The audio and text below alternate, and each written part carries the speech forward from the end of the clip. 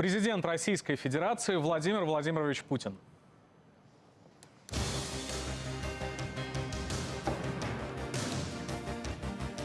Добрый день. Здравствуйте, Владимир Владимирович.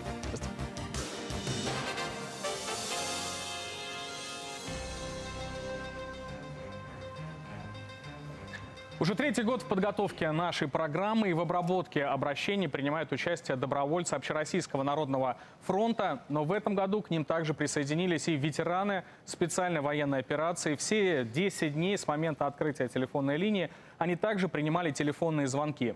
Но сегодня работа ОНФ не заканчивается. Более того, можно сказать, что она только начинается, потому что сразу после эфира волонтеры Народного фронта продолжат работу над этими обращениями, чтобы ни одно из них не осталось без внимания. Ну и отмечу, что в ходе подготовки к программе «Итоги года» уже часть обращений были обработаны и часть вопросов решены совместно волонтерами Народного фронта с региональными и федеральными властями.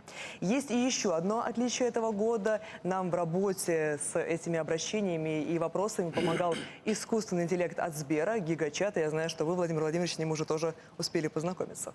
Точно. Да, Гигачат сделал вывод. Эта технология позволяет не только расшифровывать аудиосообщения в текст, но и выделять смысл и суть проблемы. Поэтому обработка обращений в этом году значительно ускорилась. И вот эти выводы Гигачата вы сможете в течение всей программы видеть на экране. Это главные темы обращений граждан как по стране, так и в каждом регионе. И, конечно, к этому виртуальному помощнику мы будем обращаться в течение всей программы. Но прежде чем мы начнем задавать вопросы, которые есть у граждан и, конечно, у наших коллег-журналистов, хочется первый такой, наверное, общий вопрос со своей стороны задать. Сейчас такое ощущение, что мир либо уже сошел с ума, либо сходит. Потому что конфликтный потенциал во всех точках мира фактически, он сейчас зашкаливает. Мировая экономика тоже находится в сложной ситуации. Как России удается не только удержаться на плаву, но и продолжать свой рост?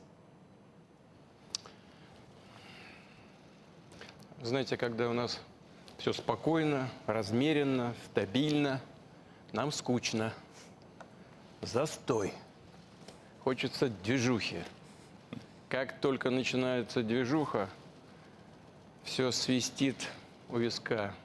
И секунды, и пули, к сожалению, и пули сейчас свистят. Так нам страшно. Ужас, ужас. Ну, ужас. Но не ужас, ужас, ужас. Все измеряется экономикой. Давайте вот мы традиционно с экономики начинаем, несмотря на ваш такой несколько провокационный вопрос, зайдем вот на экономику. Все на экономике. Это основа основ. На этом и жизненный уровень граждан, на этом стабильность, на этом обороноспособность, все на экономике. С экономикой в целом в России у нас ситуация обстоит нормально, устойчиво, мы развиваемся, несмотря ни на что, несмотря ни на какие внешние угрозы и попытки воздействия на нас. В прошлом году, как известно, рост экономики у нас был 3,6%. В этом году будет 3,9, а может быть и 4 даже. Надо будет посмотреть, потому что подсчет результатов конца года, он досчитывается практически в первом квартале следующего, 2025 в данном случае года. И может быть будет и 4.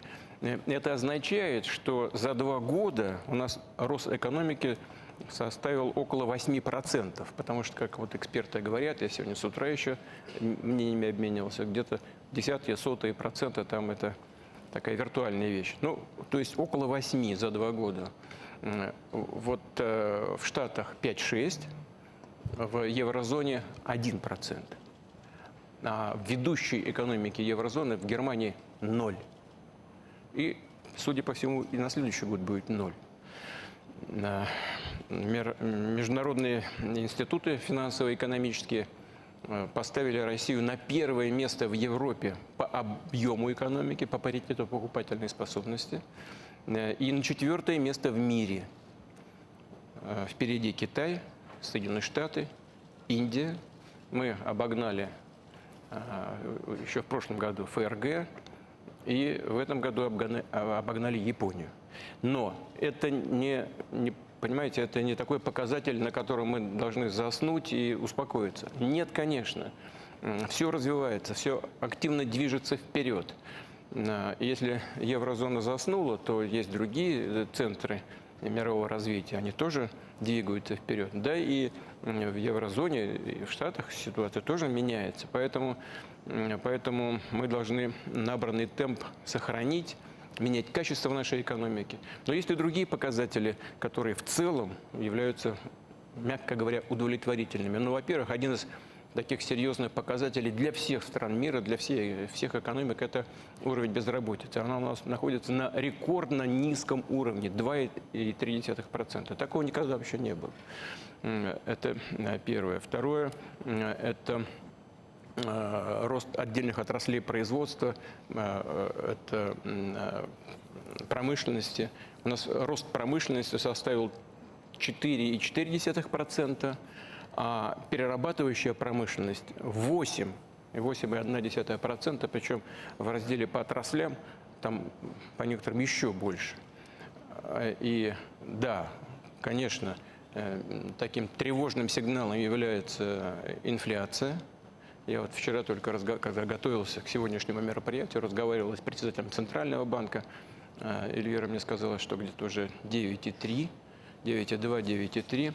Но заработные платы выросли на 9% в реальном выражении. Я хочу это подчеркнуть. Именно в реальном, за минусом инфляции. И располагаемые доходы населения тоже подросли. Вот, так что в целом это ситуация стабильная, повторяю, и надежная. Здесь есть некоторые проблемы, повторюсь, с этой инфляцией. Такой разогрев экономики. У нас и правительство, и Центральный банк ставят уже задачу, несколько так, приземлить вот эти темпы. И на следующий год, я думаю, они по разным оценкам должны у нас быть там где-то 2,5%. Такая мягкая посадка для того, чтобы сохранить макроэкономические показатели. Это то, к чему мы должны стремиться. И мы еще поговорим, наверное, об этом в ходе нашей сегодняшней встречи. В целом ситуация стабильная и надежная. Один уточняющий вопрос, потому что действительно очень много вопросов связано с ростом цен, и к ним мы еще вернемся. Вы сейчас как пример привели Германию и Японию. Вот на Германии хочу остановиться, что там 0%, вы привели как раз как один из вариантов того, где раньше был экономический рост. Как вы считаете, связано ли это с, наверное, политикой и с суверенитетом? Потому что вы не так давно, выступая на форуме ВТБ «Россия зовет», вспоминали, как на дне рождения Герхарда Шрёдера все песни были на английском, на немецком не было. Были. Значит, вот любопытный такой эпизод. Это было уже давно. У Герхарда был день рождения, он пригласил, я приехал. И действительно, все, небольшой концертик был такой, и все коллективы исполняли песни на английском языке. Я, по-моему, и тогда сказал, даже хор девочек Ганновера пел на английском. Но был один коллектив, который пел на немецком. Это кубанский казачий хор, который я привез с собой. Более того, потом для меня была полная неожиданность, я у них спросил, откуда вы это знаете? Они мне сказали, из уважения к немцам, из уважения к нашим хозяевам, к принимающей стороне, мы выучили по дороге. И пели на на немецком языке, в том числе и песни вот этого региона, где мы находились. Потом многие ко мне подходили в перерыве, и вот я говорю то, что было, на самом деле, подходили и говорили, нам стыдно, честное слово, нам стыдно, что только казаки русские пели на немецком. И я вот сказал коллеге, который был на этом мероприятии, о котором сейчас вспомнили, вы знаете, вот суверенитет очень важная вещь. Он должен быть внутри, в сердце. Я думаю, что за послевоенные годы у немецкого народа вытравили это чувство такой своей родины и суверенитета. Ведь кто такие европейцы? Они все гордятся, что они европейцы. Но они, прежде всего, французы, немцы, итальянцы, испанцы, а потом уже европейцы. Ну, они все стараются, знаете, так сгладить, что-то там зашлифовать. И в конце концов это отражается на всем, в том числе и на экономике. Вот я говорил о росте нашей экономики. Это в значительной степени это результат укрепления суверенитета, в том числе значит, проецируемого и на экономику. Вот с нашего рынка ушли многие производители. Это к чему привело? Наши предприниматели начали сами производить эти товары. Это вызвало к жизни необходимость подключить какие-то исследования дополнительные проводить, институты подключить, в том числе институты развития. И вот все это, и мы об этом говорим, это все укрепление технологического суверенитета. Суверенитет, он разный. И оборонный, и технологический, и научный, образовательный, культурный. Вот это очень важно. Для нашей страны это важно особенно, потому что при утрате суверенитета мы теряем государственность. В этом самое главное дело. И вот укрепление суверенитета – это тоже результат роста экономики. Владимир Владимирович, я предлагаю перейти к вопросам от наших граждан. Пожалуйста. Вот вы говорите о росте экономики. Действительно, если взглянуть на экономические показатели, они выглядят неплохо. Большинство российских предприятий загружены сейчас, и зарплаты реально растут. Но они не успевают за ростом цен. Об этом нам писали многие россияне. И вот наш искусственный интеллект проанализировал все эти обращения и вот составил рейтинг регионов, где жители чаще задавали вопросы о росте цен. Это как восточные регионы, например, Камчатский край, Сахалинская область, также и самый западный регион страны, Калининградская область. Также с ростом цен было связано большинство обращений жителей Иркутской области, то есть тема актуальна. Ну и, безусловно, актуально. Сейчас приведу еще несколько цифр, которые приводятся в том числе сейчас и нашим гигачатом, с которым мы работаем. Самые популярные обращения связаны с подорожанием хлеба, рыбы, молока, яиц, масла. Кроме того, говорят еще и про рост цен на топливо. Вот это вот только папочка из того, что мы отобрали, обращения граждан, которые были на эту тему. И если посмотреть даже официальную статистику Росстата, вчера вечером пришла, то мы видим, что цены на плодоовощную продукцию за последнюю неделю выросли на 3,4%. В том числе, например, огурцы подорожали на 10%, при подорожании в ноябре на 43%. Я, во-первых, прошу прощения у аудитории, и особенно у тех, кто нас слушает сегодня, видит, следит за нашей работой по различным средствам массовой информации в интернете. Когда я сказал, что рост цен, инфляция где-то 9% с небольшим, 9,2, 9,3, а есть и рост заработных плат, и располагаемых реальных доходов населения, это усредненные цифры. И, конечно, страна огромная, и где-то кто-то меня послушает и скажет, ну что ты несешь, какое повышение благосостояния? У меня как было, так и есть. А кто-то скажет, у меня меньше стало. Такое, конечно, бывает, такое есть. Я говорю об усредненных цифрах, потому что когда мы что-то планируем, мы должны оперировать чем-то, на что-то опираться. И мы не можем опираться ни на что другое, кроме как на усредненные показатели. Но по поводу роста цен, здесь существуют вещи объективного характера и субъективного. Объективные в чем заключаются? И самое главное, предложение на рынке должно соответствовать доходам населения. Или доходы населения, покупательная способность должна соответствовать объему производимых в стране товаров. У нас доходы и заработные платы росли более быстрыми темпами, чем вот нарастание этой товарной массы и выпуск продукции. Объясню. Ну, скажем, у нас постоянно растет производство продуктов питания. Я еще об этом скажу, наверняка будут какие-то вопросы по сельскому хозяйству, но сейчас, сбегая вперед, скажу, плюс 3% ежегодно. По мясу мы полностью себя обеспечиваем, 100%. Но смотрите, к чему это? Это хороший показатель, но это с чем связано? Значит, у нас потребление мяса в год примерно 80 килограмм на человека, да? А в мире 42. Ну, примерно усредненный показатель. Вроде бы хватает, но все равно потребление мяса у нас выросло в 2 раза. за последнее время. Понимаете? В 2 раза. По молоку. У нас каждый год увеличивается производство молока. Но увеличивается и потребление молока. Не хватает его для того, чтобы производить масло. Значит, рост цен на масло, я знаю, там 33-34%. В некоторых регионах вот примерно так, может, где-то и больше. Просто продуктов не стало настолько больше, насколько возросло потребление. Это первое. Вторая объективная причина.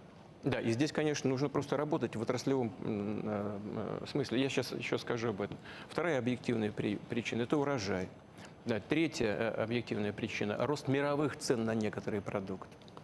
Ну и, конечно, в известной степени сказываются те ограничения внешние, там, санкции и так далее. Они не имеют ключевого значения, но все-таки так или иначе отражаются, потому что удорожают логистику там, и так далее.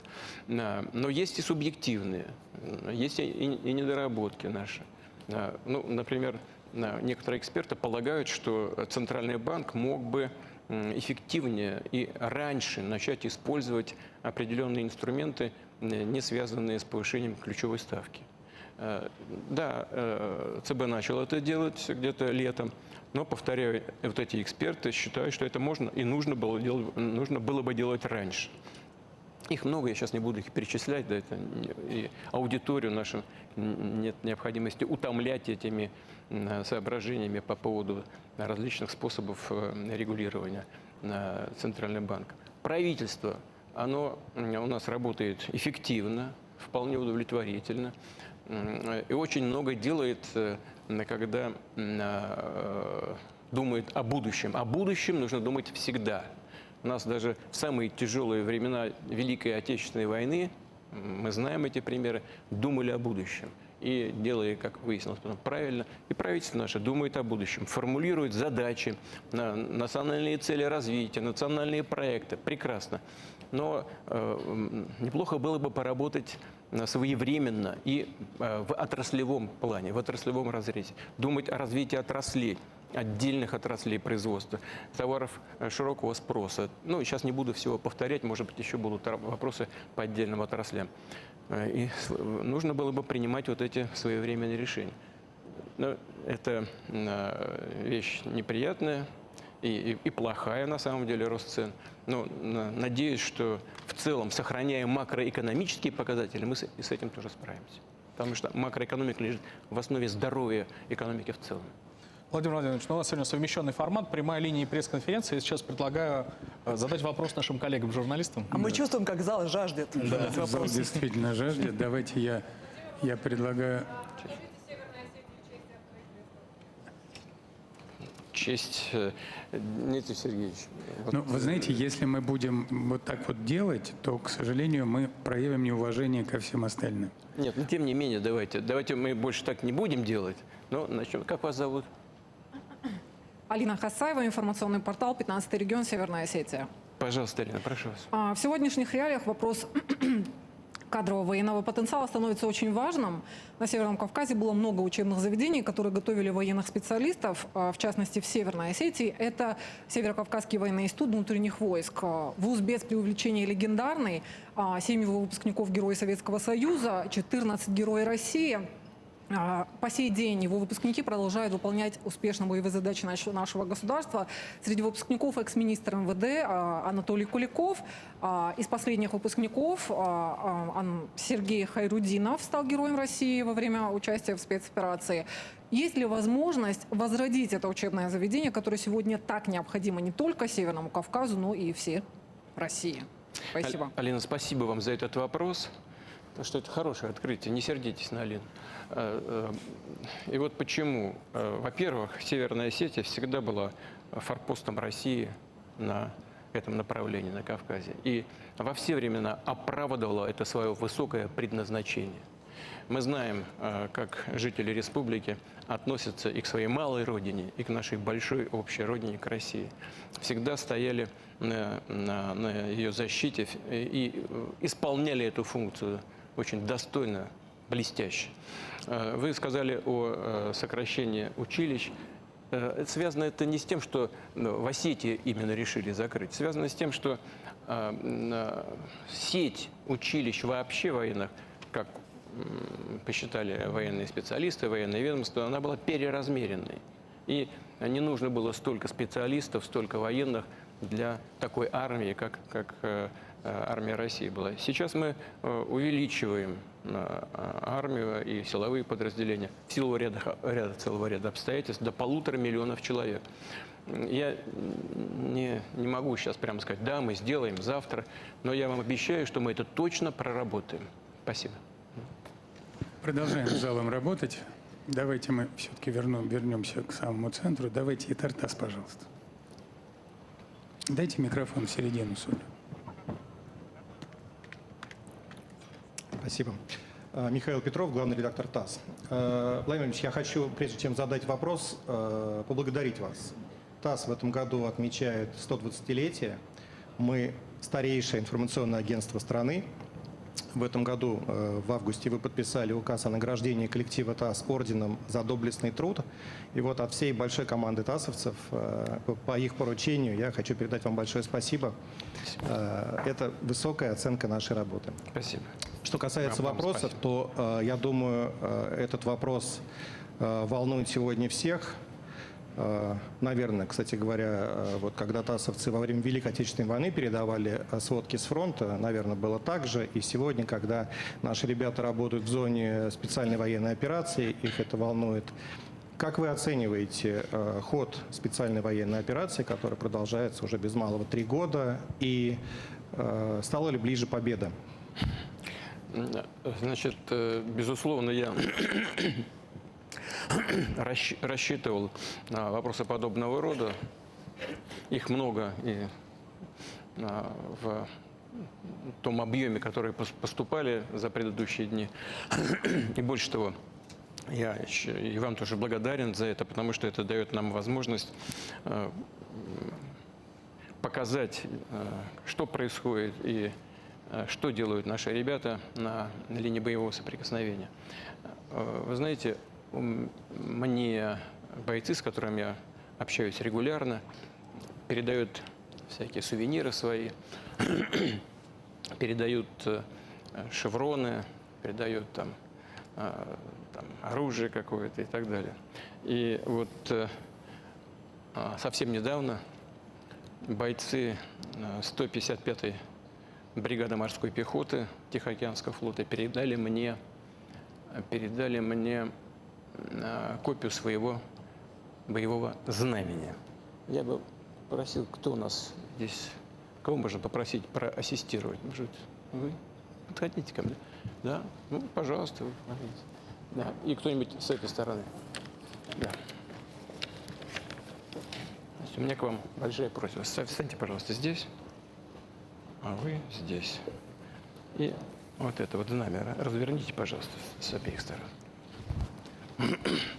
Другой стороны только. Другой стороной, да. Морпехи Тихоокеанского флота. Да. Вот я специально взял его с собой.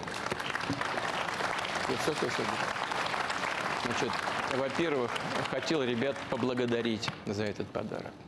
Первое. Второе. Будем считать, что это знамя 155-й бригады морской пехоты Тихоокеанского флота здесь представляет все боевые знамена наших бойцов, которые сражаются сейчас за Россию, за Родину на всей линии боевого соприкосновения. Должен сказать, что ситуация меняется кардинально. Вы это хорошо знаете, я это просто хочу подтвердить. Движение идет по всей линии фронта, каждый день. И, как я уже говорил, речь идет не о продвижении не на 100, там 200, 300 метров. Наши бойцы возвращают территорию квадратными километрами. Хочу подчеркнуть, каждый день. Почему это происходит? Ну, во-первых, за предыдущий год, так это в принципе такая классика развития боевых действий. Сначала противник лезет, ему наносят серьезные поражения в технике, в боеприпасах, в личном составе, а потом начинают сами движения вперед. Именно так у нас и происходит. Боевые действия сложные вещи, поэтому загадывать вперед трудно и ни к чему. Но происходит именно так. И мы движемся, как вы сказали, к решению наших первостепенных задач, которые мы обозначили в начале специальной военной операции. Что касается ребят, то они действуют, постоянно об этом говорю. И буду повторять, потому что для этого есть все основания. Действуют героически. Возможности вооруженных сил возрастают. И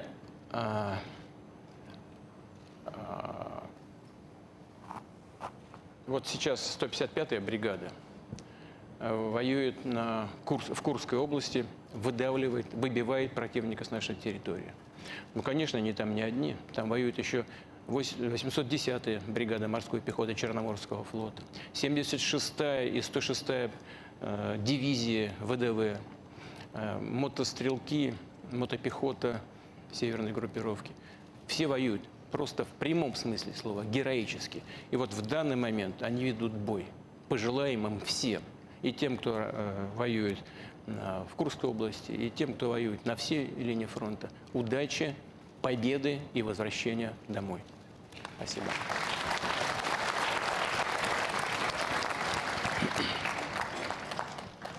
Владимир Владимирович, я вот только что вернулся из Курской области. И те части соединения, о которых вы говорили, которые выполняют сейчас священный долг, освобождают нашу землю. Мы с ними работали несколько недель на передовых позициях, снимали репортажи. 155-я бригада, в частности, освободила несколько населенных пунктов, об этом мы тоже говорили. И вот мы в репортажах показываем, что когда противника выбили из населенного пункта, он как бы в отместку начинает бить по этим улицам дронами, артиллерией. И вот мы приезжали в только что освобожденные Барки, Снагость, Любимовку. И это видно на кадрах, дома целые, а потом в них прилетают украинские снаряды. То есть жителям приграничья сейчас просто некуда возвращаться. Они пытаются как-то построить жизнь заново. Я вот предлагаю сейчас связаться по телефону с Татьяной Николаевной Зиборовой. Она сейчас вынуждена жить в пункте временного размещения в Курской области. Татьяна Николаевна, вы нас слышите? Да, слышу. Задавайте ваш вопрос президенту. Здравствуйте, уважаемый Владимир Владимирович. Я жительница Курской области, Большесолдатского района. Вот у меня к вам такой вопрос от всех жителей Курской области. Когда вообще освободят нашу Курскую область, когда отгонят ВСУ настолько далеко, чтобы они даже не смели к нам показать нос, и чтобы даже не могли посмотреть в нашу сторону. Когда мы сможем вернуться в свои дома, или же вот где-то что-то, чтобы было у нас жилье свое. И еще одно. Будут ли восстанавливать малые села, которые были разбиты? Будет ли там восстановлена инфраструктура? И именно от жителей Большесолдатского района у нас такой вопрос. Будут ли включены жители Большесолдатского в список на получение жилищных сертификатов? Потому что сейчас нам их не выдают, так как к нам не заходил ВСУ, и мы не числимся в списках для получения сертификатов. Татьяна Николаевна, сомнений нет. Я сейчас не могу, не хочу просто называть вот конкретную дату, когда выбьют. Ребята воюют. Вот прямо сейчас идет бой. И такие бои серьезные. Я уже говорил об этом. Непонятно зачем. Военного смысла нет никакого. Не было никакого. Не заходить вооруженным силам Украины в Курскую область, не держаться сейчас там так, как они делают, бросают туда на убой свои лучшие штурмовые группы и подразделения. Но, тем не менее, это происходит. Мы точно совершенно их выбьем. Абсолютно точно. По-другому быть не может. Но вопрос о конкретной дате, извините, я сейчас просто не могу этого... Я представляю, я знаю, есть же планы. Планы есть, они мне докладываются на регулярной основе. Но просто вот сказать, вот к такому числу, ну так не делается, потому что и ребята же меня слышат. День, два, вот я назову такую дату, и они пойдут там, чтобы во что бы то ни стало вот к этой дате. Не будут с потерями считаться. Мы не можем так поступать. День, два, в данном случае уже не имеет большого значения. Но, точно выбьют, и б, после этого можно будет оценить ущерб. Но что самое главное, это вот в, третье, все будет восстановлено. Даже не может быть никаких сомнений. Будем восстанавливать и дорожную сеть, и коммунальную инфраструктуру, и объекты социального назначения, школы, детские сады. Будем восстанавливать клубы, жилье, конечно. И будут выдаваться и сертификаты на восстановление жилья. Тот, кто хочет переехать, будем помогать переезжать в другие регионы. Уже сейчас выделено на эти цели, если мне память не изменяет, где-то 108 миллиардов рублей. Первые деньги, я знаю, уже получены. Работать администрация будет все праздники, будет работать, встречаться с людьми и решать вопросы, в том числе и по сертификатам. Я понимаю, что в этом ничего хорошего нет, в том, что происходит с вами. Люди несут тяжелые утраты, потери и неудобства такие бытовые, особенно связанные с детьми. Но мы обязательно все сделаем. Не сомневайтесь, Татьяна Николаевна, все восстановим. И все, кто нуждаются в восстановлении жилья, все будут удовлетворены в этом смысле, все получат, все, что причитается. И очень рассчитываю на то, что и новый руководитель региона, который назначен в Курскую область, он, в принципе, человек опытный, умеющий работать напрямую с людьми, я поэтому туда его назначал. Он длительное время работает в Государственной Думе, с избирателями со своими напрямую работает, умеет это делать. Вот надеюсь, что вот так и будет. Индивидуальная работа с каждым будет налажена. Владимир Владимирович, у наших бойцов, которые прямо сейчас освобождают Курскую область, нет статуса участника СВО. Что? Нет статуса участника СВО, потому что они участники контртеррористической операции. И это сказывается в том числе и на выплатах, которые они получают. И вот к нам написали несколько обращений, это в основном жены военнослужащих. Мой муж служит в штурмовой роте, находится в Курской области, выполняет боевые задания. В октябре и ноябре получил денежное довольствие 42 тысячи рублей. Хоть он на боевых позициях. Многие бойцы уже по 3-4 месяца не получают боевые суточные выплаты. Аргументируют тем, что они находятся в зоне КТО, а не СВО. И вот еще одно обращение. В Курской области платят денежное довольствие в размере 25 тысяч рублей ежемесячно, а не 210 тысяч рублей, как обещают в контрактах Министерства обороны. Можно ли исправить эту ситуацию? Можно и нужно. Это наше упущение. Но и для меня это неожиданная информация. Я понимаю, о чем идет речь. Те бойцы наши, военнослужащие, которые воевали на других участках фронта, они являются участниками боевых действий. И если их переместили в Курскую область, они все получают, должны получать, я проверю. Наверное, есть категория, которая раньше не принимала вообще никакого участия, не воевала на линии боевого соприкосновения, сразу попали в Курскую область и не попали в категорию, в разряд участников специальной военной операции. Честно говоря, мне это в голову не приходило. Я прошу прощения, но это все будет исправлено. Жалко, что и военное ведомство не обратило на это внимание. Все-таки это прежде всего их обязанность. Все поправим. Все получат все, что причитается военнослужащим, которые исполняют свой долг перед Родиной на линии боевого соприкосновения. Владимир Владимирович, вы уже... Пересчитаем и задним числом. Спасибо большое. Обязательно, сомнений нет. Я знаю лично бойцов, которые сейчас очень ждут такого ответа. Вот хочу, чтобы ребята меня услышали. Ребята, не беспокойтесь. И семьи ваши, пускай не беспокоятся. Все будет пересчитано. И все положенные выплаты, и боевые, все, что положено, все будет исполнено. Владимир Владимирович, вы уже сегодня говорили, что ВСУ отправляет просто на убой свои спецподразделения в Курскую область. Действительно, потери там колоссальные, это буквально бросается в глаза. Вот такое количество брошенных тел противника честно говоря, никогда не видел. Действительно, ими завалены все лесопосадки. А сколько натовской техники наши бойцы там наколотили, и Абрамсы, и Брэдли, и Леопарды. Знаете, как говорят, сейчас Курская область, на этой Курской земле находится самое большое в мире кладбище натовской техники. Может быть. Да, но единственный такой момент... Сейчас количество бронетехники, подбитой в Курской области, уже, по-моему, переросло на количество техники, уничтоженной нашими ребятами за весь прошлый год, на всей линии боевого соприкосновения. Ну, примерно сопоставимые цифры. Ну вот разрешите спросить, замолвить словечко за бойцов, вот за тех самых, которые подбили эту технику, а получат ли они обещанное вознаграждение? За подбитую технику? Да. Ну, должны, конечно. А что, есть проблемы с этим? Тяжеловато идет, честно говоря. Ну, странно.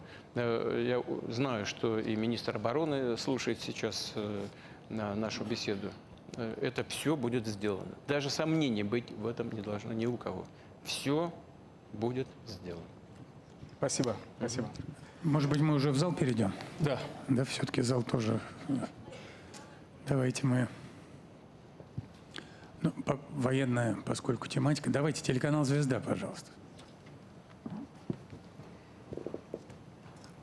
Добрый день, телеканал «Звезда», Коковешников Константин.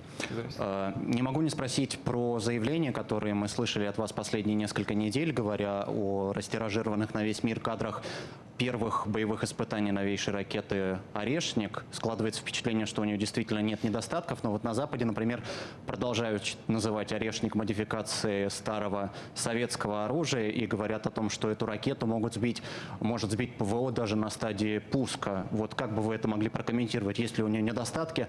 И если позволите, уточняющий вопрос, какой все-таки смысл вкладывали создатели «Орешника» в его название? Потому что на этот счет существуют разные варианты. Первое по поводу того, насколько это старое, либо новое оружие, современное. Это современное, очень новое оружие. Все, что делается в любой сфере деятельности, опирается на какие-то прежние разработки, на прежние достижения, а потом люди делают шаг вперед. Вот это все то же самое по «Орешнику». Да, были разработки, да, причем, кстати говоря, разработки уже российского периода времени. Вот. На этой базе ученые, конструкторы, инженеры думали, что сделать еще, согласовывали свою позицию с Министерством обороны, с заказчиком. В конце концов, вот это до меня дошло тоже. И я тоже принял участие в окончательном решении по поводу того, производить его, не производить, в каком объеме, когда, как. Вот. И он был сделан. Это новое оружие. Повторяю еще раз, это оружие средней и меньшей дальности. Вы сказали о том, что некоторые эксперты на Западе полагают, что это такая ракета легко сбивается, уничтожается, особенно на начальной траектории полета. Ну что можно сказать таким экспертам? Существует несколько видов систем ПВО, как вы знаете, вы же из «Звезды», да? Поэтому это патриоты, да? Это более современные системы ТХААД. Не знаю, есть ли они на Украине или нет. По-моему, нет. Если американцы решат поставить, пусть поставят, пускай ТХААД поставят. Это более современные, ну, где-то схожие с нашим С-400. Если Патриот где-то можно соотносить с С-300 российской системой, то ТХААД это где-то С-400. Характеристики несколько послабее, но в целом С-400. Вот пускай поставят, мы наших ребят на Украине попросим, чтобы они нам, может, и подсказали, какие-то там есть современные, ценные для нас тоже решения. Когда я говорю наших ребят, говорю без иронии, нам есть с кем разговаривать на Украине. И там много наших ребят, которые тоже вместе с нами мечтают о том, чтобы избавить свою страну от неонацистского режима.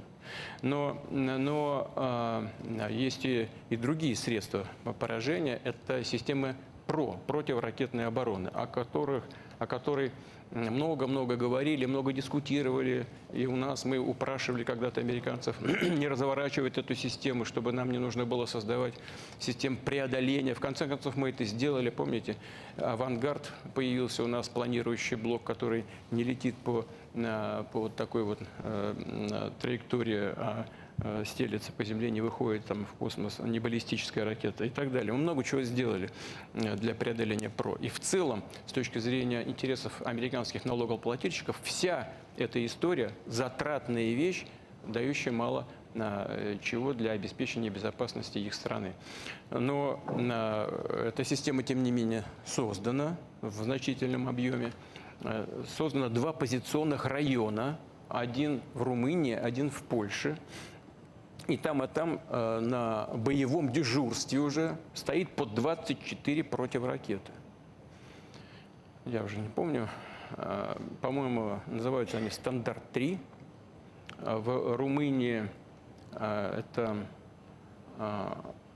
по-моему, модификация 1Б. Дальность поражения 300 километров. Высота поражения от 80 до 250 километров. В Польше там более грозное оружие, поновее. Там дальность перехвата уже 1000 километров, а высота 500 километров. Но «Орешник»-то у нас это оружие средней дальности. А оружие средней дальности это 1000, 1500, 3 и больше, до 5500. Дальность вот какая. Теперь представим себе, что наша система стоит на удалении там 2000 километров. Но просто даже противоракеты, расположенные на территории Польши, до него не достанут. Да, на первом участке, на разгонном участке, говорят, уязвимость большая. Ну, во-первых, туда ничего не долетит, даже если эти позиционные районы не защищены, а они, конечно, защищаются.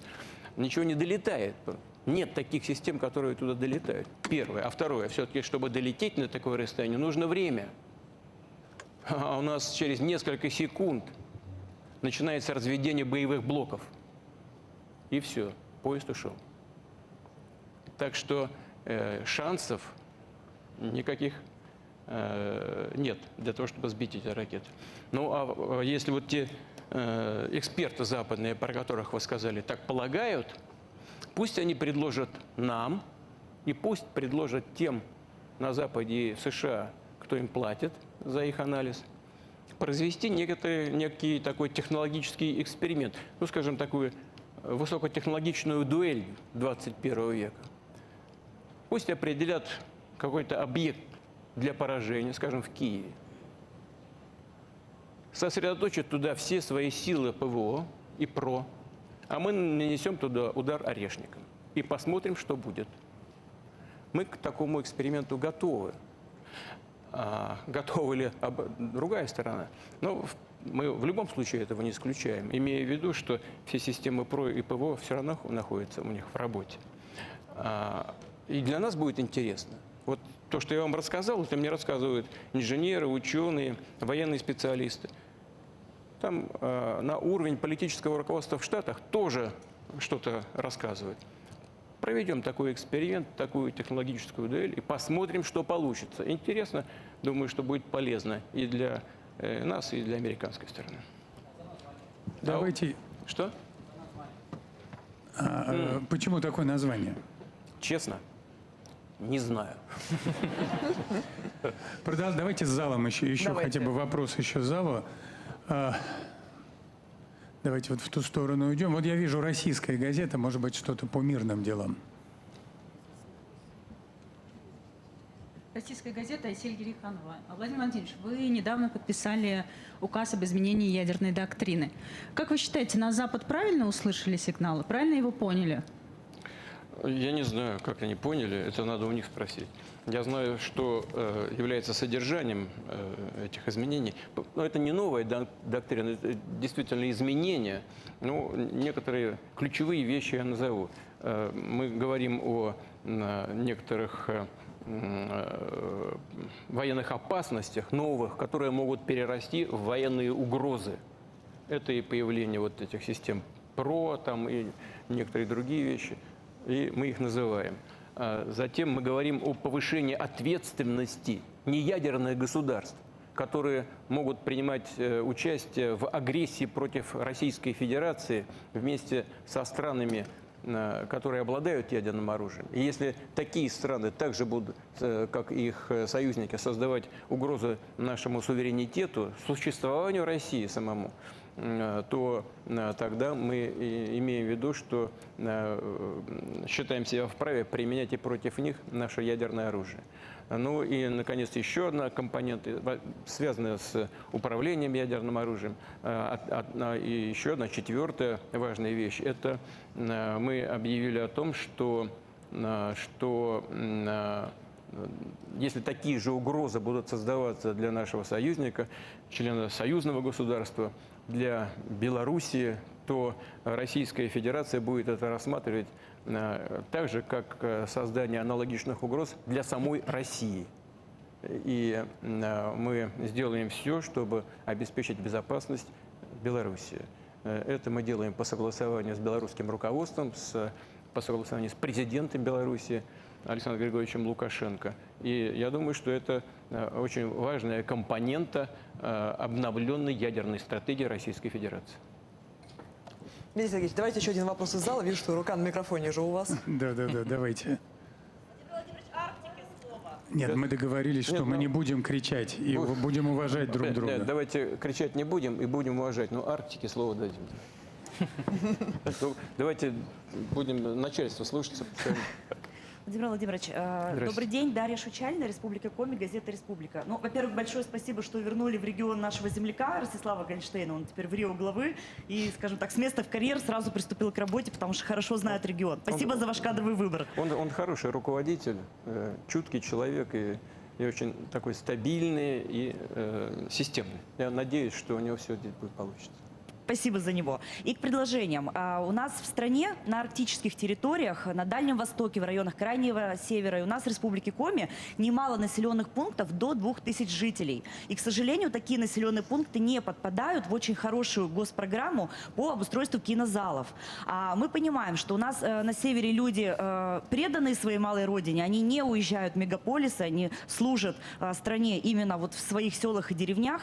И, скажем прямо, досуга на севере не так много. Тем более, что у нас сейчас очень активно развивается патриотическая составляющая нашего отечественного кинематографа. И было бы здорово, если бы можно было откорректировать законодательно вот этот критерий в программе, чтобы северные населенные пункты до 2000 жителей могли бы подпадать, да, чтобы люди в комфортных современных условиях могли бы смотреть кинофильмы.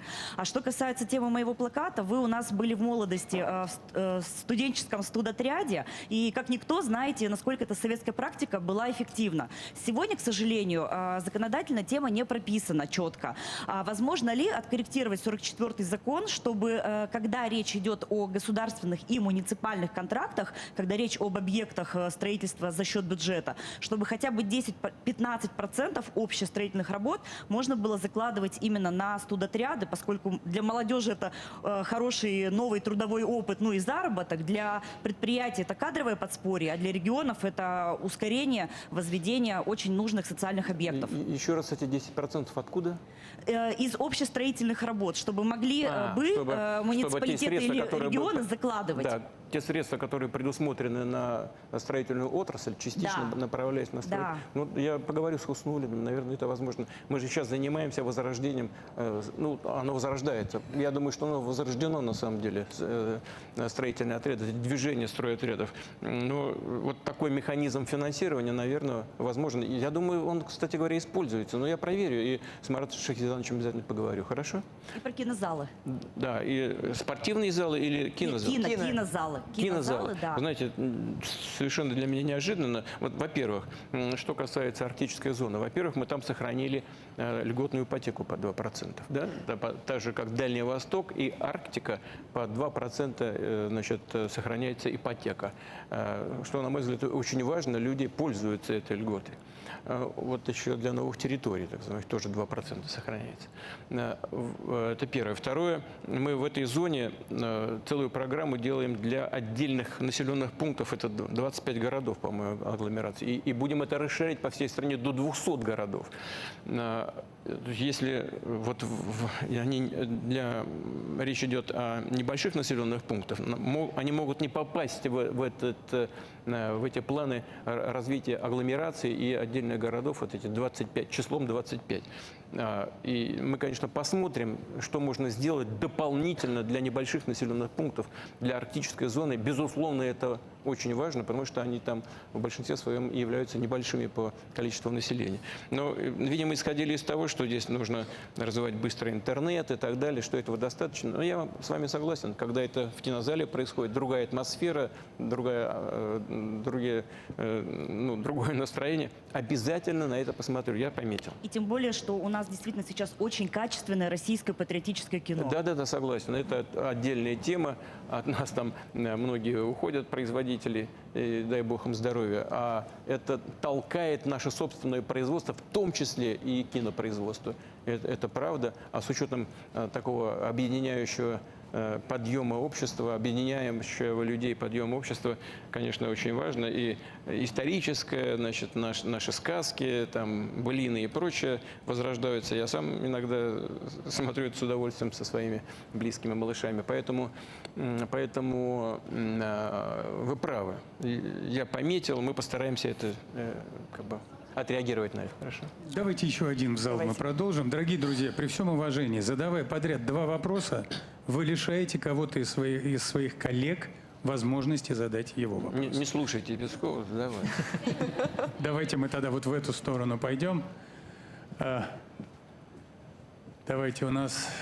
Кто у нас? Давайте Красноярск. Вот давайте Красноярск. Здравствуйте, Дмитрий Новиков, телеканал «Енисей», город Красноярск. Владимир Владимирович, вы назвали Красноярск центром России. Сейчас город готовится к празднованию своего 400-летия. Извините, что перебиваю, ради бога, не сердитесь, но я не назвал, это географический центр России, так и есть. Да, конечно. Вот. Город готовится к празднованию своего 400-летия. Мы будем отмечать его в 2028 году. И, конечно, пользуясь случаем, хотели бы пригласить вас в Красноярск на юбилей. Но вопрос у меня следующий. Сейчас в Красноярск переезжает головной офис компании «Росгидро». Это была ваша инициатива. И кажется, что логичным было бы продолжить эту работу в отношении ряда других компаний, причем не только государственных, но и бизнес-структур. Для региона это дополнительные налоги, ну и, конечно, новые возможности для развития. Вот рассматриваете ли вы такую возможность? Спасибо. Да, ну, во-первых, я считаю, что это очень правильно. И некоторые, может быть, даже федеральные органы переводить в различные центры страны. Это все-таки подталкивает это развитие. Вот мы пытаемся сосредоточить всю судебную власть в Петербурге. В некоторых странах все это происходит. Во-первых, это отстегивает как бы отдельную ветвь власти, судебную власть от президентского офиса, от правительства, делает ее даже географически более самостоятельной. И придает функции столичного города, в данном случае Петербургу, но и другие центры, вот такие как Красноярск, конечно же, нуждаются в том, чтобы там и налоговая составляющая как бы заработала поярче, и чтобы там налоги платили по месту производства. Ну и просто это толчок к развитию региона. Мы будем это делать. Процесс сложный. Вы сказали про Росгидро. Да, действительно, я когда назначал на эту должность, ну, или вернее, так сказать, благословлял будущего руководителя Ахмарина Виктора Викторовича на Росгидро, сразу сказал: готовы будете переехать в Красноярск? Он говорит: да. Я говорю: а жена? Она согласится.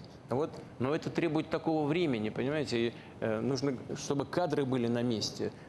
Так из Москвы людей очень сложно утащить. Не потому, что они ленивые или не хотят в Сибирь ехать. Ну, дети, школы, детские сады, институты. Ну, сложный процесс такой. А кадры на месте надо готовить. Тем не менее, Росгидро передвигается туда. Да? Значит, будем обязательно работать и над тем, чтобы и крупные компании, повторяю, некоторые другие органы власти и управления перемещались в другие регионы России. Территория огромная, самая большая территория в мире. И конечно, так по стране нужно распределять и крупные производственные центры компании, и органы управления. Ну, есть всему предел, потому что все-таки, там, скажем, президент, там, правительство, они где-то должны быть рядом. Очень тесное взаимодействие. Но, тем не менее, идти по этому пути нужно. Будем стараться это делать. А, кстати, некоторые Спасибо бизнесмены большое, даже... спасибо за приглашение, Красноярск, сюда. А некоторые бизнесмены даже предлагали перенести столицу в Красноярск. Были и такие разговоры. Ну да, да, по Красноярск, Иркутск. А на Петр I собирался делать вообще где? На юге, да? Он выбирал между Петербургом и южным там городом Таганрогом. В Таганроге хотел делать. Изначально была мысль в Таганроге делать столицу империи. Владимир Ильич, я прошу прощения, я здесь просто увидел Андрея Руденко, нашего уважаемого военкора из Донецка. Я не могу не дать ему слово. Пожалуйста, Андрей. Владимир Владимирович, я работаю с 2014 года на Донбассе военным корреспондентом. Сегодня возглавляю ГТРК «Донецк». У меня вопрос такой, он довольно-таки серьезный. По всему Донбассу, по Херсонской области, Запорожской идут грандиозные восстановительные работы. Но у нас не прекращается война, мы идем вперед, враг уничтожает населенные пункты. Хватит ли у нас сил и средств восстановить полностью наши исторические территории, которые мы возвратили себе? Хватит, хватит, даже сомнений в этом быть не должно. У нас огромная программа для восстановления и развития этих территорий. Она рассчитана до 2030 года. И там работа ведется уже и будет вестись по целому ряду направлений. Это восстановление дорожной сети, так? Это восстановление жилья, это восстановление объектов ЖКХ, соцкультбыта. А вот, скажем, по дорогам мы в течение 3 лет планируем привести всю дорожную сеть этих регионов в нормативное российское состояние. И вы сами оттуда знаете, что эта работа уже идет. Ну, скажем, да, есть очень хорошая... Садитесь, пожалуйста. Есть очень хорошая уже реализуемая начало, тема. Мы планируем построить дорогу кольцевую вокруг Азовского моря, которое стало внутренним морем Российской Федерации. И это будет такая же дорога, как Таврида в Крыму. 4-полосное движение со всеми преимуществами такой трассы. Одна часть уже сделана, от начала только, от того же самого Таганрога вот до Мариуполя. Это небольшой участок, 40 километров, но планирование идет вокруг всего Азовского моря. Есть еще одна дорога между Мариуполем и Донецком. Она почти 100 километров, если быть более точным, по-моему, 97. Поэтому и вся дорожная сеть будет восстанавливаться. Повторяю, это обеспечено деньгами. Вот уже некоторые объекты социального назначения уже введены в строй. Ну, скажем, в том же Донецке перинатальный центр мирового класса. Это центр мирового класса. Значит, в Мариуполе медицинский центр. В Запорожской области на юге там планируется детская больница клиническая, очень большая. Местные жители попросили, и губернатор настаивал на этом. Сейчас, по-моему, планировка уже идет, будем строить обязательно. В общем, по всем этим направлениям у нас запланирована большая работа до 2030 года. Уже сейчас воссоздано, восстановлено 21 тысяча объектов. Причем 11 тысяч за счет средств федерального бюджета, а 10 тысяч объектов за счет регионов шефов со всей Российской Федерации. Я, кстати, вот хочу прямо в камеру посмотреть и поблагодарить руководителей и жителей этих регионов за эту огромную помощь. Это общегосударственная задача. Вот это то, что сделано. Но в течение ближайших 5-6 лет мы должны восстановить и построить еще 20 тысяч объектов. И все это будет сделано. Владимир Владимирович, вы говорите...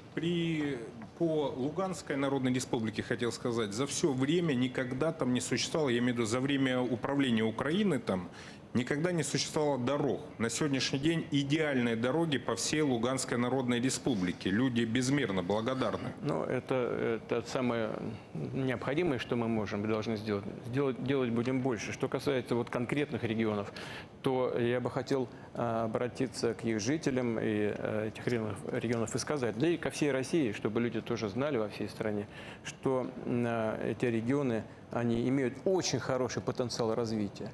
Их налоговый потенциал очень большой. Вот в той же Луганской Народной Республике на 90, по-моему, 7%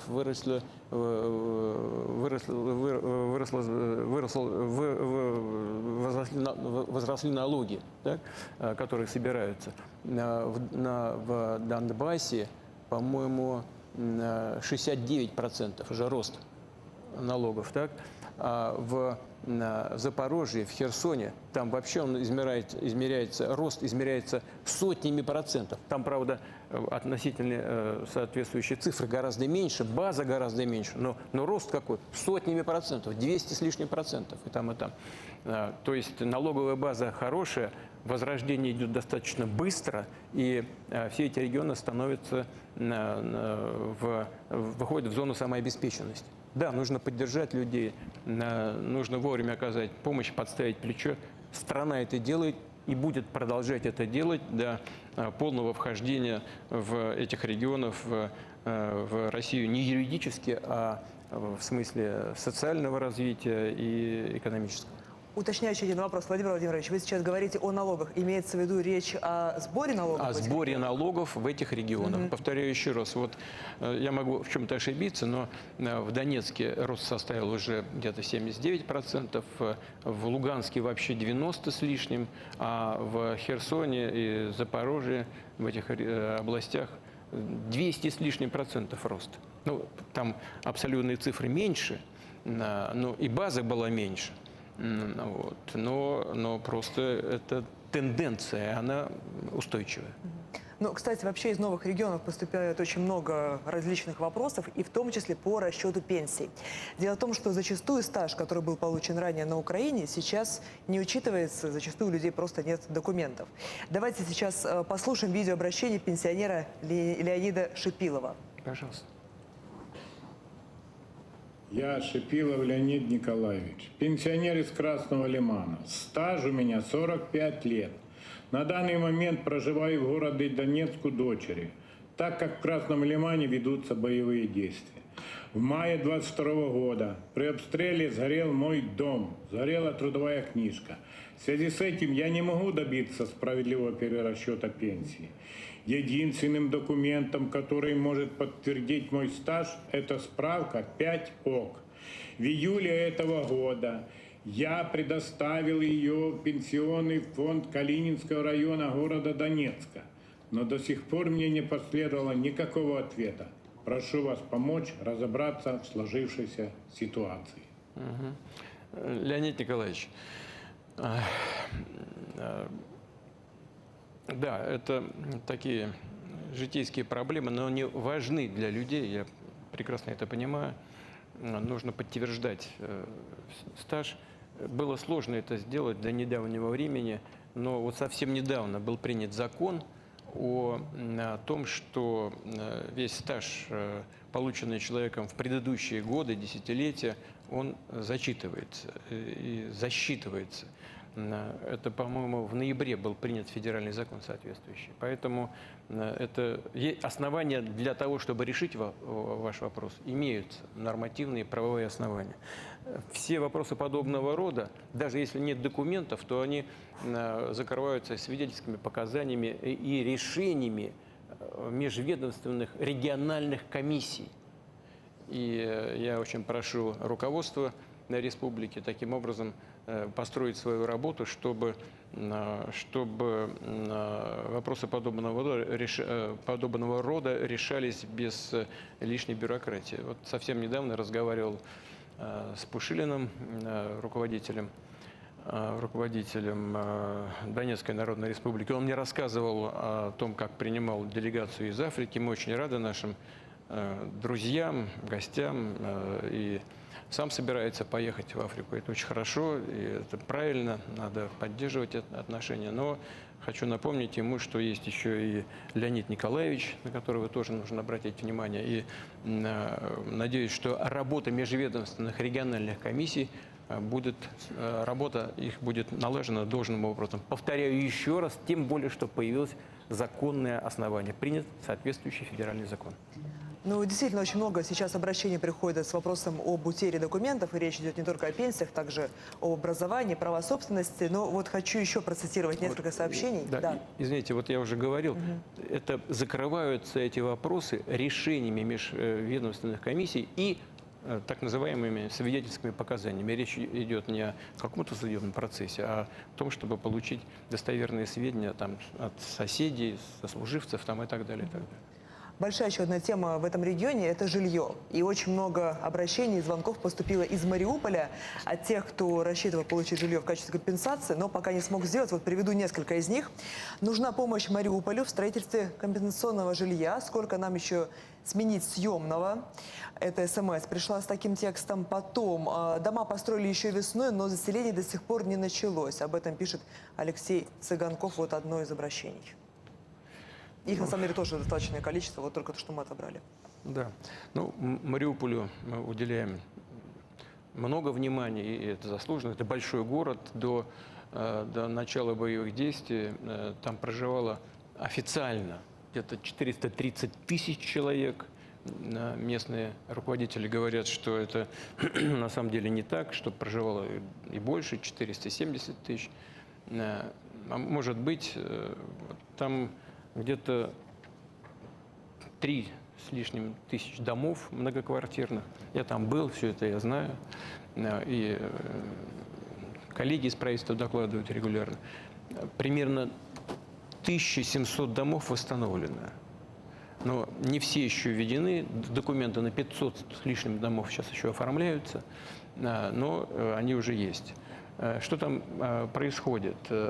Вот что. Там восстанавливаются дома и строятся заново.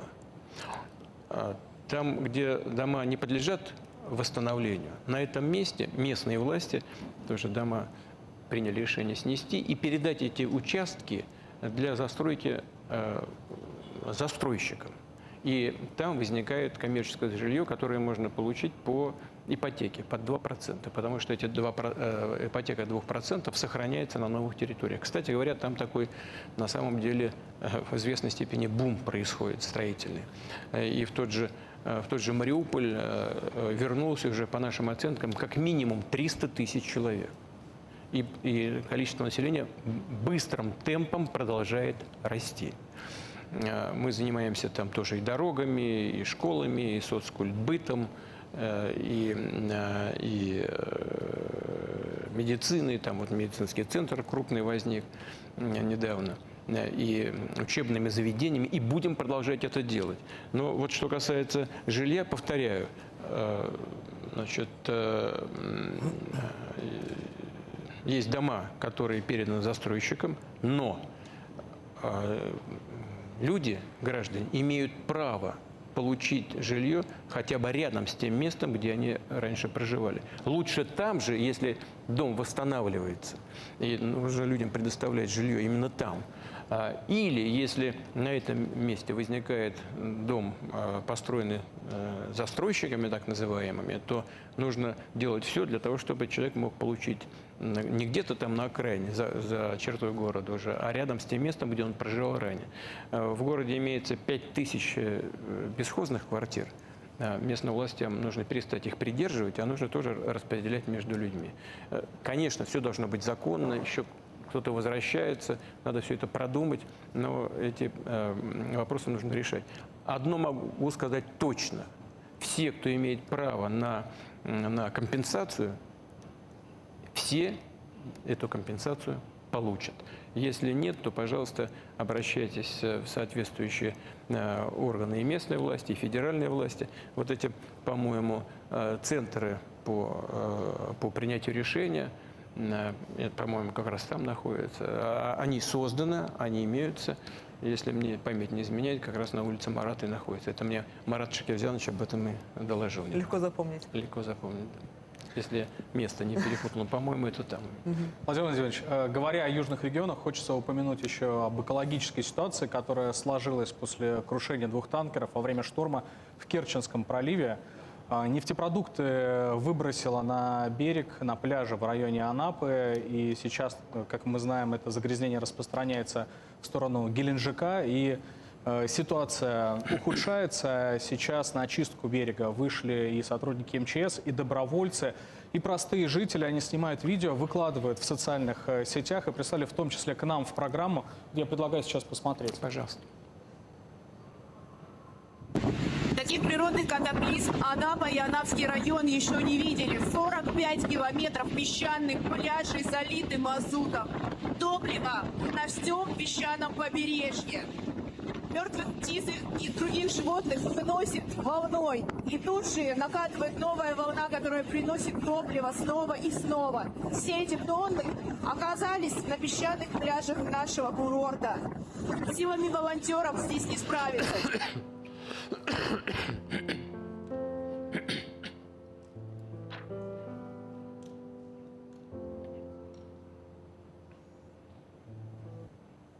Владимир Владимирович, вот такие ужасающие кадры с курортных пляжей. Я знаю, что вы уже дали поручение о скорейшей ликвидации последствий ЧП. Но можно ли как-то ускорить эту работу и как-то минимизировать это загрязнение? Ну, во-первых, это, конечно, беда экологическая. Это совершенно очевидно. Ну и правоохранительные органы дают оценку действиям капитанов судов. Вот мне докладывали, что, по их мнению, капитаны судов нарушили соответствующие правила, не ушли вовремя в укрытие. Некоторые суда ушли в укрытие, с ними все нормально, а эти не ушли. Да и на якорь встали не там, где было положено. Но это уже, пускай, соответствующие службы, и Минтранса, и правоохранительные органы с этим разбираются. Это первое. Второе, конечно, вот сейчас не знаю прямо на данный момент времени, что происходит, но вчера еще шторм продолжался, 4-5 баллов, и работать достаточно сложно. Но по мере того, что где-то к субботе, по-моему, все-таки море должно утихнуть, и можно будет наладить работу. Первое. Второе. Почему я говорю о том, что это беда большая, катастрофа? Ну, потому что почти 40% топлива вытекло. Это совершенно очевидно, это уже ясно. Некоторые в притопленном состоянии, некоторые затонули, некоторые находятся в полуподтопленном состоянии у берега, и нужно с этим работать. Работают разные службы, службы разных ведомств. Это и Министерство природных ресурсов, это Минтранс, это МЧС. И все должны, эта работа должна координироваться. Я попросил председателя правительства организовать рабочую группу. Ее возглавляет Савельев Виталий Геннадьевич, вице-премьер по транспорту. И все службы работают регулярно. И мне докладывают о том, что происходит. Нужно изучать, нужно будет изучить, в каком состоянии танки находятся. И нужно, конечно, думать о том, что делать в ближайшем будущем. Эта проблема должна быть разбита по времени как минимум на этапы. Первый этап сейчас. Нужно все сделать для того, чтобы огородить этот участок бонами и не дать возможность расползаться этому пятну. Первое. Второе. Надо сделать все, чтобы убрать это топливо, которое появляется на берегу. Как мне вчера или позавчера доложил губернатор Кондратьев Вениамин Иванович, он говорит, я сосредоточил там группировку около 4000 человек. В принципе, каких-то других мероприятий, он так мне во всяком случае сказал, сейчас не требуется, но если это будет нужно, мы, конечно, готовы будем развернуть там и дополнительную группировку МЧС. Но все-таки это вот то, что нужно делать сейчас. И это топливо, это топочный мазут, он имеет свои свойства, при определенных температурах он является таким как бы твердым материалом, его в таком виде выбрасывается на берег, и надо убирать, но где-то в мае часть этого материала мазута залегло уже на дно, и где-то в мае это может при других температурах подняться и тоже выбрасываться. И поэтому нужно уже сейчас готовиться и к тому моменту, когда температура воды поднимется. И нужно сейчас уже думать о том, что нам делать с подъемом. Так или иначе нужно как-то вытаскивать подзатопленные танки на берег. Нужно их укреплять сейчас, чтобы ничего не вытекало, так подводить туда полотенца, так называемые, да, и потом делать проект, это отдельная большая работа, делать проект и вытаскивать эти все танки с топливом на берег. Это большая работа, правительство этим занимается, и очень рассчитываю на то, что время не будет упущено. Давайте в зал чуть-чуть пару Давайте, вопросов, конечно. пару-тройку. Владимир Ильич, если не возражаете, вот я вижу американских наших коллег-журналистов. Пожалуйста. Вот я вижу NBC, середина вот среднего сектора. Да, пожалуйста. Mr. President, Keir Simmons from NBC News. Two questions Господин президент, in Кир English, Симмонс, if два you don't вопроса, mind. если вы Sorry, Mr. позволите. Peskov. The first one is about Первый. President-elect Trump. Он касается избранного Mr. президента President, Трампа. you Господин have президент, failed to reach the objectives of your вы не special смогли достичь military целей operation. специальной военной Large операции. numbers of Russians have died, Большое количество including a россиян general погибли, assassinated включая here in генерала, Moscow, на this которого было week. совершено покушение And the здесь, в leader Москве, of Syria, на этой who you неделе. supported, И глава has been Сирии, которому вы оказывали overthrown. поддержку, Mr. President, when был you отстранен face от власти. President-elect Господин Trump, президент, когда you вы will be the встретитесь weaker leader. с How do президентом you Трампом, propose to вы будете compromise? более слабым What are you лидером. going to offer? Как вы собираетесь And my поступить, second что вы question, сможете предложить в Mr. качестве President, is компромисса? this. И второй вопрос, господин The mother президент. of an American journalist who Мать is missing американского in журналиста, Syria, который пропал без Austin вести в Tice, Сирии, has written to Остин you Тайс, and направила asked вам for your письмо help to try и to просила find вашей him because помощи she says that you have в поисках such сына, потому connections что она with сказала, the что у вас Syrian есть government and связи former с President сирийским Assad. правительством и бывшим Are you президентом Асадом. prepared Готовы ли to вы ask President к тому, Assad чтобы for попросить information президента about what Асада happened in Syria предоставить to информацию try о том, to что find произошло в the Сирии, missing, для того, чтобы including можно this было American journalist? найти этого пропавшего без вести сына американского журналиста? Еще раз повторите, пожалуйста, ваш вопрос в части журналиста. Где он пропал, что там? Где пропал журналист?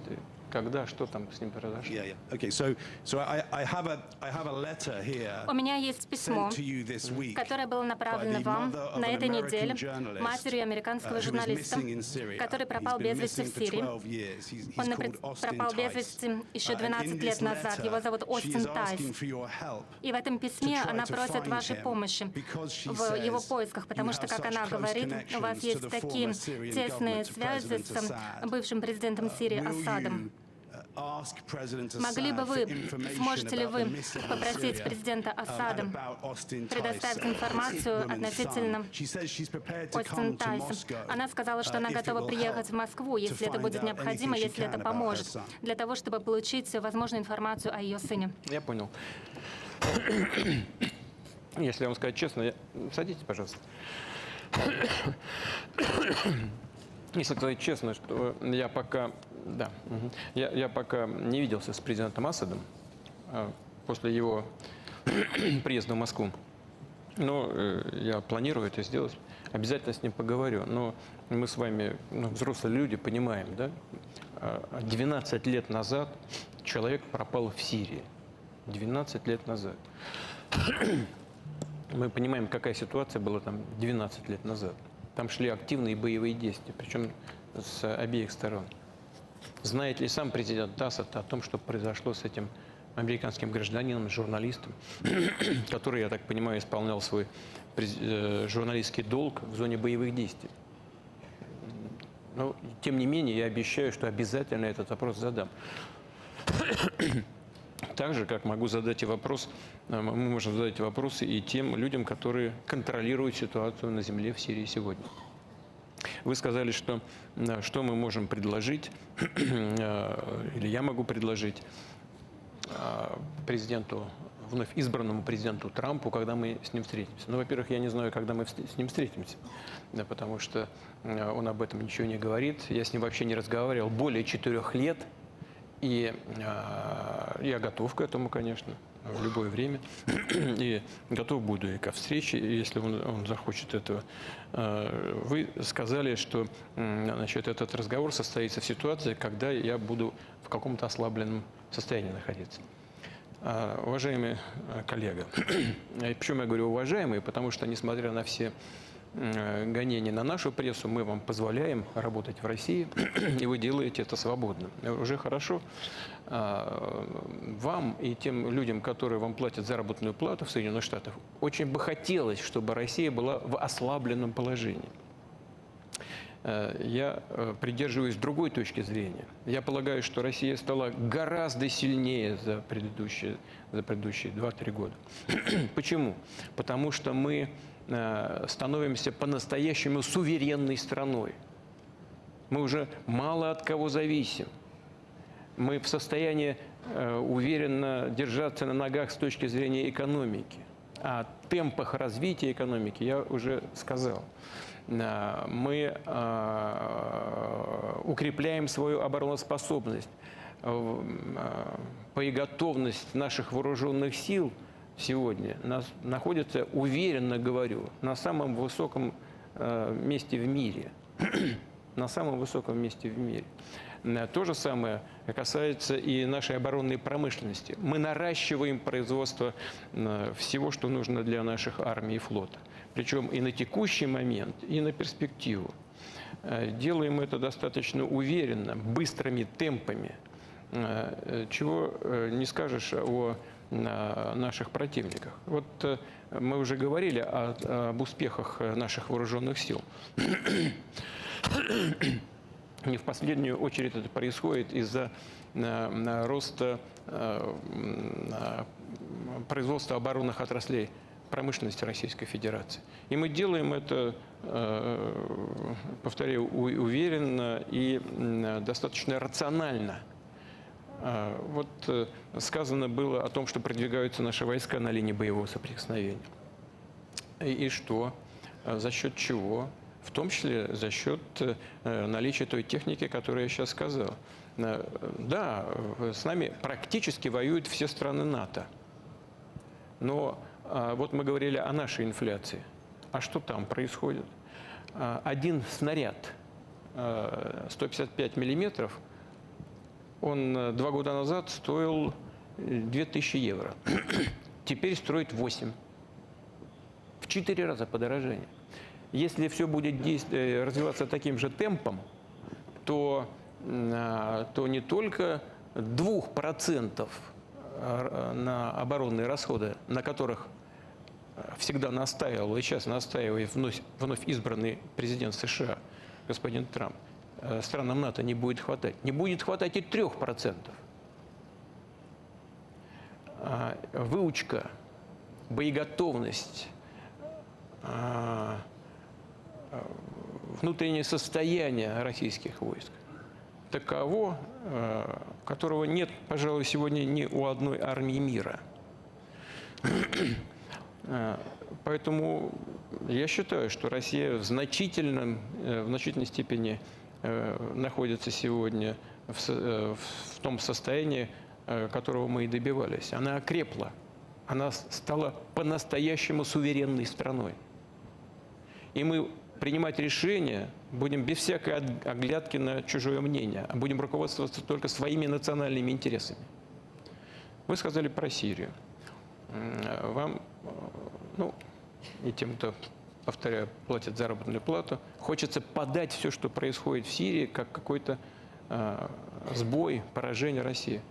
Уверяю вас, что это не так. И скажу почему. Мы ведь пришли в Сирию 10 лет назад для того, чтобы там не был создан террористический анклав наподобие того, что мы наблюдали в некоторых других странах, скажем, в Афганистане. В целом мы своей цели достигли. И даже те группировки, которые воевали в свое время с режимом Асада, с правительственными войсками, они тоже претерпели внутренние изменения. Недаром сегодня многие европейские страны и Соединенные Штаты хотят наладить с ними отношения. Если они террористические организации, чего же вы туда лезете? Значит, они изменились, не так ли? А это значит, что в известной степени цель достигнута. Далее. У нас не было войск наземных в Сирии. Их просто там не было. Там две базы наши. Военно-воздушная и военно-морская. Наземная компонента состояла из вооруженных сил самой Сирии и некоторых, как все мы знаем, здесь секрета никакого нет, ну, так называемых проиранских боевых соединений. Мы вывели даже оттуда в свое время силы спецопераций. Мы там не воевали просто. Но что там происходило? Вот когда группы вооруженной оппозиции подошли к Алеппо, Алеппо защищало примерно 30 тысяч человек. В город вошло 350 человек боевиков. Правительственные войска, а вместе с ними и так называемые проиранские подразделения, отошли без боя, взорвали свои позиции и ушли. И также практически, ну, кроме небольших исключений, где были кое-какие боестолкновения, но также было по всей территории Сирии. Если раньше, допустим, те же наши иранские друзья просили помочь им перевести свои подразделения на территории Сирии, то теперь они у нас попросили выводить их оттуда. Мы вывезли 4000 иранских бойцов в Тегеран с базой Мимим. Часть так называемых проиранских подразделений ушли без боя в Ливан, часть в Ирак. Но сегодня ситуация складывается непросто, конечно, в Сирийской Арабской Республике. Мы очень рассчитываем на то, что там наступит мир, спокойствие. Мы поддерживаем отношения со всеми группировками, которые там контролируют ситуацию, со всеми странами региона. Подавляющая из них говорит нам о том, что были бы заинтересованы в том, чтобы наши военные базы в Сирии остались. Не знаю, мы должны подумать над этим, потому что для себя должны решить, как у нас будут складываться отношения с теми политическими силами, которые сейчас контролируют и будут контролировать ситуацию в этой стране в будущем. И наши интересы должны совпадать. Если мы там остаемся, значит, мы должны что-то делать в интересах той страны, где мы находимся. В чем будут заключаться интересы? Что мы сможем для них сделать?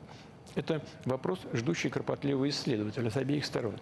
Но уже сейчас мы кое-что можем сделать, в том числе с использованием этих баз. А именно, и мы уже это предложили нашим партнерам, в том числе, которые находятся на территории Сирии и соседним странам, предложили использовать, скажем, авиационную базу Химимим для доставки гуманитарной помощи в Сирию.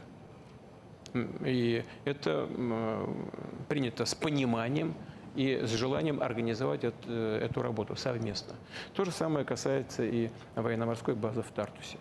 Поэтому, кому бы не хотелось представить Россию ослабленной, знаете, это, поскольку вы американец, я хочу вспомнить известного всем человека и писателя, который как-то сказал: «Слухи о моей смерти сильно преувеличены».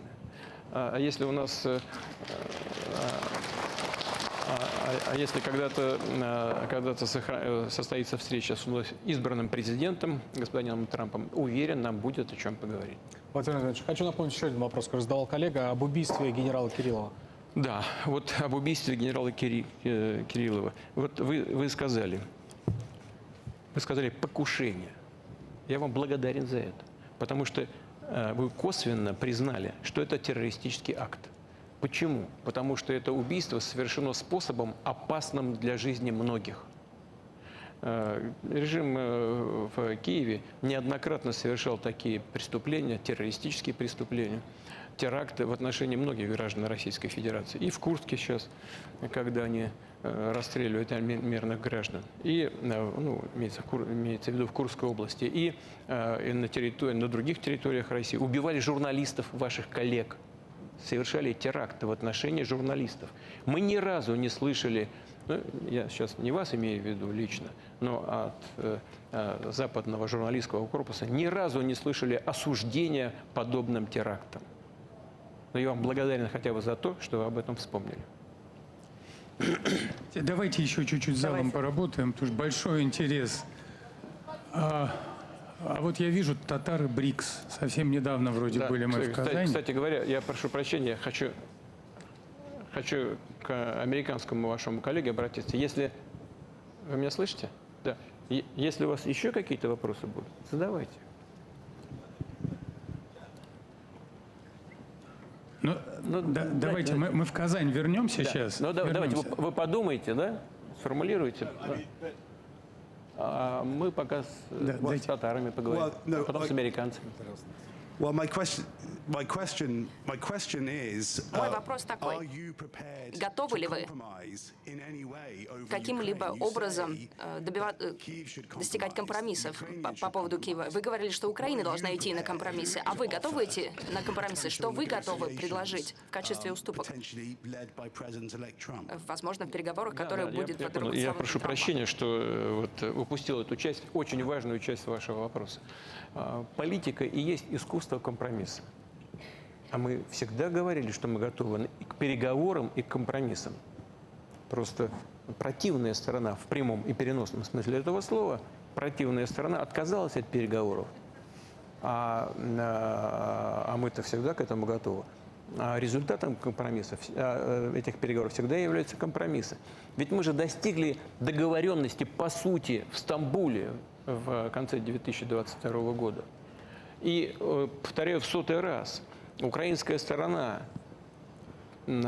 парафировала этот документ. Значит, в целом была с ним согласна, потом почему-то отказались. Ну, почему? Понятно, потому что приехал ваш союзник, господин Джонсон, такой с хорошей прической человек, и сказал, что им нужно воевать до последнего украинца.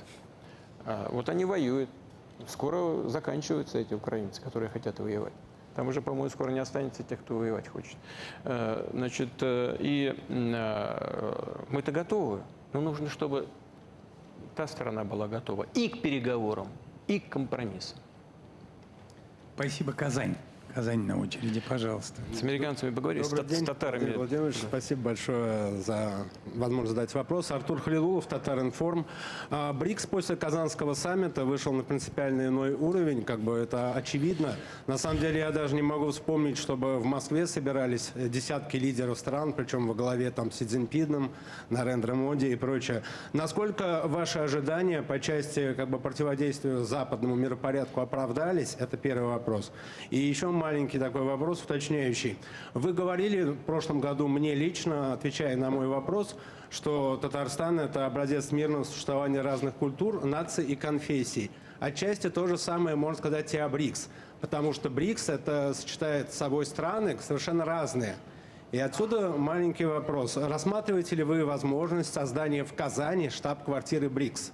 Возможно, российской части, либо в целом организации. Спасибо большое. Да, вы сказали, Артур, вы сказали, что в Москве такое количество лидеров разных стран не собиралось. Вы правы, не собиралось. А в Казани собралось. Так что спасибо Казани за то, что вы нам предоставили такую возможность. Это первое. Второе, мы штаб-квартиру-то вроде как и не создаем. Есть отдельные инструменты, которые создаются и работают в интересах всей организации. Но мы, безусловно, будем использовать все возможности столицы Татарстана, которые были созданы там за предыдущие десятилетия.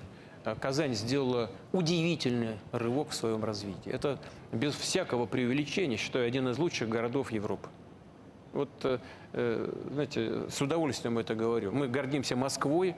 Это один из крупнейших и лучших мегаполисов мира. Ну и Казань развивается быстро, активно. Я помню, с Мертем Мишаевичем приезжал, смотрел, я уже говорил об этом, мы зашли с ним на окраине Казани, в землянку, натуральная землянка.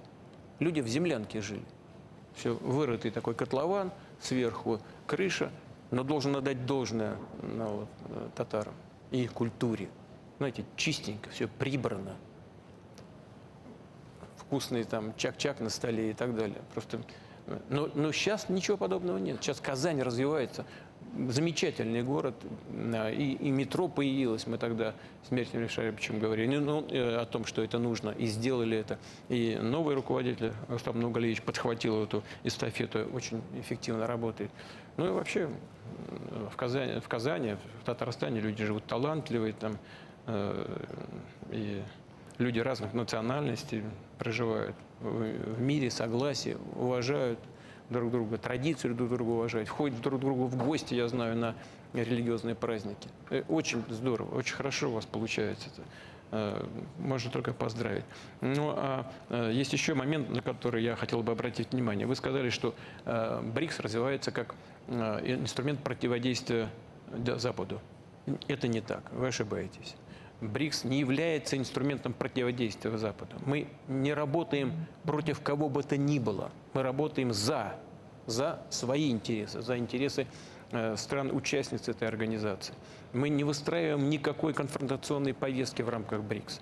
Но развивается организация быстро, уже много государств, ну, эта организация расширилась, но и многие государства, как вы знаете, мы об этом много говорили, повторяться, чтобы время не тратить не буду, но много государств проявляют интерес к развитию БРИКС. Почему? Потому что работа эта выстраивается исключительно на основе взаимности, уважения друг к другу, уважения интересов друг к другу. Все вопросы принимаются консенсусом, и это очень важно.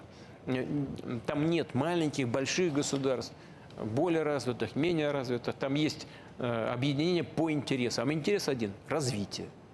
Ищутся и создаются новые, ищутся те, что есть, и которые можно использовать инструменты, и создаются новые для обеспечения темпов роста экономики и изменения ее структуры, для того, чтобы это отвечало будущему развитию человечества, чтобы страны БРИКС и все объединение становилось лидером этого движения вперед.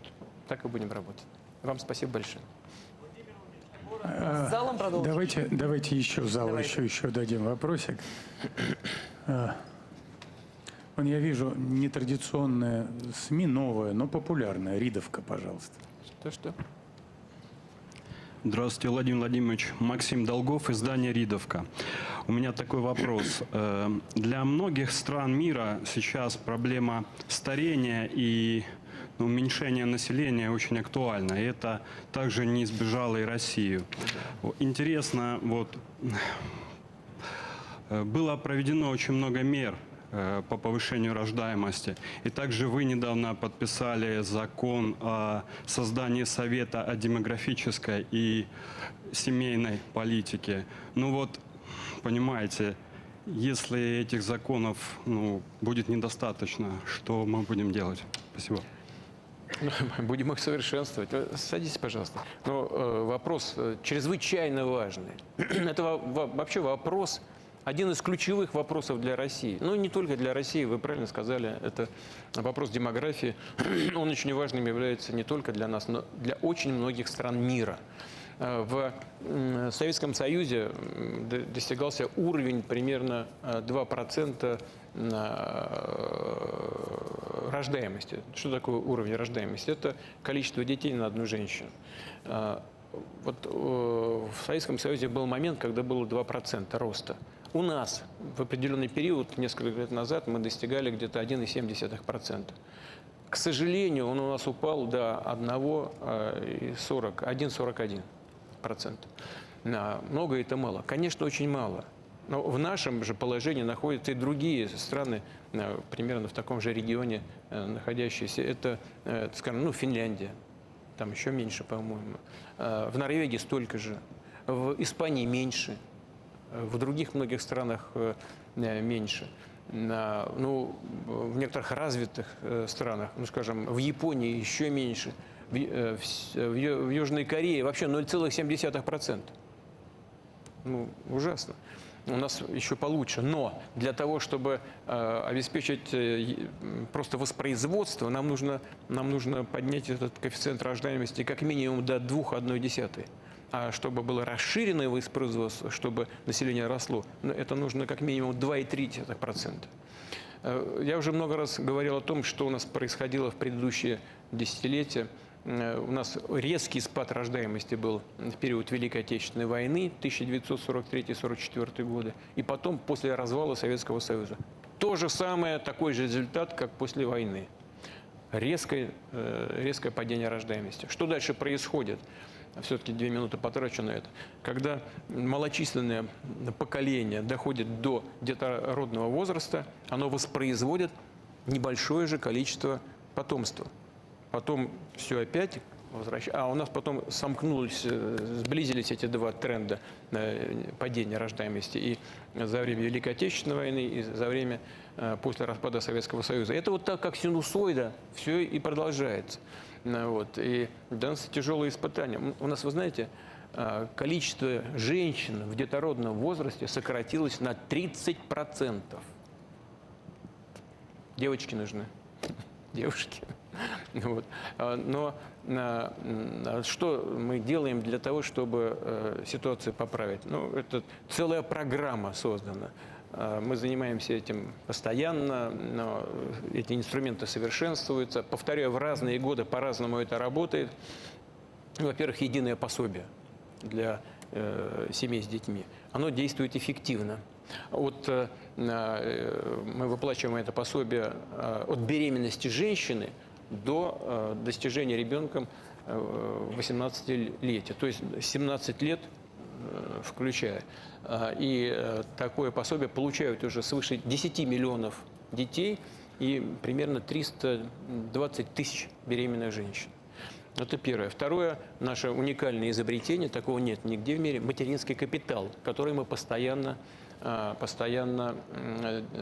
значит, пополняем. Значит, дальше это мы сохраняем семейную ипотеку под 6%. Наверное, еще будем говорить о всяких ипотечных делах, будем говорить о строительстве, но семейная ипотека сохраняется. Теперь 450 тысяч мы выплачиваем семьям, где появляется третий ребенок, для погашения этой самой ипотеки. Ну, и развиваем всю систему, связанную с медициной, с детством, с материнством, и будем дальше это все делать. Ну, будем донастраивать этот инструмент дальше. Это очень важная вещь. И я вот, знаете, воспользуюсь сегодняшней нашей встречей, беседой. Хочу обратиться ко всем руководителям всех субъектов Российской Федерации. Вот с этого должен начинаться рабочий день и этим заканчиваться. Потому что это вызов для многих стран мира, в том числе и для России. Народонаселение – это то, что составляет страну. Одна территория – это хорошо, но она должна быть населена гражданами этой страны. Вот, наверное, мы делаем немало, но совершенно очевидно недостаточно. И мы можем сказать, что да, делаем что-то полезное, когда мы изменим вот этот тренд, который сложился, и добьемся вот тех показателей, о которых я уже сказал. Но, кстати, много сообщений приходят именно на эту тему, в том числе от многодетных семей. У нас очередная есть подборка. Проблема в следующем. Вы уже упомянули единое пособие, но когда в семье средний, получается, доход на человека превышает региональный прожиточный минимум, в таком случае это единое пособие, оно не выплачивается на ребенка, причем зачастую это вопрос путаницы, неточности, и там буквально могут быть несколько копеек или рублей, а люди не получают выплаты. И сейчас с нами на связи, давайте позвоним многодетной маме, у нее 5 детей, Анне Аликовне Шенкау из Сургута. Анна Аликовна, добрый день, задайте свой вопрос президенту. Здравствуйте, Владимир Владимирович. Меня зовут Шенкау Анна Аликовна. Родилась и проживаю в городе Сургуте, Ханты-Мансийский автономный округ. Являюсь матерью 5 детей. Один ребенок имеет статус инвалид. Хотелось бы узнать, с 2023 года, с июля месяца, подаю ежемесячно на пособие. Получаю отказ. Причина отказа – превышение прожиточного минимума. Было даже такое, что превышал прожиточный минимум на 78 рублей, и мне было отказано. Хотелось бы узнать такие моменты. Пенсия по инвалидности на ребенка. Является ли это доходом? Почему учитывается доход за предыдущий год? И вот такой момент. Супруг получает официальную зарплату, и когда учитывать полный доход, они считают налог, который потом у него высчитывается. Мы же по факту не получаем эти деньги. Вот хотелось бы узнать такие моменты. И, если позволите, еще один вопрос по поводу отпуска. Пожалуйста. Вот как вообще в такой ситуации нам многодетным, да и не только многодетным, в принципе, есть отдыхать. Отдыхать-то все равно как бы хотелось. Но вот буквально вчера смотрели, просто анализировали билеты. Это 140-150 тысяч в среднем на самолете только в одну сторону. Ну, хотелось бы услышать ответы на такие вопросы. Спасибо. Анна Олеговна, значит, у вас 5 детей? Да. Да, и я вас с этим поздравляю. Вот вы уже счастливый Благодарю. человек, это точно. И Благодарю. хочу, чтобы многие наши зрители, слушатели к этому присоединились, к этой оценке, и брали с вас пример из вашей семьи. Ну, во-первых. Во-вторых, учитываются, когда считается доход, учитываются все доходы. Ну и, как правило, все подсчитывается за предыдущий год, потому что данные, скажем, за этот год, вот я приводил пример подсчетов роста экономики, все равно досчет идет только в следующем году. Поэтому берется предыдущий год. Здесь можно, конечно, подумать, и я попрошу и Татьяну Алексеевну Голику, и соцзащиту нашу, на Министерство труда и соцзащиты подумать. Но самое главное не это. Самое главное то, что и по другим причинам может возникать та проблема, о которой вы сказали, а именно небольшое превышение доходов от того параметра, при котором еще выплачивают деньги в рамках вот этого единого пособия. И это чисто такой формальный подход, и долго думали на тему о том, как избежать той ситуации, с которой столкнулась ваша семья и вы. В принципе, решение принято. Оно заключается в следующем. Мы должны, учитывая эти ситуации, делать перерасчет налога на физических лиц, НДФЛ, и потом возвращать как минимум 7% от уплаченного вашей семьей налога. Мы посмотрим, как это будет работать. Надеюсь, что это будет компенсировать ваши потери, связанные с недополучением известных денег в рамках пособия, о котором вы сказали. Мы посмотрим, как это получится. Но правительство исходило как раз из того, что это вернет вам деньги, недополученные в рамках получаемого пособия.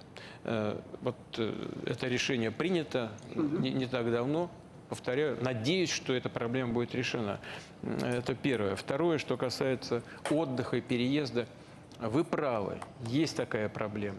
Я говорил на эту тему уже и с соответствующими руководителями. И, кстати, у нас отрасль авиаперевозок работает очень стабильно, успешно. В прошлом году они перевезли, по-моему, 105 миллионов пассажиров. В этом году будет 111 миллионов пассажиров. Что там происходит?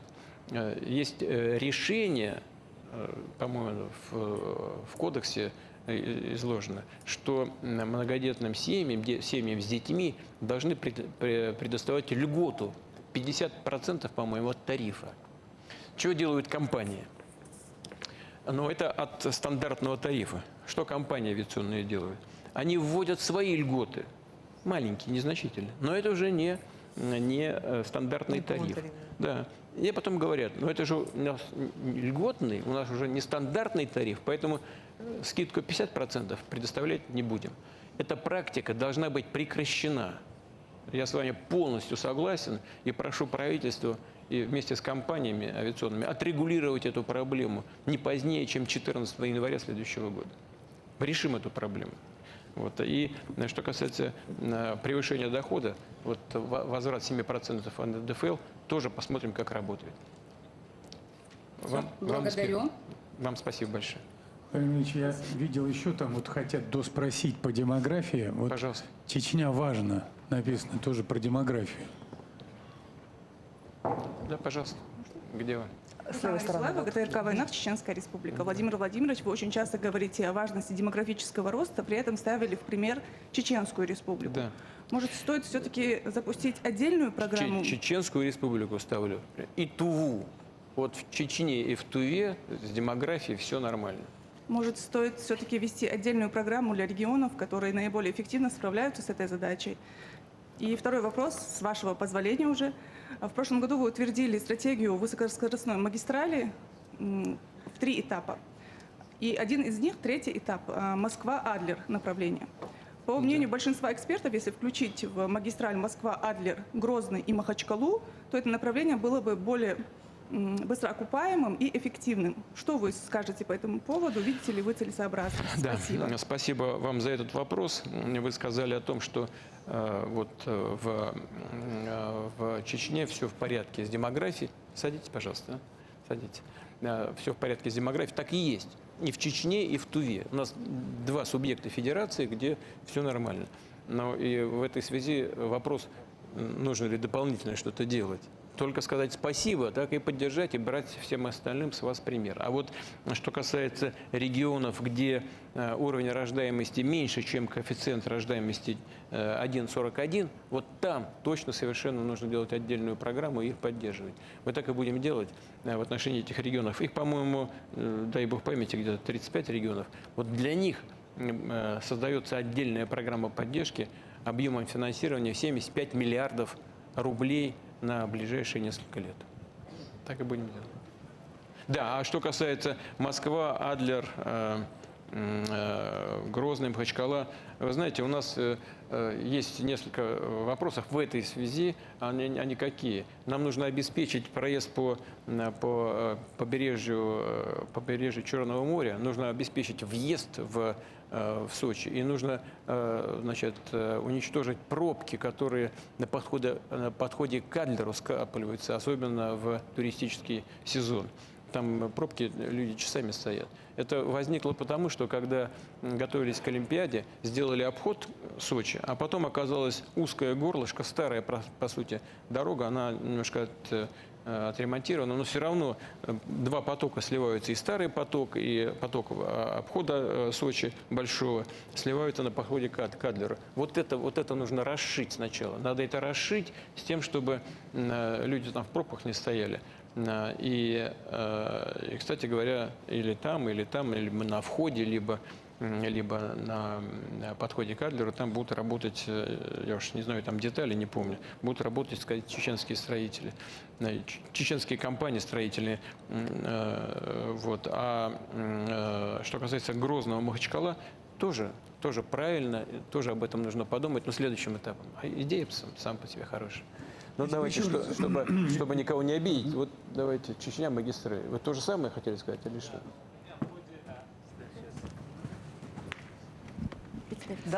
Хамзат Батукаев, чеченская государственная телерадиокомпания «Грозный». Наш вопрос, да, этот вопрос мы уже прозвучал, вы на него ответили, большое спасибо. Но в ходе общения вот с моим татарским коллегой вы дали оценку городу Казани. Я, кстати, тоже был на саммите БРИКС. И я вспомнил о том, что вы не так давно были и в Чеченской республике. И я вас спросил с места, а Грозный красивый город? Супер. Вы знаете, да, вот это чудо.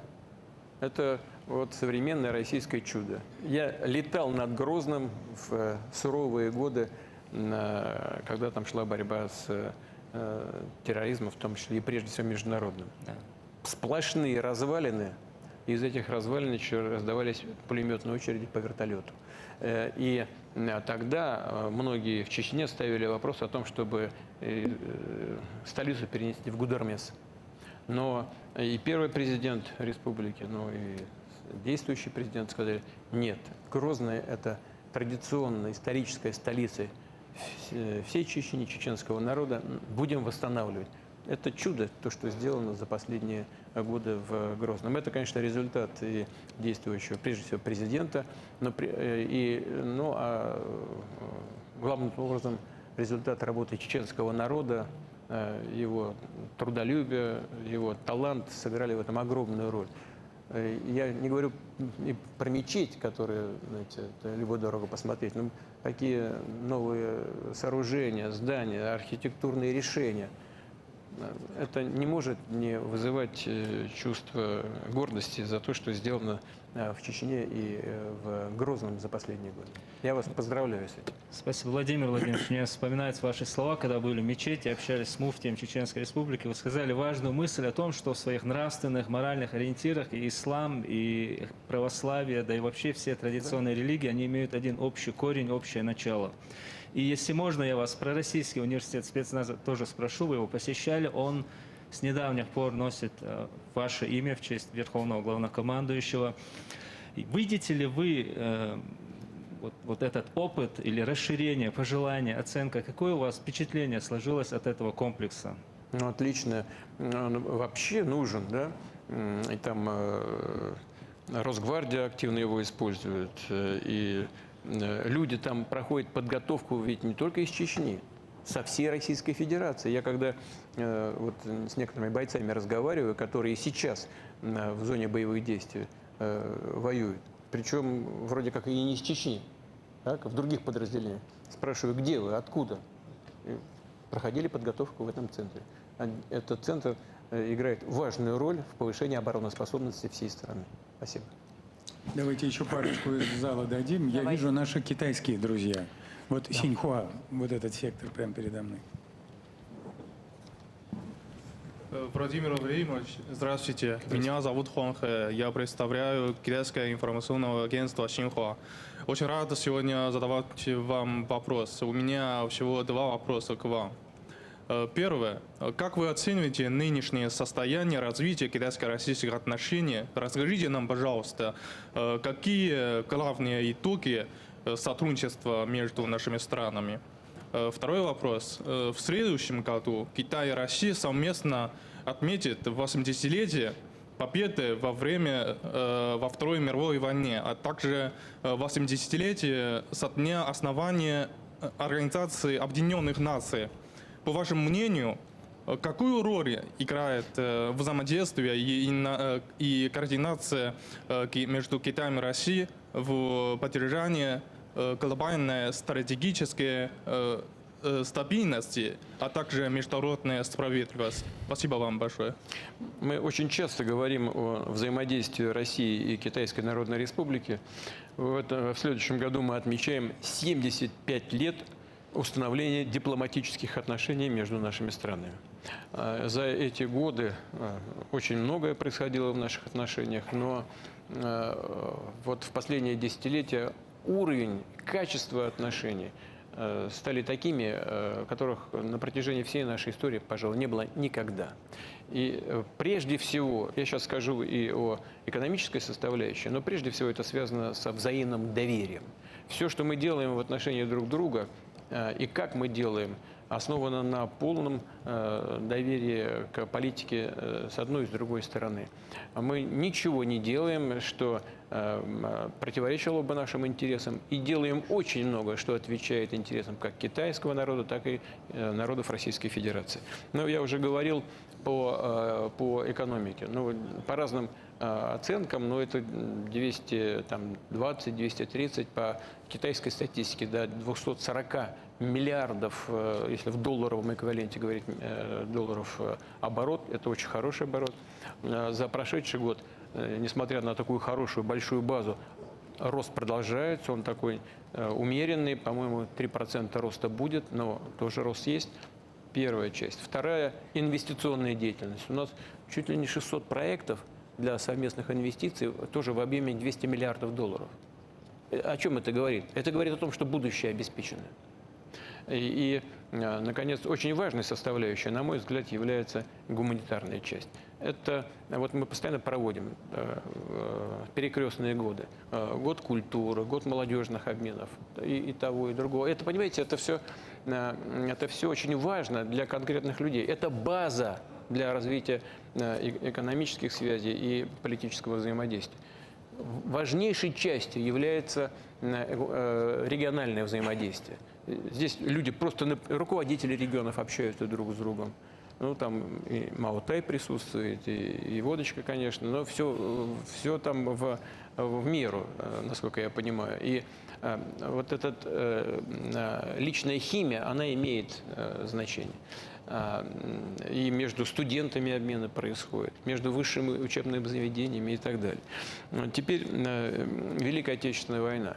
Российская Федерация и Китайская Народная Республика – это наиболее пострадавшие страны, которые добились своей победы в ходе Второй мировой войны в результате тяжелейших потерь. У нас, то говорили 20, то 25, сейчас некоторые историки говорят 27 миллионов погибших. В Китае еще больше, об этом вообще мало говорят, но в Китае больше, там свыше 30 миллионов. И то, что делали японские милитаристы на китайской земле, это ужас. Знаете, просто ужасное испытание. Через эти испытания прошел китайский народ. Но были вместе. Мы были вместе тогда. И сейчас мы вместе. И это важнейший фактор, все время об этом говорю, стабильности в мировых делах. Таким инструментом стабильности изначально был, он для этого создавался, такой инструмент, как Организация Объединенных Наций. Россия, Китай, основатели организации, члены Совета Безопасности, постоянные члены Совета Безопасности. Мы очень часто, практически всегда координируем свои действия на международной арене. И это серьезный, очень серьезный такой элемент международной жизни. Мы и дальше будем это делать. И самые наилучшие приветы лидеру Китайской Народной Республики, человеку, которого я считаю своим другом, председателю Си Цзиньпиню. Друзья, я по-прежнему призываю задавать по одному вопросу, очень сжато. Давайте Кубань, вот вижу, Кубань. Дайте, пожалуйста, микрофон, центральный сектор. Добрый день, Краснодарский край, Кавказский район, газета «Огни Кубани», Смирнова Марина. У меня вопрос такого характера. Дело в том, что сейчас очень много идет разговоров о миграционной проблеме. Рассматриваются пути ее решения. Краснодарский край большой, дружный, многонациональный, крепкий, но тем не менее проблема мигрантов существует. У нас введены строгие ограничения. По патентам можно работать только в строительной отрасли. Как вы относитесь к таким ограничениям? И вообще в регионах не хватает рабочих рук. Как Россия выходит из этого состояния? Ваше видение проблемы? Это очень чувствительный и острый вопрос. Он не только для нас острым является, он и для Европы является еще гораздо более острым. Но здесь действительно, с одной стороны, рабочих рук не хватает. Я уже сказал, у нас 2,3% безработицы. Это значит, что ее почти нет. Мне представители наших бизнес-кругов и министерств, ведомств говорят, сколько не хватает в стройке, в строительном секторе, сколько не хватает в промышленности. Там счет идет на сотни тысяч. И это факт, никуда не деться. Выход какой? Первое, для того, чтобы сокращать количество трудовых мигрантов, нужно повышать производительность труда. Нужно вводить использовать такие технологии, которые не требуют большого количества неквалифицированного труда, неквалифицированных рабочих рук. И таким образом сосредотачивать конечный результат на высокотехнологичных сферах деятельности, поэтому и не нужно будет привлекать соответствующее количество мигрантов для неквалифицированного труда. Первое. Второе. Если это неизбежно, то нужно вместе с нашими партнерами в некоторых странах, прежде всего, конечно, речь идет о странах Центральной Азии, работать над тем, чтобы людей к этому готовить. То есть развивать там сеть русских школ, изучение русского языка, знакомить людей, которые собираются приехать к нам на работу с традициями, с культурой, с требованиями российского закона. И, конечно, ужесточать требования к тем, которые находятся на нашей территории. Требования к тому, чтобы они уважали людей, в среде которых они появляются и живут. это, конечно, дело правоохранительных органов. То есть здесь два компонента – экономический и правоохранительный. И вот эти два компонента должны быть объединены на одном месте. Очень много дискуссий было по поводу того, делать нам отдельное ведомство. У нас оно когда-то было. Либо оставить его в рамках МВД. Я считаю, что сегодня нужно укреплять эту составляющую, эту работу в рамках Министерства внутренних дел. Там нужно создавать отдельное мощное подразделение, отдельный центр или в рамках МВД, либо при МВД, куда нужно делегировать представителей из экономических ведомств, так, чтобы все решалось в одном комплексе, но в тесной работе с другими министерствами, ведомствами, так, и с регионами, естественно. Большой объем регулирования он имеется и должен оставаться на региональном уровне. И все это из одного центра должно управляться. А потом, по мере его, условно говоря, взросления, по мере получения нужных компетенций, может быть, в будущем создать и отдельное ведомство. Но так, чтобы там была и присутствовала и правоохранительная компонента, и экономическая. Ну, вот отдельные шаги здесь в этом направлении сделаны уже. Принят закон, да? Госдума приняла по поводу того, что есть право не принимать в школы детей-мигрантов, которые не владеют русским языком. Ну, в целом это понятно, как можно ребенка учить в школе, если он не владеет языком. Это отдельно тогда нужно с ним заниматься русским языком, кто за это будет платить. Поэтому здесь нужно, чтобы и люди не ущемлялись, которые приезжают, чтобы были обеспечены и гарантии, права соответствующие в области здравоохранения, в области социального обеспечения. Но так, чтобы это не ложилось дополнительной нагрузкой на местное население.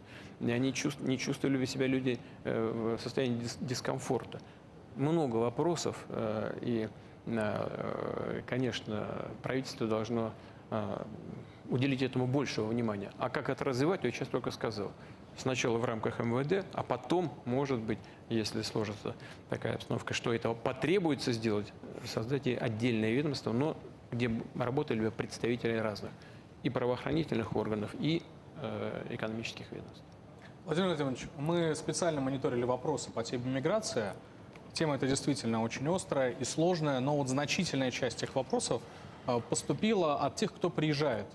И приезжают далеко не всегда на заработки. Это часто наши люди, которые знают русский язык, которые хотят вернуться на родину, получить паспорт России и стать полноправным гражданином Российской Федерации. И такие обращения были из разных стран, и из стран СНГ, из Украины, как сегодня говорили, там тоже много наших людей. Поступали и из Германии такие вопросы. Вот, к примеру, нам обратился Лев Иванович Зейбель, наш соотечественник, уехавший в Германию в 90-м году, и вернулся в 2006-м. Сейчас он живет в городе Тарусе.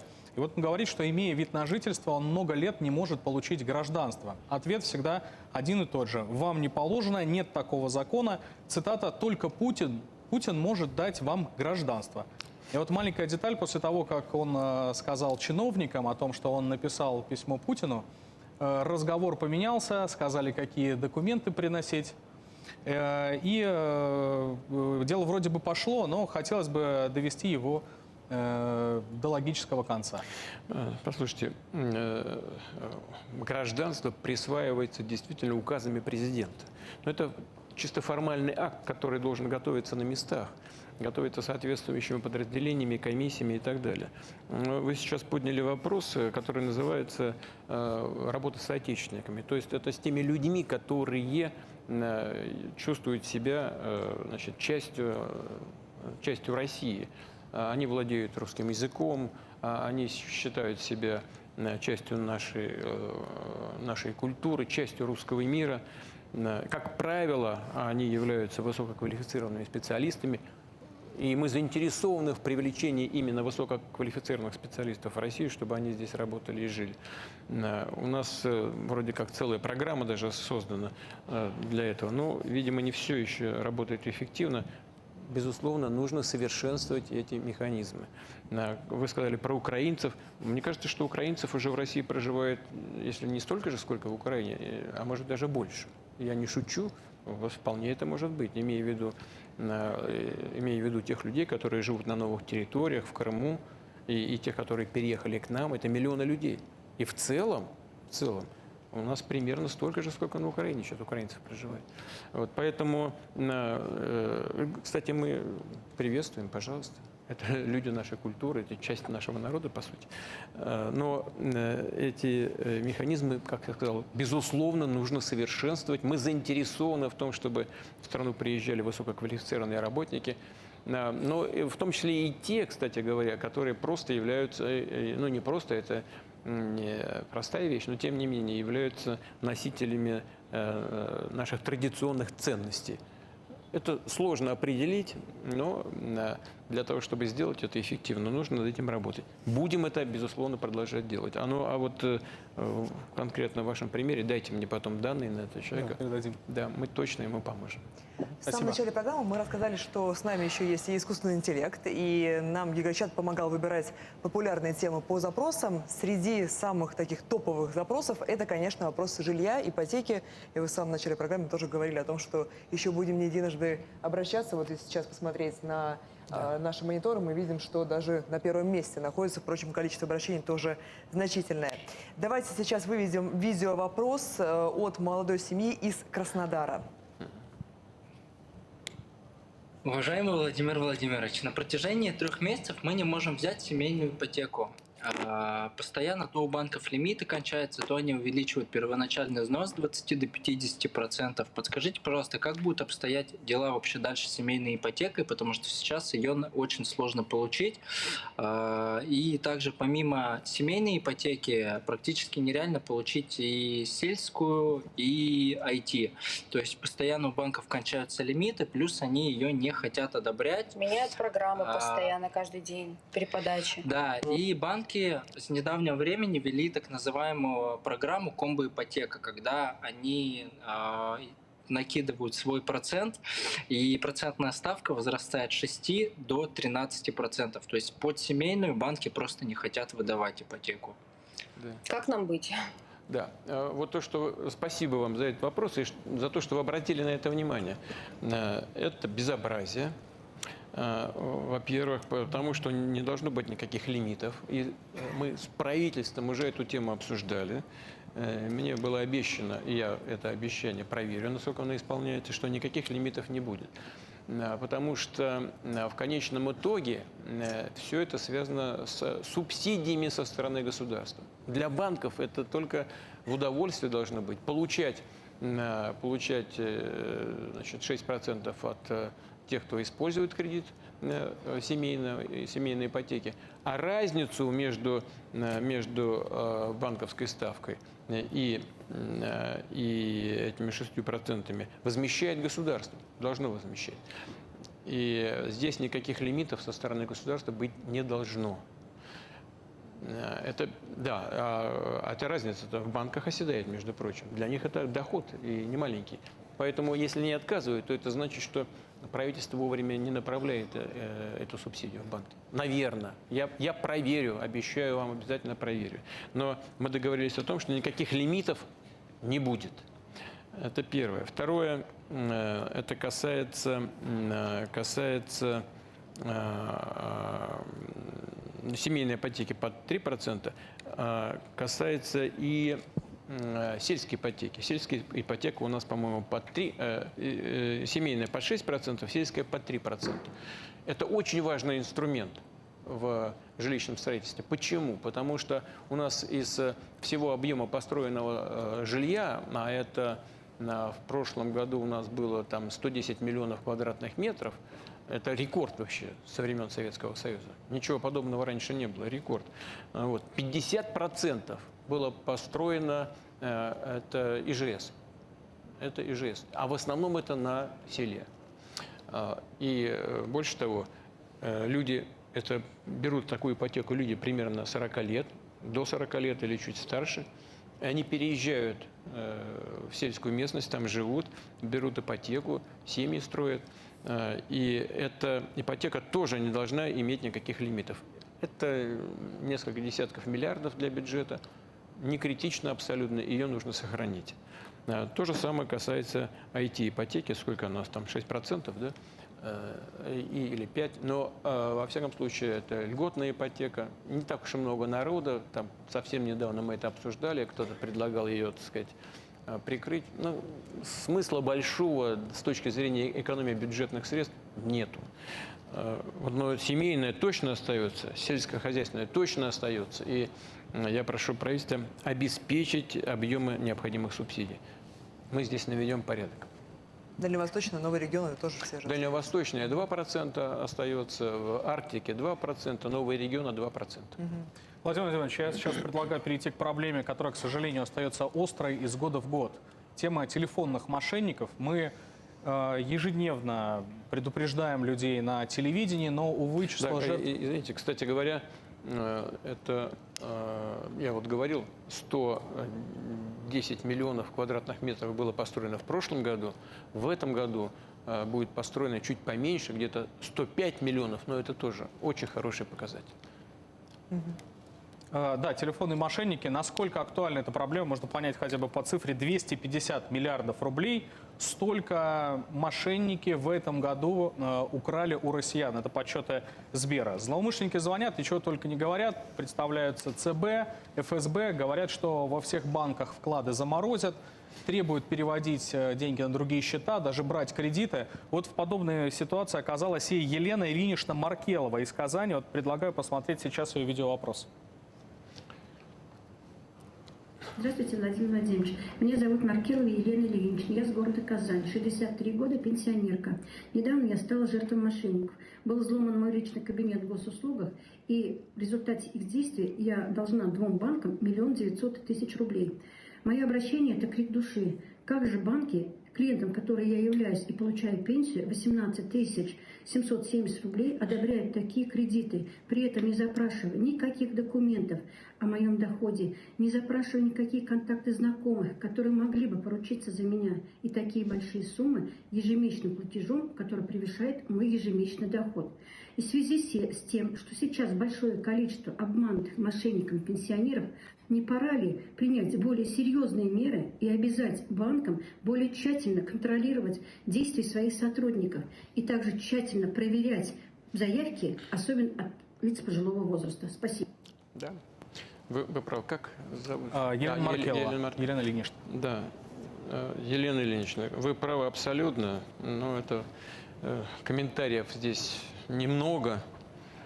Действительно, банки у нас научились быстро выдавать кредиты, выдают их просто моментально, что называется. Но они обязаны проверять платежеспособность, и даже есть определенное правило, согласно которому, если более чем 50% доходов гражданина идет на обслуживание кредита, то в этом случае выдача таких кредитов становится для банка более дорогим удовольствием, и там нагрузка на капитал для банка увеличивается. Есть правила Центрального банка. Но вот то, что происходит сейчас, это, конечно, очень большую тревогу вызывает, потому что объемы этого жульничества, они просто, знаете, зашкаливают. Совсем недавно вот на мероприятии Сбера мне Герман Оскарович Греф докладывал, рассказал о том, что вот по всей банковской системе у нас со счетов граждан только с территории Украины, где эта деятельность мошенническая возведена в ранг государственной политики, там просто под контролем спецслужб работают специалисты, центры целые по выманиванию денег у граждан России. Вот только с этого направления выманили более 250 миллиардов рублей. Это, конечно, приобретает такой очень серьезный размах. Это примерно то, что делала гитлеровская Германия, печатая деньги во время Второй мировой войны на наших союзников, в том числе Великобритании. Фунт стерлингов печатали и распространяли для того, чтобы подорвать экономику Великобритании. Но вот примерно то же самое сейчас происходит на Украине по линии вот этого жульничества. И, конечно, нужно дисциплинировать эту ситуацию, нужно обратить серьезное на это внимание. Вот эти кредиты, скажем, до 50 тысяч рублей, пускай выдают, что называется, в режиме онлайн прямо немедленно. Вот от 50 до 200 тысяч рублей надо бы дать, безусловно, людям хотя бы несколько часов, чтобы что-то проверить дополнительно и принять окончательное решение. Ну а 200 тысяч и более, это точно нужно растянуть хотя бы на несколько дней. Я знаю, что эти вопросы обсуждаются и в Государственной Думе, и в Центральном банке, где будут совершенствовать вот эти решения, связанные с нагрузкой на капитал, в отношении тех банков, которые дают вот такие необеспеченные кредиты. Но надеюсь, что все это приведет к искомому результату. Здесь есть еще одна проблема, о которой мне председатель Центрального банка докладывала. И МВД открываются карты на людей, которые вроде в этой схеме жульнического участия не принимают, но потом, когда у граждан деньги выманивают, их сначала переводят на карты посреднические, так называемые, а потом уже мошенники оттуда деньги сдирают своих жертв. А те, кто открывают эти карты, они вроде как и ни при чем, они в этом участие не принимают. Но есть предложение усилить не только контроль, но и ответственность этих людей, которые на самом-то деле являются соучастниками этих преступлений, участвуют в этих мошеннических схемах. Формально вроде ничего не делают, но они понимают, для чего открываются карты на их имя. Есть предложение, значит, и уголовную ответственность за такую деятельность, значит, определить. Я сейчас не говорю, что это решение, но вот в этом направлении, безусловно, нужно думать. А есть у вас знакомые, которые, может быть, сами пострадали тоже от телефонных мошенников? Нет, таких знакомых у меня нет, но есть, правда, люди, это точно знакомые мои, которые мне сообщали, что им звонят, им звонили. И, видимо, будут звонить, судя по всему. Может быть, и будут звонить, но как только они слышат незнакомый голос и какие-то предложения, связанные в конечном итоге с какими-то действиями, они сразу кладут трубку. Я очень рекомендую всем гражданам страны поступать точно таким же образом. Владимир Владимирович, ну вот часто вот такие незнакомые голоса звонят из колл-центров, которые находятся на территории Украины. И замечено, что после ударов по украинской энергетике число звонков телефонных мошенников снижается. Вероятно, в этих колл-центрах просто свет пропадает. Ну, да, электричества не хватает. Да. Может быть, мы эти колл-центры можем внести в список приоритетных целей? Нет. У нас в списке приоритетных целей находятся военные объекты и объекты военно-промышленного комплекса. Могут быть и центры принятия решения, но эти центры, мы на них боезапаса тратить не будем ни к чему. Нужно принимать соответствующие решения внутри России, в соответствующих инстанциях, в Центральном банке, в правительстве Российской Федерации и в органах внутренних дел. Дим, нас с тобой не по-доброму уже смотрит Дмитрий Сергеевич. Давайте чуть-чуть в зал вернемся. Упоминали Украину. Вот я вижу надпись «Другая Украина». Вот прямо тоже в центральном секторе. Дайте микрофон. Уважаемый Владимир Владимирович, я Меркулова Галина, я заместитель руководителя медиаресурсов международного общественного движения «Другая Украина», представляющая интересы миллионов граждан Украины, как непосредственно на Украине, к сожалению, пока еще подконтрольно киевскому режиму, так и в России, странах Европы, мира, где открыты 55 наших организаций. Общественное движение «Другая Украина» считает единственным способом спасения украинцев от преступного, нелегитимного режима Зеленского, узурпировавшего исполнительную, законодательную и судебную власть, это воссоединение украинского и российского народов. И вот наш вопрос. При каких условиях вы готовы начать переговоры с Киевом? Если не с Зеленским, то с кем? И еще один важный аспект такой. На Украине сейчас не просто нападки на русскую православную церковь, а она практически изгнана. Как вы относитесь к этому факту? И не считаете ли, что позиции РПЦ подорваны? Спасибо. Да. Значит, прежде всего, это по поводу садитесь, пожалуйста, по поводу нелегитимности режима. Ну, я уже об этом говорил, и я так понимаю, что руководители, идейный вдохновитель этого движения, организация, это организация, да, другая Украина. Движение. Да, это, видимо, Виктор Медведчук, да? Да, мы с ним практически не видимся, но знаю, что и он тоже так считает. Нелегитимность режима в чем заключается? Повторю еще раз. В Конституции Украины нет указаний на возможность продления полномочий президента даже в условиях военного положения. Есть только один орган власти, это представительный орган власти Совет, то есть Рада, полномочия которого могут быть продлены без выборов в условиях военного положения. Это, повторяю, Рада. В чем проблема для Украины? Я понимаю, что вы в курсе этого.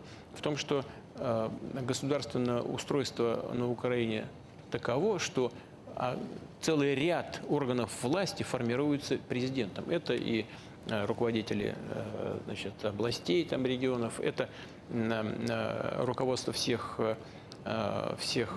силовых структур и так далее. Но если само первое лицо нелегитимно, то все остальное тоже теряет свою легитимность по этой линии, по линии исполнительных органов власти и силовых структур.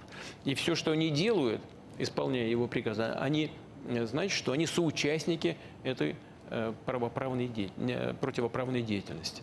Это первое. Теперь условия начала переговоров. У нас нет предварительных условий. Мы готовы вести диалог без предварительных условий. Но на базе того, о чем мы договорились, я уже 100 раз об этом сказал, в ходе переговорного процесса в Стамбуле в конце 2022 года. Но и исходя из реалий, которые складываются на земле сегодня. Эти наши тезисы были изложены Российской Федерацией, в том числе в июньском моем выступлении перед руководством Министерства иностранных дел Российской Федерации. Вот там все сказано, нет смысла повторяться. Значит, если не с главой режима, то с кем, если он сам нелегитимный? Вы знаете, если кто-то пойдет на выборы, получит легитимность, мы будем с любым человеком разговаривать, в том числе и с Зеленским. Но сейчас, если Украина действительно хочет идти по пути мирного урегулирования, они, конечно, в состоянии этого сделать. Они в состоянии это сделать. Они могут организовать внутри Украины этот процесс как хотят. Просто подписывать мы можем только с теми, кто является легитимным. А легитимным является Рада и председатель Рады. Он полностью под главой режима находится. Это чисто формально-юридический вопрос. Внутри могут организовать как хотят. Но подписывать, если мы дойдем когда-то до подписания документа, мы можем только с легитимными представителями легитимных органов власти. Вот и все. Там еще про РПЦ был вопрос. Ага, по РПЦ. Вы знаете, что происходит с РПЦ, это вообще уникальная вещь. Просто уникальная. Ведь это грубейшее, просто вопиющее нарушение прав человека, прав верующих. Просто идет растерзание церкви на глазах у всего мира. Это как расстрел все равно. И все во всем мире предпочитают этого не замечать. Я думаю, что тем, кто это делает, это еще аукнется. Вы сказали, они разрывают. Да, так и происходит. Но это, они даже, понимаете, дело в чем? Они ведь даже не атеисты, эти люди. Атеисты – это тоже люди, которые во что-то верят. Они верят в то, что Бога нет. Но это их вера, их убеждение. А это не атеисты, просто это люди вообще без всякой веры, такие безбожники. Ведь они этнические евреи, но кто их видел в синагоге? По-моему, в синагоге их никто не видел. Они вроде как и не православные, потому что в церквах тоже не бывают. Они уж точно не приверженцы ислама, потому что и в мечети они вряд ли появляются. Это люди без роду, без племени. Им ничего не дорого, то, что дорого нам и подавляющей части украинского народа. Они удерут когда-то и будут ходить не в церковь, а на пляж. Ну, это их выбор. Я думаю, что когда-нибудь они вспомнят об этом. И люди на Украине, а подавляющее большинство жителей Украины все-таки имеют отношение к православию, дадут им оценку. Давайте еще пару-тройку вопросов в зал дадим. Я не могу не дать вопрос. Радио «Пурга». Вот. Здравствуйте. Радио «Пурга», Чукотский автономный округ. Анастасия Лаврентьева меня зовут. Спасибо большое за эту возможность. Я вот смотрю на мониторы, где показывают актуальность тем для регионов. И получаю подтверждение тому, что мой вопрос действительно актуален и волнует многих жителей нашего региона. Вопрос касается связи и интернета. Владимир Владимирович, у нас на Чукотке скоростной интернет есть только в столице региона. Это один единственный город. Все остальные жители региона не получают тех прелестей и важности, которые предлагает нам интернет. Ну, мало того, что развлечения, госуслуги, банковские услуги для бизнеса, они тоже недоступны большинству жителей Чукотки. Помогите как-то решить вопрос с устранением цифрового неравенства, если это возможно. Да, ну здесь много говорить не стоит, потому что у нас есть программа развития интернета, скоростного интернета, развития вообще связи, в этой связи развитие спутниковой группировки и так далее. Особенно это касается этих самых спутниковой группировки, связанные с организацией связи. Все это, безусловно, будет делаться. У нас, сейчас не буду говорить, они широко известны, эти данные открыты. Каким темпом идет работа по этому направлению и соответствующие ресурсы выделены, намечены. Никаких сбоев здесь не будет. Мы будем идти по этому плану. Очень рассчитываю на то, что и жители отдаленных регионов, в том числе и на Чукотке, будут в полном смысле пользоваться всеми прелестями современной цивилизации. Для такой страны, как наша, это чрезвычайно важно, потому что люди и работают все больше и больше удаленно, и образование получают удаленно. И здесь скоростной интернет имеет принципиальное значение. Безусловно, будем это делать. Даже сомнений нет никаких. Давайте Александр Гамов вот сидит на первом ряду, один из патриархов отечественной журналистики. Да, пожалуйста. Спасибо огромное. Сайт, радио и газета «Комсомольская правда». Вот. Ну и команда Путина. Я сегодня сижу с девушками, Юля и Марина. Меня приняли в свою группу. Вот. И сегодня об этом не говорилось. Мне бы хотелось, прежде всего, поздравить нас всех и вас, Владимир Владимирович, сегодня, по-моему, по моим прикидкам, 20-я пресс-конференция, хотя коллеги пытались меня поправить, что 21-я. И в мире нет еще такого формата. И дай бог, чтобы он у нас продолжался как можно дольше и дольше. Вот. А вопрос у меня такой. Вот, вопреки прогнозам скептиков, президентская программа «Время героев» не стала проектом сиюминутным. Так сказать, для галочки она работает. Вот вы лично какие надежды возлагали, оправдались ли они, возлагаете сейчас? И еще вот в последние вот буквально дни, часы у меня родился такой еще вопрос. Почему мы недостаточно бережем и охраняем своих героев?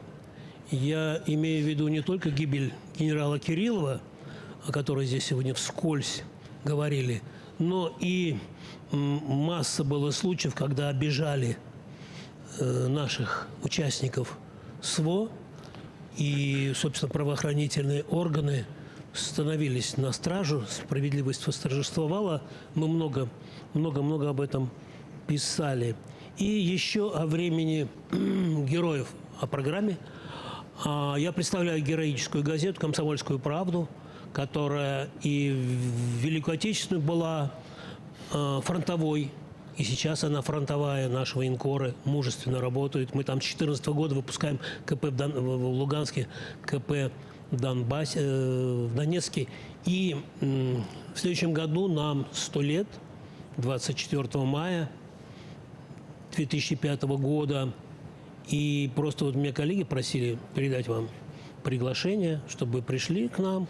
Здесь вот Михаил Петров рассказывал, как торжественно отметили 120-летие ТАСС, вот, и наградили их орденом. Мы вас ждем 24 мая, часов в 12. Спасибо огромное. Придете, Владимир Ильич? Я постараюсь. Спасибо. Спасибо большое за приглашение. Комсомолка – это часть жизни Садитесь, Саша, пожалуйста. Это часть жизни многих поколений наших граждан, с которыми люди утром, значит, начинали, с которыми люди утром свой день начинали и начинают, или в течение дня обращаются к комсомолке. Комсомолка становится все более и более современным средством массовой информации, во всех информационных средах работает и так далее. И является таким устойчивым, надежным, объективным средством массовой информации. Я вас хочу поздравить с результатами этой работы и спасибо за приглашение. Что касается платформы «Время героев», я уже говорил, эта идея возникла у меня после встречи с ребятами, в основном студентами, участниками СВО в Петербурге, когда я посмотрел на них и просто реально посмотрел и подумал, вот они. Вот оно, будущее страны, кадровое будущее страны. И вот так возникла эта идея создать вот такую платформу. Не буду скрывать, я приехал когда в Москву, изложил и попросил коллег в администрации реализовать эту идею. Они уже придумали название этой платформы «Время героев». И она, на мой взгляд, очень удачное это название.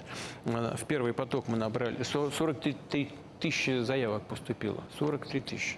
Естественно, отбор очень серьезный. 83 человека мы отобрали только из этих 83 тысяч. И понятно, почему. Здесь нужны люди, которые имеют опыт административной работы, образование имеют и так далее, и так далее. Ну и подходят по параметрам для будущей деятельности во главе крупных компаний или муниципальных образований, целых регионов, министерств и ведомств. И я вот на съезде «Единой России» говорил, и сейчас хочу повторить. Конечно, все достойны, все наши ребята, которые сражаются за Родину, не жалея своей жизни и здоровья, они все достойны. Но есть вопрос соответствия тому направлению деятельности, где они хотели бы себя видеть. Повторяю еще раз, и образование нужно, и опыт нужно. Вот. И вообще это все-таки одно дело воевать за Родину, да, а другое дело работать с людьми. Это нужно иметь и к этому определенный талант и склонность. Понимаете, это все-таки разные виды деятельности. И нам нужно из этой среды выбрать подходящих людей, которые хотят и могут там работать, в этих областях. И промашки пока нет ни одной. Просто они замечательные ребята. Сейчас у нас уже идет второй этап, то есть отбор на второй этап. Уже 15 с лишним тысяч заявок поступило. Сбор будет продлен на следующий год, до, по-моему, середины января там, или до февраля. Во всяком случае, работа идет активно. По первому набору работа продолжается, но уже многим сделаны предложения. Многие уже даже работают. И руководителями регионов даже некоторые назначены, чему я очень рад. И в бизнес попадают, и попадают в органы власти и управления всех уровней, и регионального, местного, и федерального. И в крупные компании попадают. И вот хочу повторить то, что было мною сказано на съезде «Единой России». Вот я был недавно в центре реабилитации, посмотрел, там ребята с тяжелыми травмами. Кто-то и без ноги, и без руки. Но вы знаете, что я хочу сказать? У них глаза горят. Они хотят, готовы работать и работать активно. И они могут это делать. Современные средства реабилитации, именно современные, позволяют все это сделать практически без всяких исключений и скидок на здоровье, на ограничения по здоровью. Надо им только помочь. Один, повторю это еще раз, я запомнил его лицо, он говорит, да, я понимаю, что здесь образование нужно, опыт. У меня нету ни образования должного, ни опыта, но я хочу. И вот такие люди, они и нам нужны. Те, кто готов и хочет работать, им нужно только помочь, найти и помочь. Это, знаете, я когда приходил в секцию по дзюдо, сейчас мне в голову это пришло, нам тренер Рахлин Анатолий Семенович в свое время сказал, подтянитесь кто сколько может. И некоторых не взял, кто подтянулись больше, чем я. Мы потом, уже через несколько лет, спрашивали, Антон Семенович, а почему так вы, вот там ребят, мы поняли, не взяли, а вот нас, мы поменьше же подтянулись? Знаете, что ответил?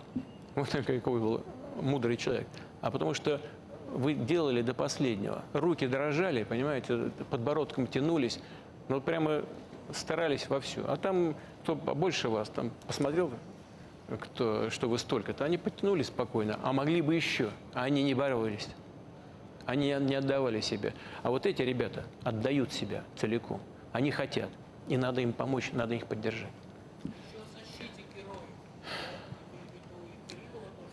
Да, но это очень важный вопрос.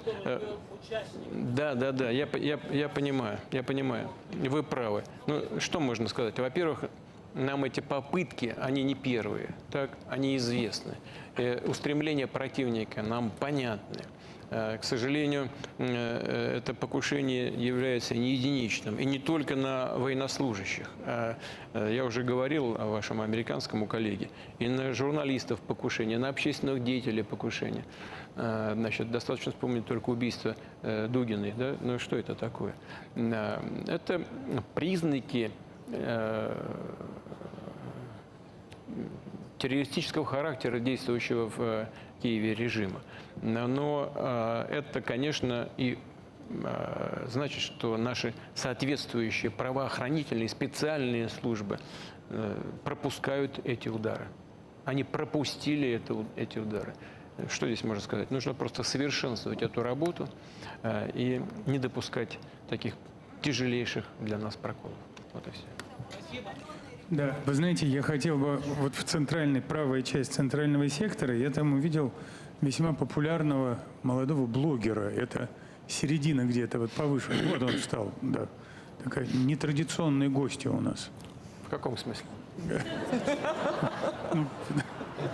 Владимир Владимирович, здравствуйте. Меня зовут Влад Бумага, я известный видеоблогер. Мои соцсети насчитывают более 80 миллионов подписчиков. В основном это молодежь, и, как нам известно, молодежь сейчас в интернете проводит очень много времени, в среднем от 5 до 8 часов каждый день. Половину от этого времени они проводят за просмотром видеоконтента. А я, в свою очередь, как и многие другие авторы, мы занимаемся активным развитием наших российских платформ, например, таких как ВК-видео.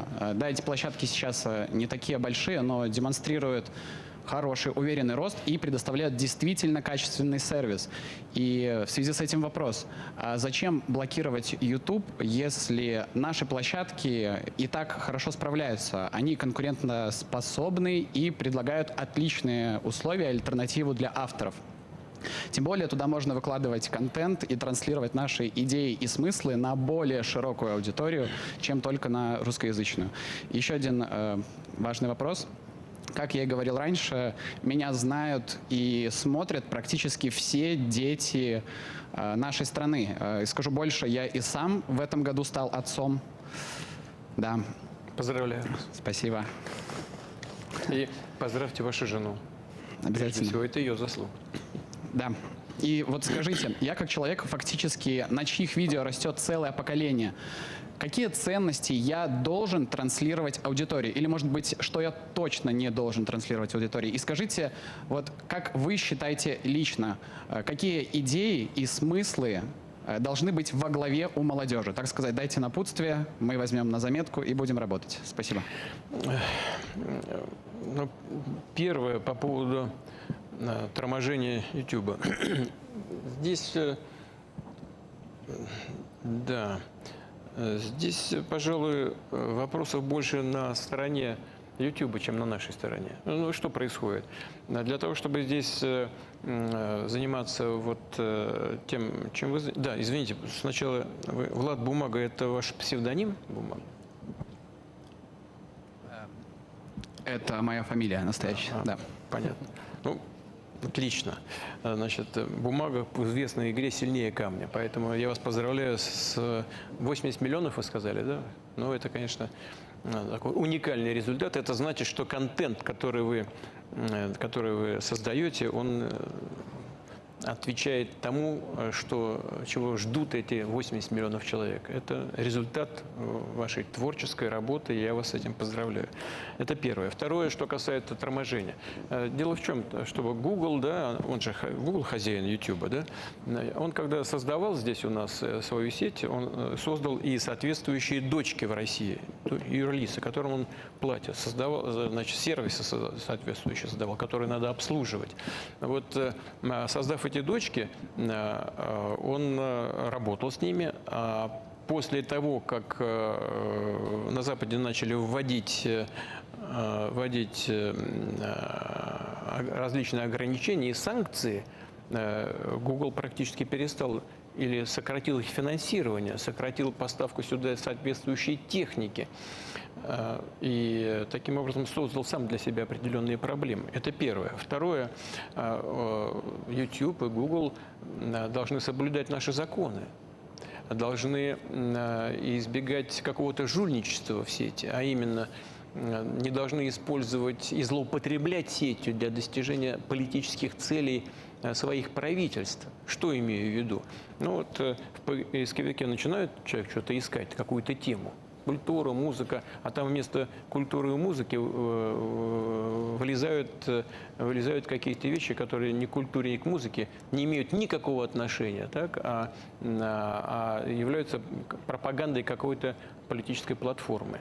Или начинают практически изымать из оборота имена наших артистов, тех же блогеров, политических деятелей и так далее. И это все является нарушением соответствующих законов Российской Федерации. Роскомнадзор соответствующим образом предъявляет к ним претензии. Контролирующая организация предъявляет претензии. И правильно делает. Поэтому они должны выбрать. Или они соблюдают наши законы и, наверное, тогда могут подпадать под какие-то ограничения у себя в стране. Но тогда там пусть и работают. Или, если хотят здесь работать, пусть действуют в соответствии с законами Российской Федерации. Ну а то, что вы сказали, святое место, как у нас говорят, пусто не бывает. Конкуренция растет, и ВК, и Телеграм, и Рутюб, значит, все развивается. И поэтому, если Google и YouTube, значит, понимая это, как-то будут изменять свой контур работы, так, то и никаких проблем у них не будет. Но теперь по поводу того, на чем воспитывать, как это делать, чего не делать. Вы знаете, я уверен, Влад, что советы эти бесполезны. Просто вы и такие люди, как вы, особенно вот теперь, когда вы отцом стали, когда у вас ребенок появился, чувство ответственности наверняка возрастает. И эта ответственность перед своим ребенком, перед его будущим и страной, где ваш ребенок будет жить. Вот это чувство ответственности вас сориентирует. Вы люди умные, современные, сориентирует вас даже лучше, чем я это сделаю, по поводу того, что является полезным для наших детей в будущем, а что является вредоносным или недопустимым, и с чем вам нужно бороться не по моему указанию, а по зову сердца. Спасибо. Давайте, может, еще парочку. Я незаслуженно абсолютно обделил вниманием. Вот я вижу ТВ-3. Давайте ТВ-3. А вот можно вас на секундочку прервать? Поскольку мы про детей говорили, вот девушка сидит, обман семей с детьми. В чем заключается обман семей с детьми? Видимо, не про пособие, потому что про них можно поговорить. Не знаю, да, я вроде говорил про пособие. Скажу вам. Пожалуйста. Здравствуйте, Владимир Владимирович. Меня зовут Елена Усманова, деловая газета «Татарстана», «Бизнес онлайн», да, снова «Татарстан». Сначала хочу вас действительно поблагодарить от имени Казани, что ей выпала такая честь проводить саммит БРИКС. Но вопрос мой, как вы понимаете по плакату, совсем о другом. В Татарстане группа мошенников обманула сотни семей, которые мечтали о своем доме.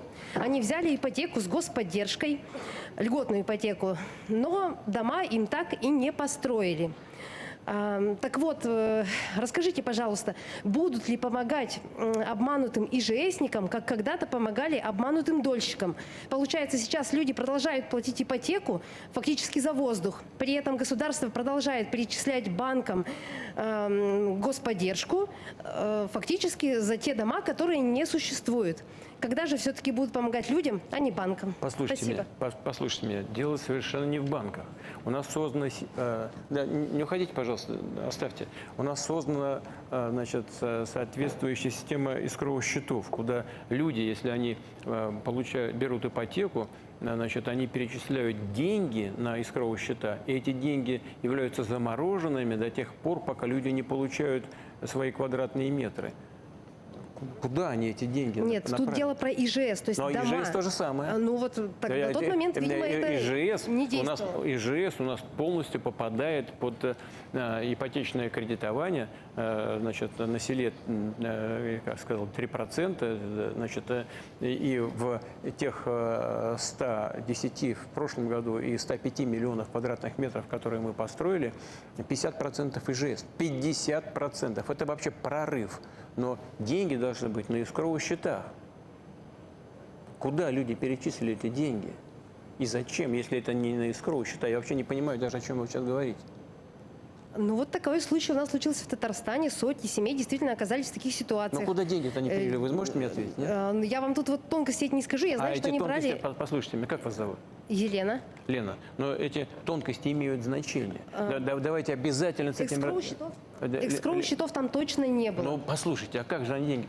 Леночка, это может иметь отношение к тому, что делается с деньгами наших граждан, когда выманивают у них деньги с их счетов. Давайте с этим обязательно разберемся, потому что на этом конкретном случае надо будет, значит, проецировать его на другие возможные случаи подобного рода и предотвращать это мошенничество. Я даже не понимаю сейчас, о чем вы говорите. Дайте, пожалуйста, нам более подробную информацию. Хорошо, Лена? Это чрезвычайно важная вещь, потому что дело в чем? Дело в том, что вот у нас недостроенное еще жилье, да? Но я что могу сказать? Что вот те деньги, которые пришли на искровые счета, а их в общем объеме почти или даже чуть больше 7 триллионов рублей. Это больше, чем 65% от того, что собрано и что нужно для того, чтобы достроить жилье, которое профинансировано, по сути, гражданами в 2025 году. Я почти гарантированно могу утверждать, что это жилье будет построено. И никто без квартир не останется. Потому что задел сделан, деньги есть на этих счетах, они защищены.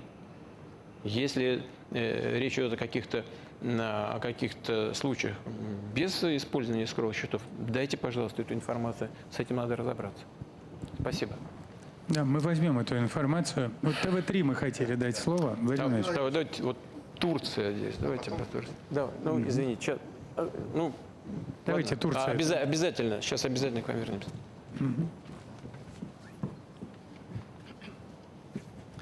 Али Джура, агентство «Анадолу». Господин президент, Израиль нарушает международные права, убивая десятки тысяч людей, в том числе детей, в Палестине и Ливане. Сейчас Израиль пользуется ситуацией в регионе, чтобы оккупировать Сирию и нарушает ее суверенитет. Как вы прокомментируете действия Израиля? И в целом о регионе у вас был разговор с президентом Эрдоганом? Спасибо. Садитесь, пожалуйста. Мы находимся в постоянном контакте с президентом Эрдоганом. Я уже не помню, когда мы разговаривали с ним последний раз, но мы, конечно, обсуждали ситуацию в регионе, на Ближнем Востоке. Отношение президента Эрдогана и Турции к происходящим на Ближнем Востоке событиям всем хорошо известно, и наша позиция хорошо известна, и по Ливану, и по Палестине. Мы считаем, да, наша позиция, она не подвержена какой-то конъюнктуре текущей. Мы всегда так считали и сейчас полагаем, что решить палестинскую проблему можно только убрав причины ее возникновения. Было принято решение Советом Безопасности ООН в свое время о том, что должны быть образованы два государства – Израиль и Палестина. Израиль создан, Палестина фактически до сих пор так и не создана. В этом вся проблема. Больше того, со стороны Израиля продолжается и так называемая незаконная поселенческая деятельность. Я не знаю, какие цели окончательные Израиль преследует в секторе Газа, но это достойно только осуждения. И мы неоднократно это делали практически на всех уровнях, начиная и с общественного уровня, и нашей позиции в Совете Безопасности Организации Объединенных Наций. Здесь и добавить нечего. То же самое касается Ливана. Что в отношении Сирии? Мне думается, что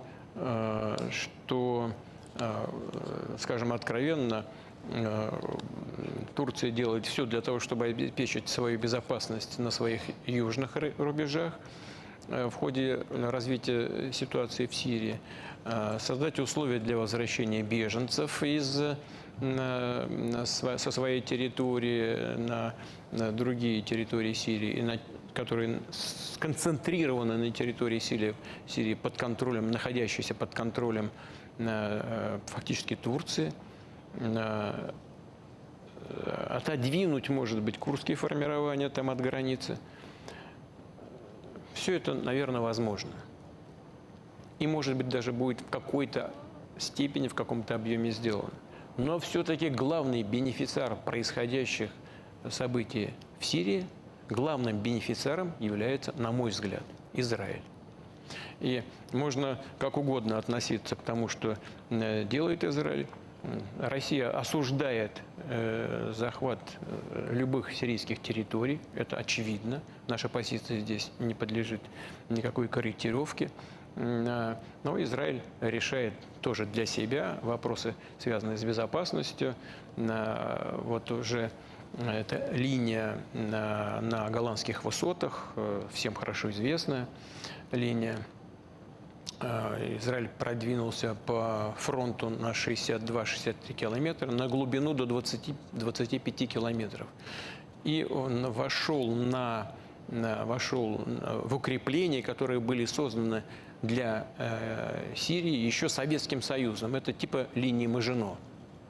Там такие, знаете, серьезные укрепления, по-настоящему.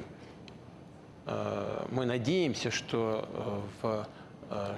Израиль когда-то выйдет с территории Сирии, но сейчас он заводит туда дополнительные войска. Уже, по-моему, несколько тысяч там войск. И у меня такое впечатление, что они не только уходить не собираются там усиливаться. Более того, местное население уже обратилось с просьбой включить их в состав еврейского государства. И это уже тогда будет другая проблема. Если все, что происходит, приведет к дезинтеграции Сирии, то тогда это вопросы, которые должны будут решаться местным населением в соответствии с Уставом Организации Объединенных Наций и с правом наций на самоопределение. Это сложный вопрос, это не для сегодняшнего обсуждения. У Турции, конечно, мы знаем, такая длящаяся уже десятилетиями проблема с рабочей партией Курдистана. Да, надеюсь, что никакого обострения не будет, но некоторые политические деятели Европы совсем недавно на встречах говорили, что вот после Первой мировой войны курдам обещали собственное государство, их обманули и так далее. Но вот курдов в этом регионе, это в Турции, сколько там миллионов, там не 1,1 миллиона, да, в Иране, в Ираке, они компактно проживают, сколько там курдов, вы даже лучше меня знаете, но минимум 30-35, да? Вот это серьезная курдская проблема, и курды серьезные ребята, серьезные бойцы. Вот они, Мемич, по-моему, оставили, но бились до последнего. Они так и делают. Значит, и нужно решать как это курдскую проблему. Значит, в рамках Сирии при президенте Асада нужно было это решать. Сейчас нужно решать с теми властями, которые контролируют территорию Сирии. Нужно и Турции как-то обеспечить свою безопасность. Мы это все понимаем. Это не для сегодняшней нашей встречи, чтобы не терять время. Я просто хочу сказать о том, что проблем будет много. Но мы на стороне международного права и за суверенитет всех государств при соблюдении их территориальной целостности, имея в виду и Сирию, в том числе имея в виду и позицию по этим вопросам действующих властей, которые контролируют сегодня территорию Сирийской Арабской Республики. Мы в этом смысле мы на их стороне. Мы, кстати говоря, с ними в контакте. Мы в контакте со всеми группировками, в том числе с основными, которые сейчас в Сирии контролируют ситуацию. Значит, все-таки обещали ТВ-3, тем более военкор. Да. Военкор. Извините, да, пожалуйста. Владимир Ильич, Александр Малькевич, итоговая программа на ТВ-3. Сначала коротко, просто бойцы просили передать слова благодарности. На прошлой неделе вы встречались с членами СПЧ, поддержали идею о создании Федерального музея СВО. Вот сохранение исторической памяти, особенно в креативных формах, это и есть наш медиа-орешник вот в той информационной войне, которую пытается Запад с нами вести. А от питерцев отдельно слова благодарности за присвоение высокого почетного звания гвардейский нашему легендарному Ленинградскому полку. А теперь вопрос по поводу Фонда защитники Отечества. 1,5 года он работает, созданный в апреле 2023 года вашим указом. Вот в этом году вы оцениваете как работу фонда по 5-бальной или по 10-бальной шкале? В следующем году какие основные задачи вы перед фондом ставите? И главный критерий эффективности фонда для вас вот этого? Садитесь, пожалуйста. Значит, что касается работы фонда «Защитники Отечества», по-моему, он в июне был создан, не в апреле, в июне, ну, неважно это. Да, ну, начал работать, да, в июне. Он тоже был создан после, знаете, когда? После того, как у меня прошла встреча с матерями участников специальной военной операции, с вдовами. И я понял, что обычных методов поддержки, которые у нас были до сих пор, и ребят наших, которые нуждаются в этой помощи, и получили тяжелые ранения, инвалидность, и семей погибших наших героев, обычных сфер мер поддержки недостаточно. Нужно создавать какой-то отдельный механизм, отдельный инструмент, в том числе для тех, кто теряет свои связи с вооруженными силами. Фонд «Защитники Отечества» для этого был и создан, для того, чтобы поддержать ребят, которые уходят с военной службы, но требуют внимательного отношения со стороны государства. И причем не формального внимания, а именно индивидуального подхода к каждому человеку, к каждой семье. Фонд для этого был создан. В его задачи входит что? Решение социальных вопросов, это получение различных пособий, выплат, это для тех, кто нуждается в протезировании и получил инвалидность, в организации этого протезирования. И вот надо отдать должное фонду. Они молодцы, они заказывают не просто какое-то изделие, они услугу целиком заказывают. Это связано с обучением ребят, с подбором соответствующего объекта для протезирования. Они смотрят дальше по обслуживанию, причем так, чтобы оно было необременительным, чтобы не нужно было гоняться из одного края света. У нас страна огромная, для обслуживания, значит, ехать там через всю страну. Эта проблема до сих пор существует, но они над этим работают. Вот это была все их задача. Сейчас я разговаривал недавно с Анной Юрьевной Цивилевой, с Анной Евгеньевной. Она говорит, что сейчас появляются, знаете что, в запросах появляется что меня очень порадовало.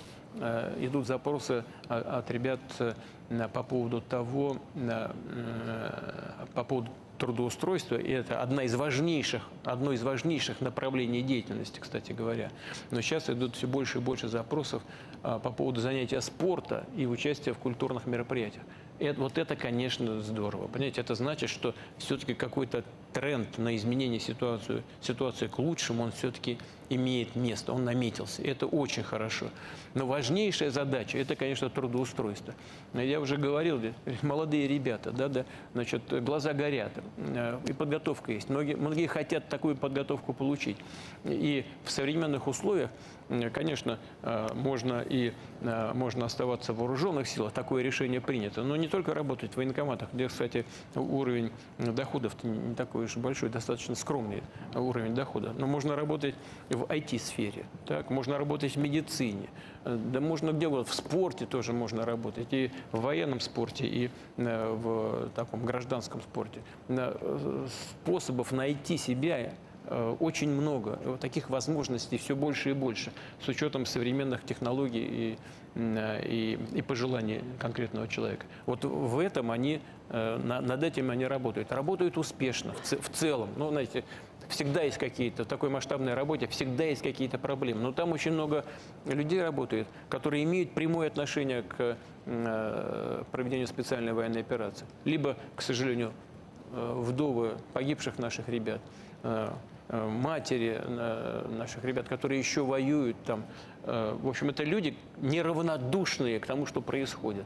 И в этом смысле, и, может быть, поэтому, да, кстати говоря, и ребята сами, которые вернулись с фронта, там работают, но, наверное, в значительной степени поэтому и достаточно эффективно складывается работа. Я не хотел, значит, соглашаться с тем, чтобы руководитель фонда Цивилева Анна Евгеньевна перешла на работу в Министерство обороны, но потом все-таки уступил предложению министра Белоусова, потому что он мне сказал, что он полагает целесообразно потом организовать такую бесшовную работу.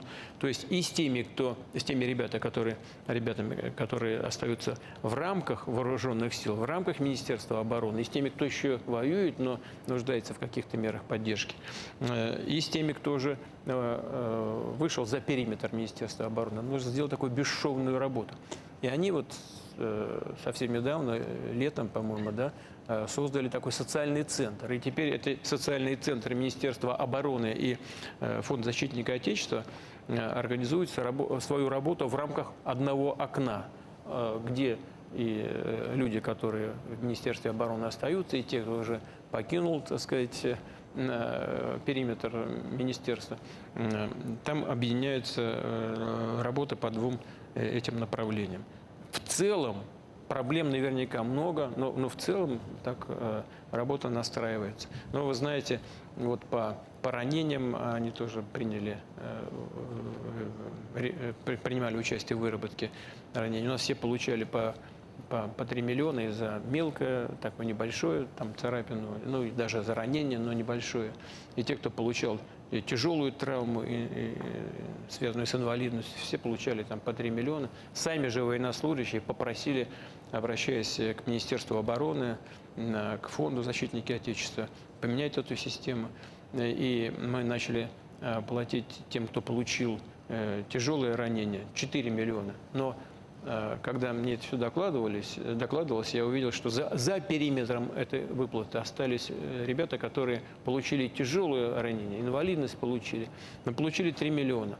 А теперь мы начали платить 4. Ну, естественно, мне в голову пришла простая мысль. А те, кто получил 3, значит, им не доплатило государство миллион. Я сказал, нет, надо заплатить всем задним числом. Да.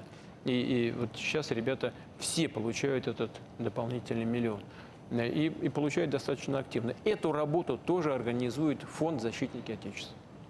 Я предлагаю вернуться к обращениям россиян. Вот вы наверняка видели, что среди этих обращений... Извините, вот Ксения там руку все время тянет. Пожалуйста, Ксюша.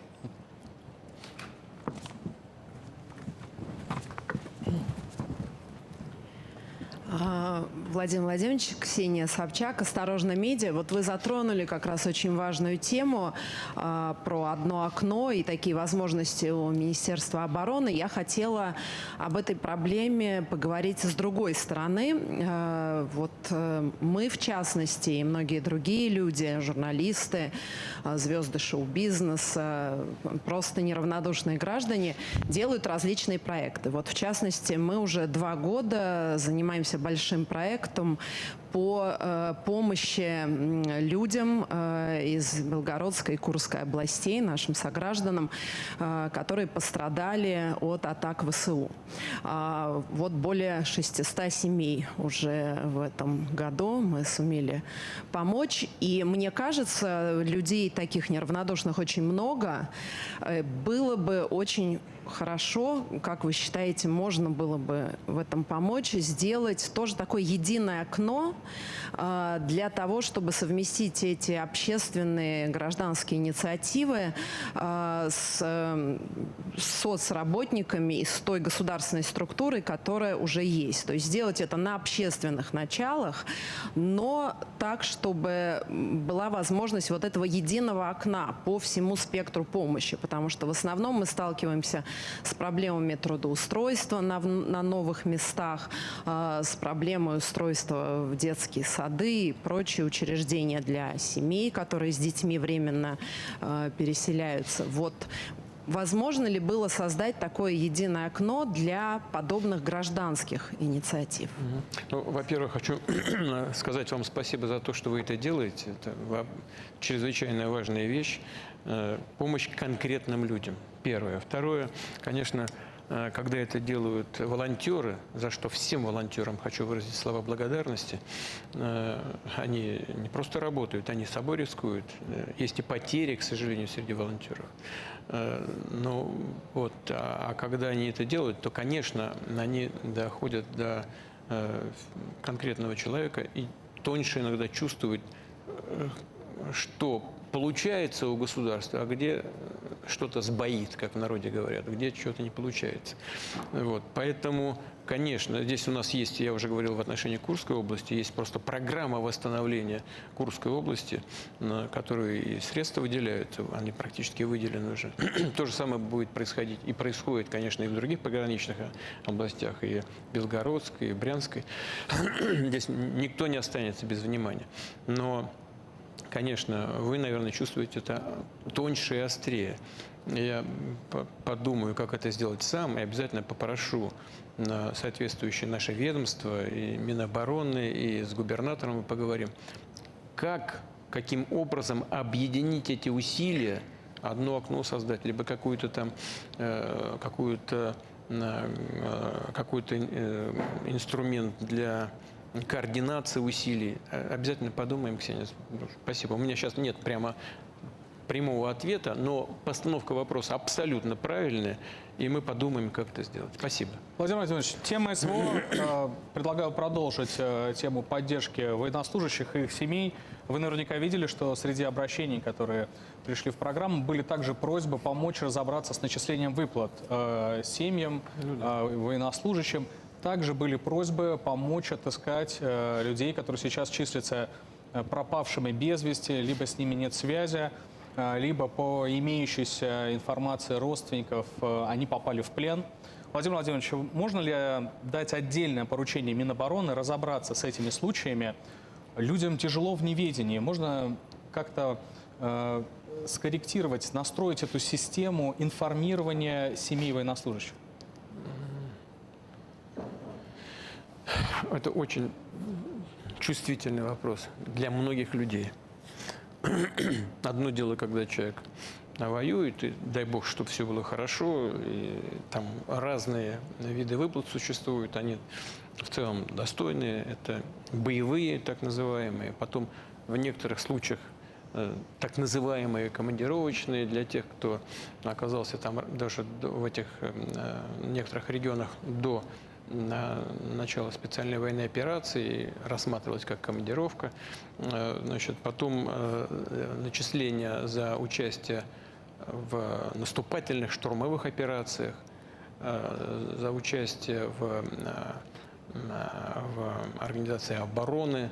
Там разница есть небольшая.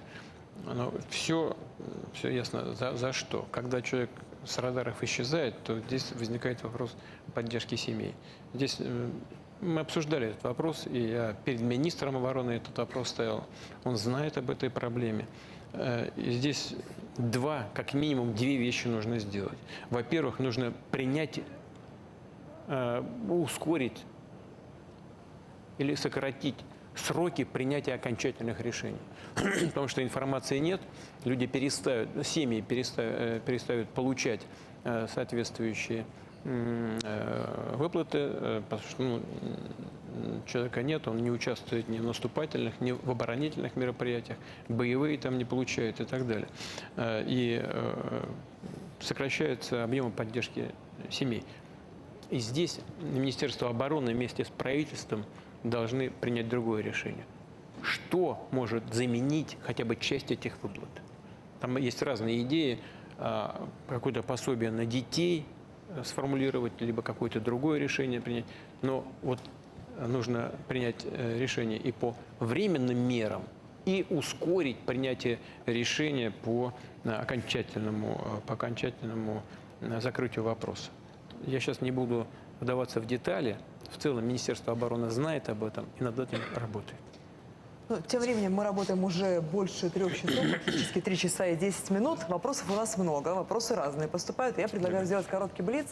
Дим, ты как на это смотришь? Давай начинаем. Начну с вопроса Георгия Арефьева из Смоленской области. Почему на совещаниях, которые вы проводите, большие чиновники просят вашего поручения, чтобы самим начать что-то делать? Не нужно здесь ругаться на чиновников. Дело в чем? Дело в том, что процесс принятия решения, он непростой. И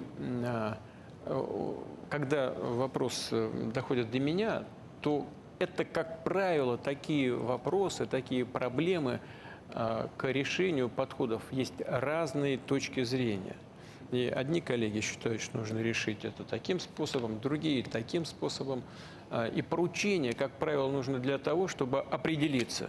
Вот есть спор какой-то, есть развилка, как говорят в правительстве, при решении какого-то вопроса.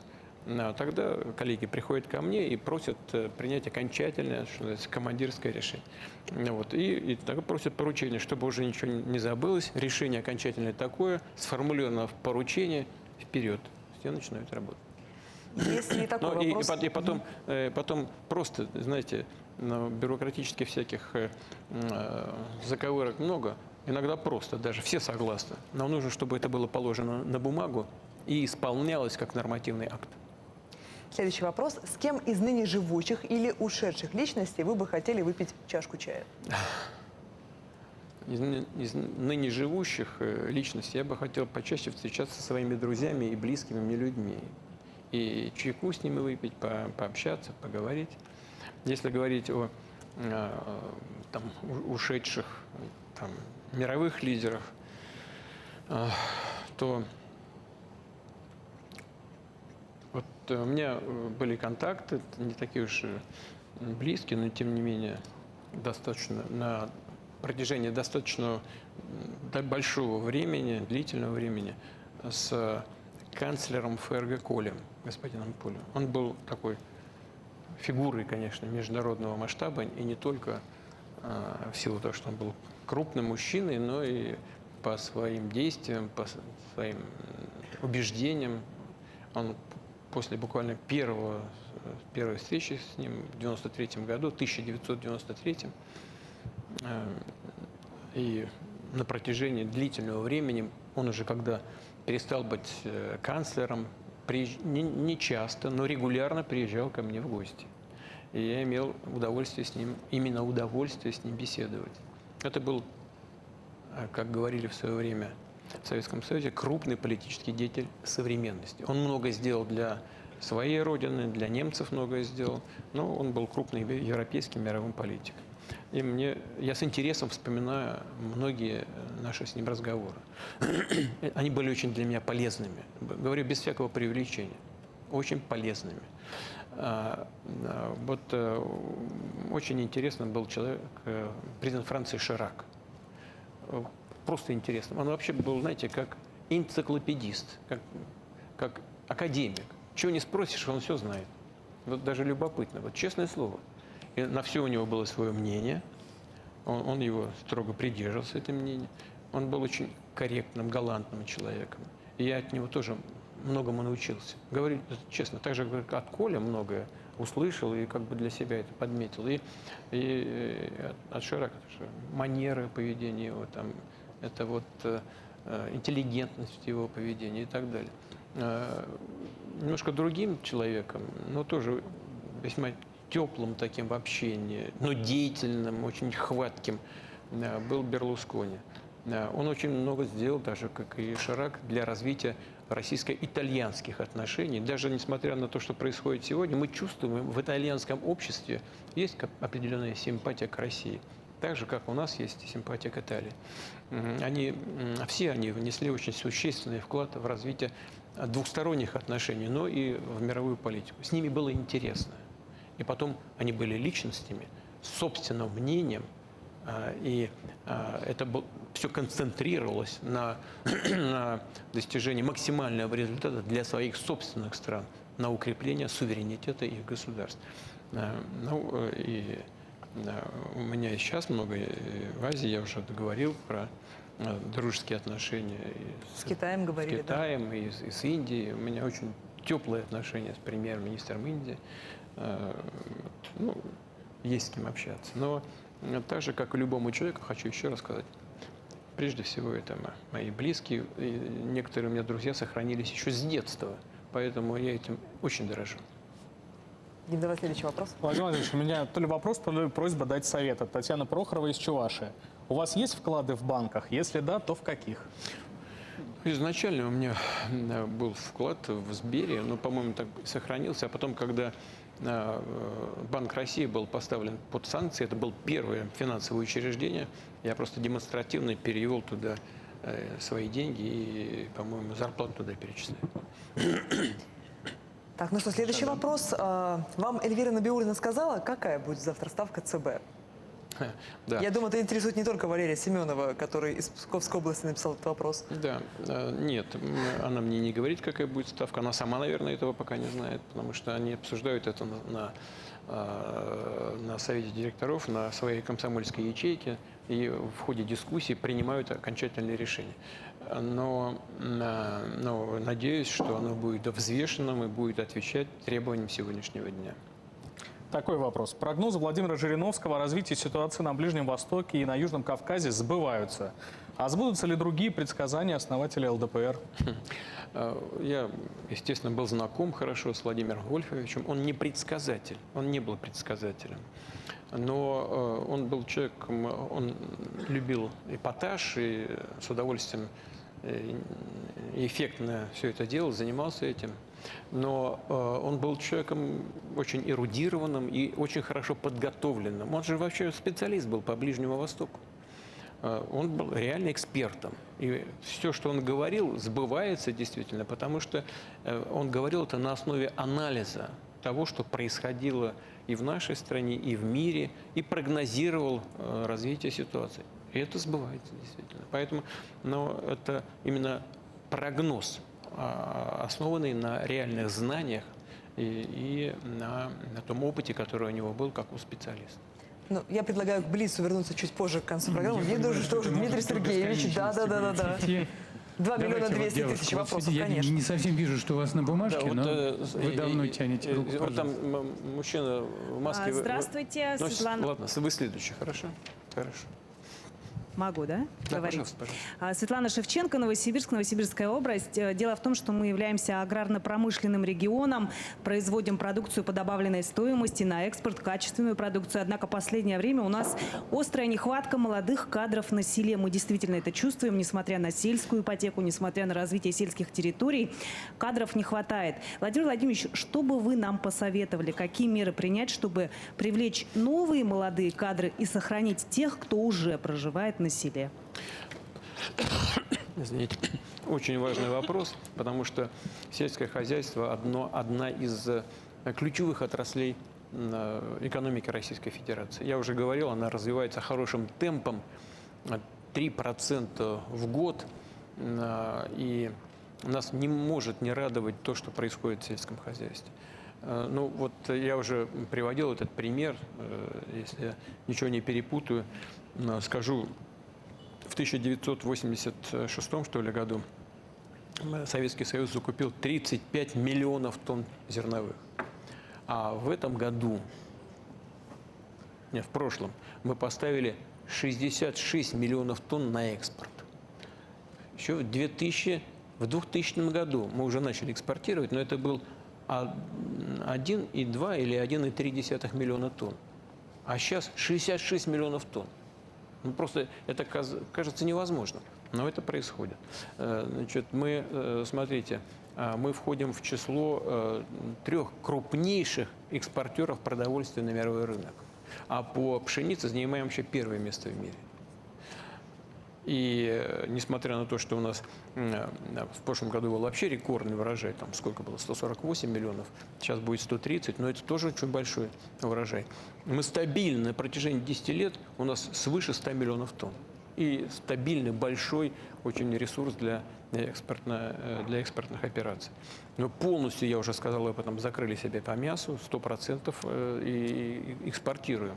Значит, есть проблемы, связанные с молоком, с плодоовощной продукцией, но есть и программа развития. Все постепенно, все растет, все растет.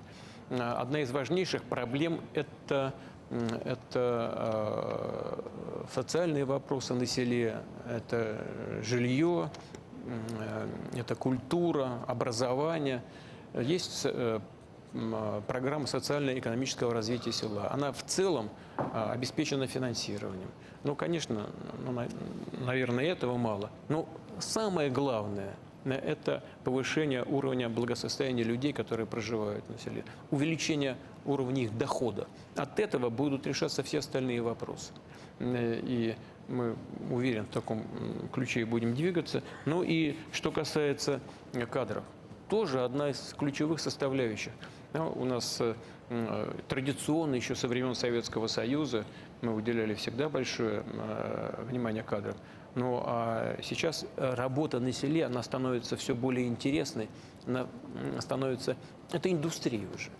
Она требует специалистов высокого класса, высокой квалификации, причем разных уровней, и в области биологии, в области химии, ну, значит, агрономы традиционные и так далее, в области генетики. И у нас вот генетика, например, область генетики вообще важнейшего направления, но она сейчас развивается как раз применительно и в интересах сельского хозяйства наиболее высокими темпами. Но это все, на мой взгляд, это очень интересно. И нужно, чтобы мы говорили об этом не только вот на мероприятиях подобного рода раз в год, а чтобы об этом говорили постоянно и создавали условия для молодых людей, которые бы приходили и с интересом работали в этом секторе экономики.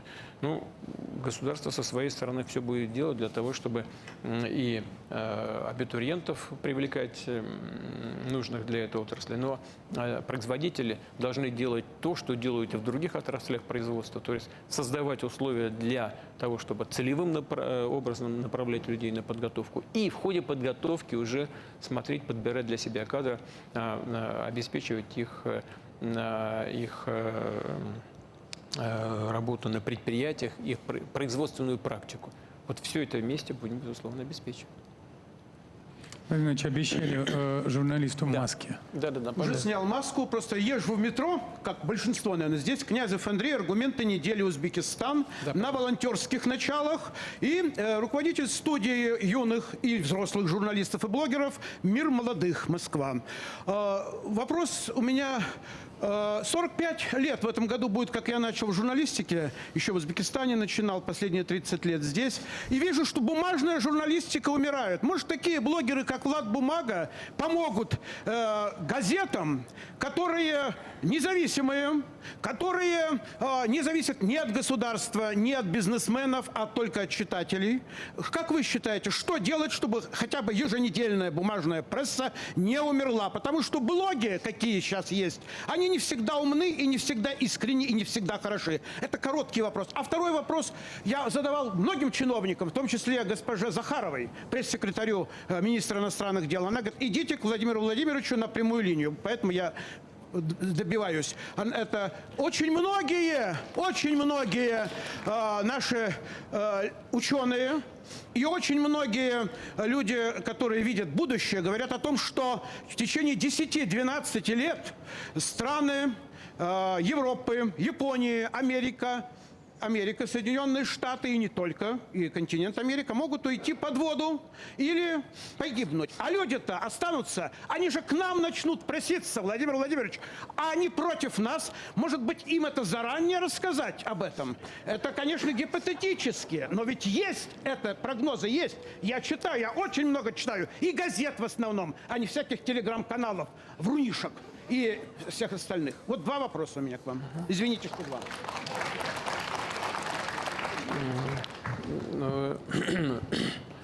Помните, даже не знаю, вот говорить мне это или нет, но расскажу. Ну, знаете, этот известный анекдот, шуточку, да, когда за столом семья сидит, вот, и маленький мальчик говорит, вот кроссворд разгадывает, говорит, слово назовите из 3 букв. Мама ему бум ложкой по лбу. Он говорит, за что? Это же дом. Папаша берет жене, бум, о доме надо думать. О доме надо думать. Вот вы сейчас вот сказали по поводу того, что что-то будет, какие-то континенты будут уходить под воду, и надо бы подумать о том, что делать с этими людьми. О доме надо думать. Почему? Я же вас так внимательно слушал. Вы такой энергичный человек. Дайте мне договорить. Спасибо вам большое. Значит, я почему это говорю? Потому что те прогнозы, о которых вы сказали, это же не эфемерные подсчеты. Это делают серьезные ученые, которые говорят о том, что будет таять вечная мерзлота. И здесь огромные проблемы для окружающей среды, потому что отсюда идут эти выбросы в атмосферу больше, чем от всех автомобилей вместе взятых во всем мире. Значит, если они будут таять, то и прибрежные регионы Российской Федерации, они тоже могут оказаться под угрозой. Но, во-первых, у нас целые поселки, города на сваях стоят, которые вбиты в вечную мерзлоту. Там уже что-то потрескивает. Вот об этом мы должны думать. А наши прибрежные города, включая даже Петербург. Вы понимаете? Значит, мы дамбу-то мы построили, да? О чем мечтали еще со времен Петра Первого. Но надо думать, что дальше будет с прибрежными городами. О доме надо думать, прежде всего. Сейчас. Но если кто-то к нам будет переселяться, у нас 2,3% безработицы, она отсутствует. Мы говорим о трудовой миграции и возникающих в этой связи проблемах. Но вы правы, надо подумать и над этим. Если будет приток какой-то серьезный, надо думать, что с этим делать, где и как людей размещать. Но у нас мы самая большая страна по территории в мире. Но за Уральским хребтом у нас проживает, знаете, сколько человек? 12 миллионов, что ли? Но это что такое? И нам есть куда расселять людей. Но, в принципе, заранее надо подумать об социальной и прочей инфраструктуре и так далее, о правилах.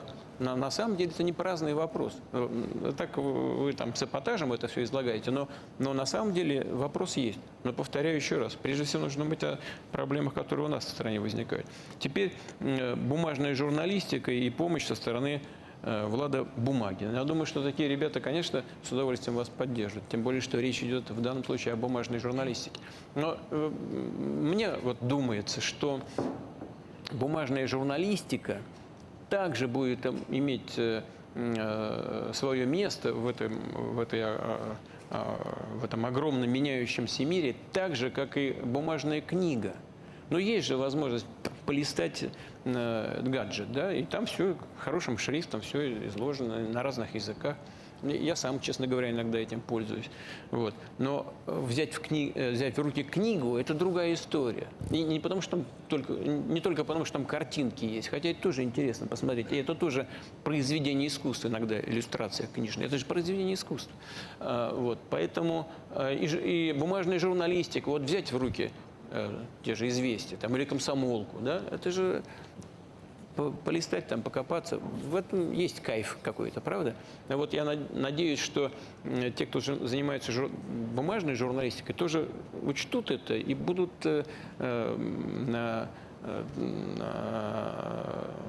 вот этот интерес, наверняка имеющийся еще интерес у публики, сохранять. А самое-то главное, конечно, это контент, содержание. Потому что каким бы ни был носитель, самое главное, вот как Влад Бумага говорил, а что там внутри содержания? Вот это самое главное. Если у бумажного носителя будет достойный, интересный контент по сравнению с какой-то интернетной шелухой, она никуда не денется, она не умрет. Владимир Владимирович, давайте думать о доме, прежде всего, здоровом. Дело в том, что это одна из тех тем, которые чаще всего интересуют россиян. Если посмотреть на статистику, фактически второе место. Спрашивают и про нехватку врачей в поликлиниках, и нехватку зачастую лекарств некоторых. Предлагаю сейчас вывести по телефонной связи Ирину Юрьевну Сычеву из Нижнего Новгорода. Ирина Юрьевна, добрый день, ваш вопрос. Здравствуйте, уважаемый Владимир Владимирович. Меня зовут Сычева Ирина Юрьевна, я из Нижнего Новгорода. Обращаюсь к вам с просьбой обратить внимание на нашу бесплатную медицину. Вначале хочу выразить искреннюю благодарность за отремонтированные помещения поликлиник.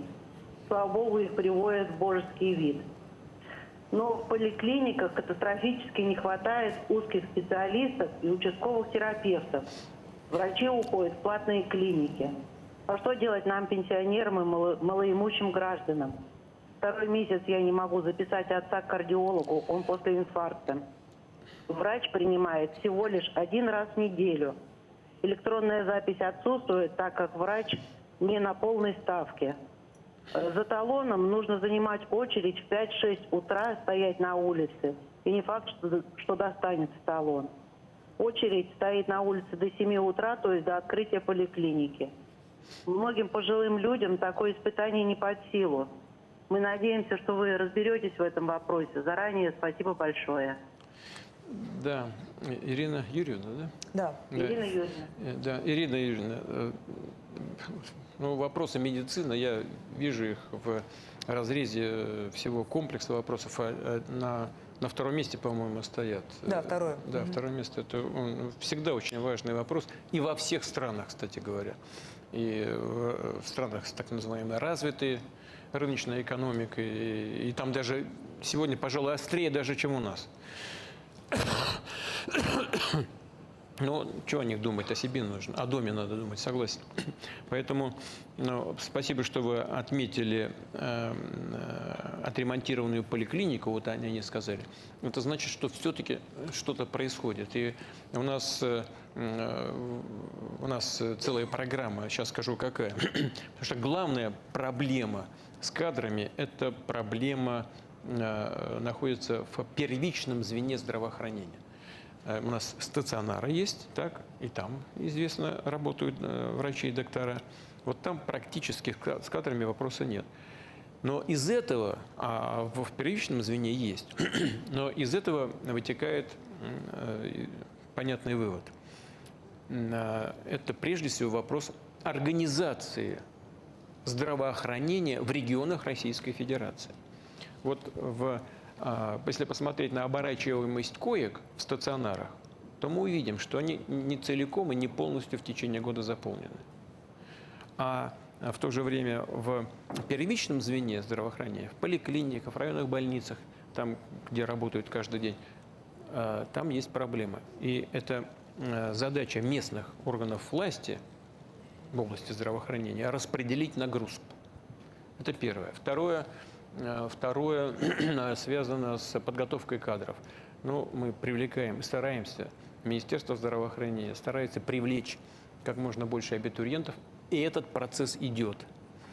Мы начали доплачивать сейчас в небольших населенных пунктах врачам там, и медсестрам 50, и, по-моему, там сколько, дай бог памяти, по-моему, 29 тысяч. И это тоже имеет значение.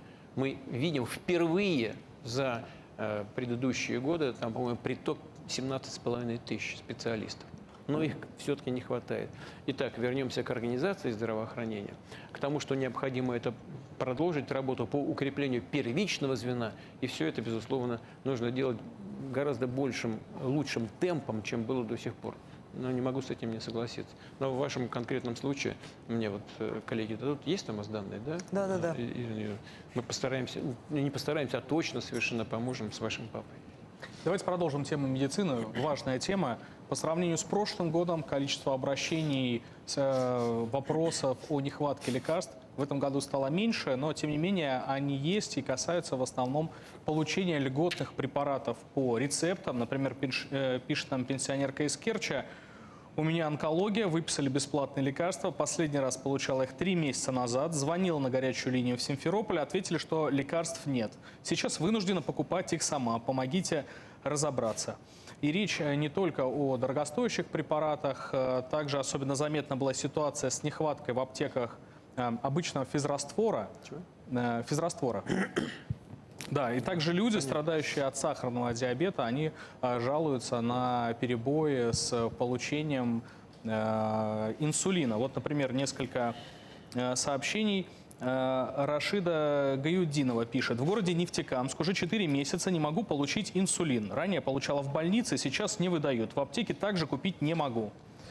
Виталий Майоров, город Аткарск, Саратовская область. 50 лет, болею диабетом 1-го типа. Такого плохого обеспечения именно инсулином и тест-полосками за все время не припомню.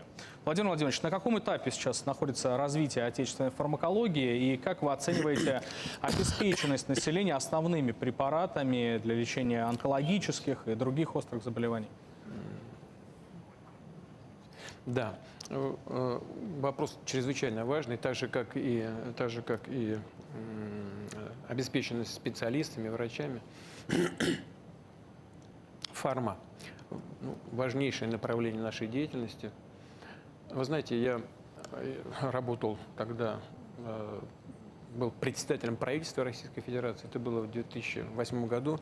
Вот мы тогда еще начали работу по развитию собственной фармацевтической промышленности. В 2008 году вот начали об этом говорить, начали создавать определенные программы. В 2009 году эти программы были сформулированы, но они по-разному назывались, но суть одна и та же. Развитие собственной фармацевтической промышленности. И я уж сейчас не помню, сколько мы тогда наметили денег, сколько вкладывали, но сама фарма развивалась в основном при поддержке и при помощи государства, при помощи, значит, федерального, как правило, федерального бюджета.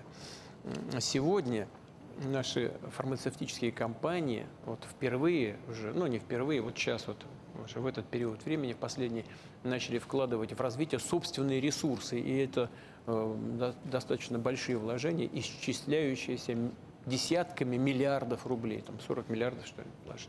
Свои программы развития существуют. Создают,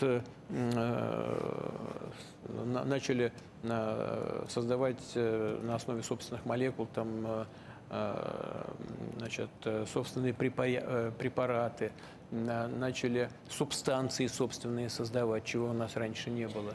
Мы начали производить сложные лекарства, в том числе для борьбы с онкологическими заболеваниями. В Питере это очень хорошо развивается. По инсулинам тоже. Значит, что касается тест-полосок и так далее, ну это просто, знаете, это просто такие вот сбои и недоработки в деятельности соответствующих ведомств и на местах. Деньги в целом на все эти препараты выделяются в полном объеме. Это вопрос организации торгов и своевременного принятия решений. И, конечно, я еще обязательно поговорю с коллегами и в правительстве, и в субъектах Российской Федерации. Нужно просто вовремя все делать и правильно ориентироваться в том, каковы потребности рынка, как они складываются.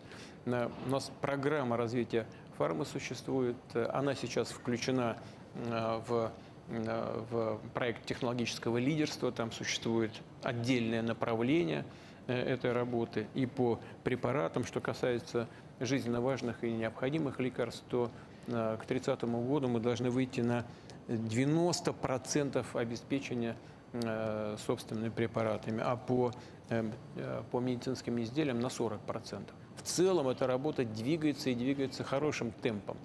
Ну, наверное, работа она огромная, и есть и вот эти сбои. Тоже дайте, пожалуйста, мы обязательно посмотрим. То есть не наверное, а точно они есть.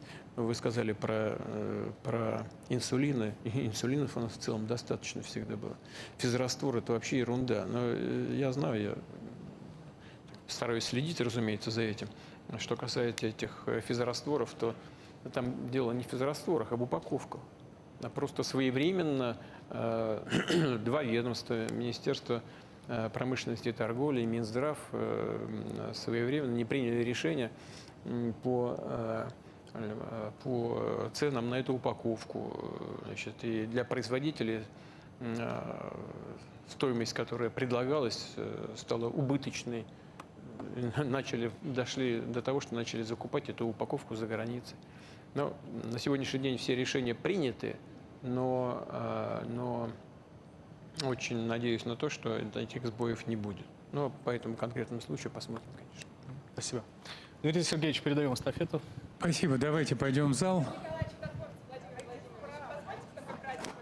Но вы знаете, мы так далеко не уедем. Ну, давайте, пожалуйста. Ну, давайте так все-таки не будем делать. Не, ну так мы сейчас наступит хаос тогда, и мы с ним не справимся, понимаете? Не справимся. Пожалуйста. Благодарю вас. Простите. Ксения Аксенова, телеканал «Спас». Задам вопросы, которые объединены фразой человека, которого, как я знаю, вы очень уважаете, и которого любит вся русская церковь. Это духовник нашего патриарха, старец Илий Ноздрин. В начале спецоперации он назвал 3 условия для победы. Запретить аборты, запретить матерную брань и похоронить тело Ленина. Вот 3 вопроса по этим 3 пунктам. Первое. Аборты. Наш патриарх из года в год говорит о выведении абортов из ОМС, потому что это не медицинская процедура, и она не лечит, а только калечит. И лидеры традиционных религий России в этом поддерживают нашего патриарха. Скажите, будет ли это сделано? Второе. Про мат вы недавно исчерпывающе высказались, что это антимолитва и призывание темных сил. Вот чтобы не повторяться про мат, спрошу конкретно про темные силы. Ведь Россия сейчас переживает бум эзотерики, оккультизма, гаданий, доступной порнографии. И на экстрасенсов люди сейчас тратят больше денег, чем на врачей. Порно-сайты сейчас самые посещаемые в нашей стране. Скажите, будут ли какие-то меры для ограничения этих, очевидно, опасных видов деятельности? Ну и третье, про захоронение тела Ленина. Я сейчас говорю не об оценке его деятельности, вы ее не раз давали, а конкретно о выполнении воли его и его семьи, и о том, что все же забальзамированное тело в мавзолее – это абсолютно языческий и богопротивный обычай. Скажите, пожалуйста, что же мешает предать тело Ленина земле? Спасибо. Значит, вопросы явно не для расширенной пресс-конференции и не для прямой линии. Они все являются чрезвычайно чувствительными и острыми. Что касается абортов, то, конечно, мы здесь должны думать на тему о том, чтобы и религиозные убеждения, садитесь, пожалуйста, религиозные убеждения не страдали, и мы решали бы вопросы, связанные с демографией, но в то же время мы должны подумать об уровне благосостояния российских семей с детьми и о их будущем. Значит, и о праве женщины принимать какие-то решения. Это тонкий вопрос, который в ходе пресс-конференции не решается. Так же, как и порно-сайты и так далее. Значит, вот видите, кто-то недоволен тем, что замедляется YouTube. Здесь и так можно, и так. Поговорить в нашей стране. Да порно-сайты смотрят, по-моему, во всем мире. И сначала порно-сайты, а потом как котлету заказать, понимаете? Во всем мире. Это же не только наша беда. Это беда и многих других стран. Ответ может быть какой? И вообще любые запреты, они имеют право на существование. Но нужно всегда предложить альтернативу, более интересную, чем порносайт. Вот так, чтобы человек залез бы туда и открыл порносайт, сказал, ну, слушайте, это я уже видел. А мне хочется вот посмотреть что-то другое, чтобы захватывало человека, понимаете? Ну, вот. То же самое касается захоронения тела Ленина. Ну, когда-то, наверное, общество к этому подойдет. Но сегодня, особенно сегодня в России, мы не должны предпринимать ни одного шага, который бы раскалывал наше общество. Вот я из этого исхожу. Но в целом Илья, конечно, прав. Я его люблю и слушаю всегда, что он говорит. Я знаю, он мне об этом говорил. Так. Может быть, в тот сектор пойдем? Знаете, вот там Колесников есть, который забыт мной, если можно. Да, пожалуйста, Андрей. Добрый день, Андрей Колесников, газета «Коммерсант». Добрый день.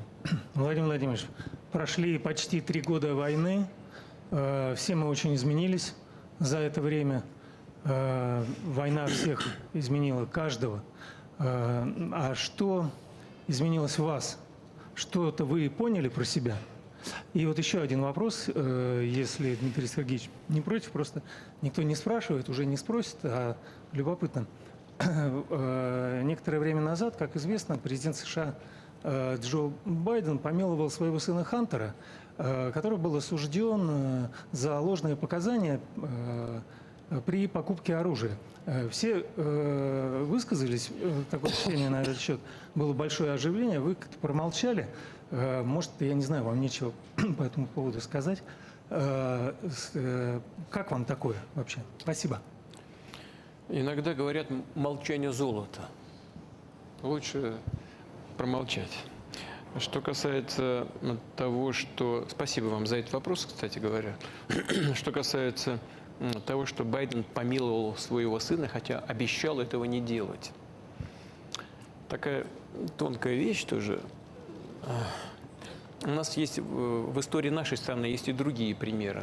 Всем хорошо известна картина, значит, Иван Грозный и сын его Иван.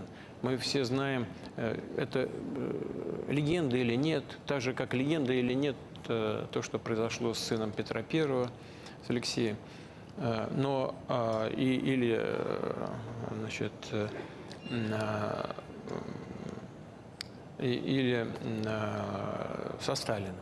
Это не легенда. Так? Когда Сталин отказался от предложения поменять его сына Якова, находившегося в плену, на фельдмаршала Паулюса.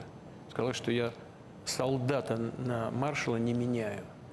Вы понимаете, это вот решение человека. Но тогда ведь ситуация была какая? У нас даже сдача в плен считалась предательством. Почему? И можно что угодно по этому поводу говорить. Тогда просто страна стояла не перед возможным поражением, а перед возможным тотальным уничтожением не только страны, но и всего нашего народа. И тогда речь шла о выживании этноса, нации.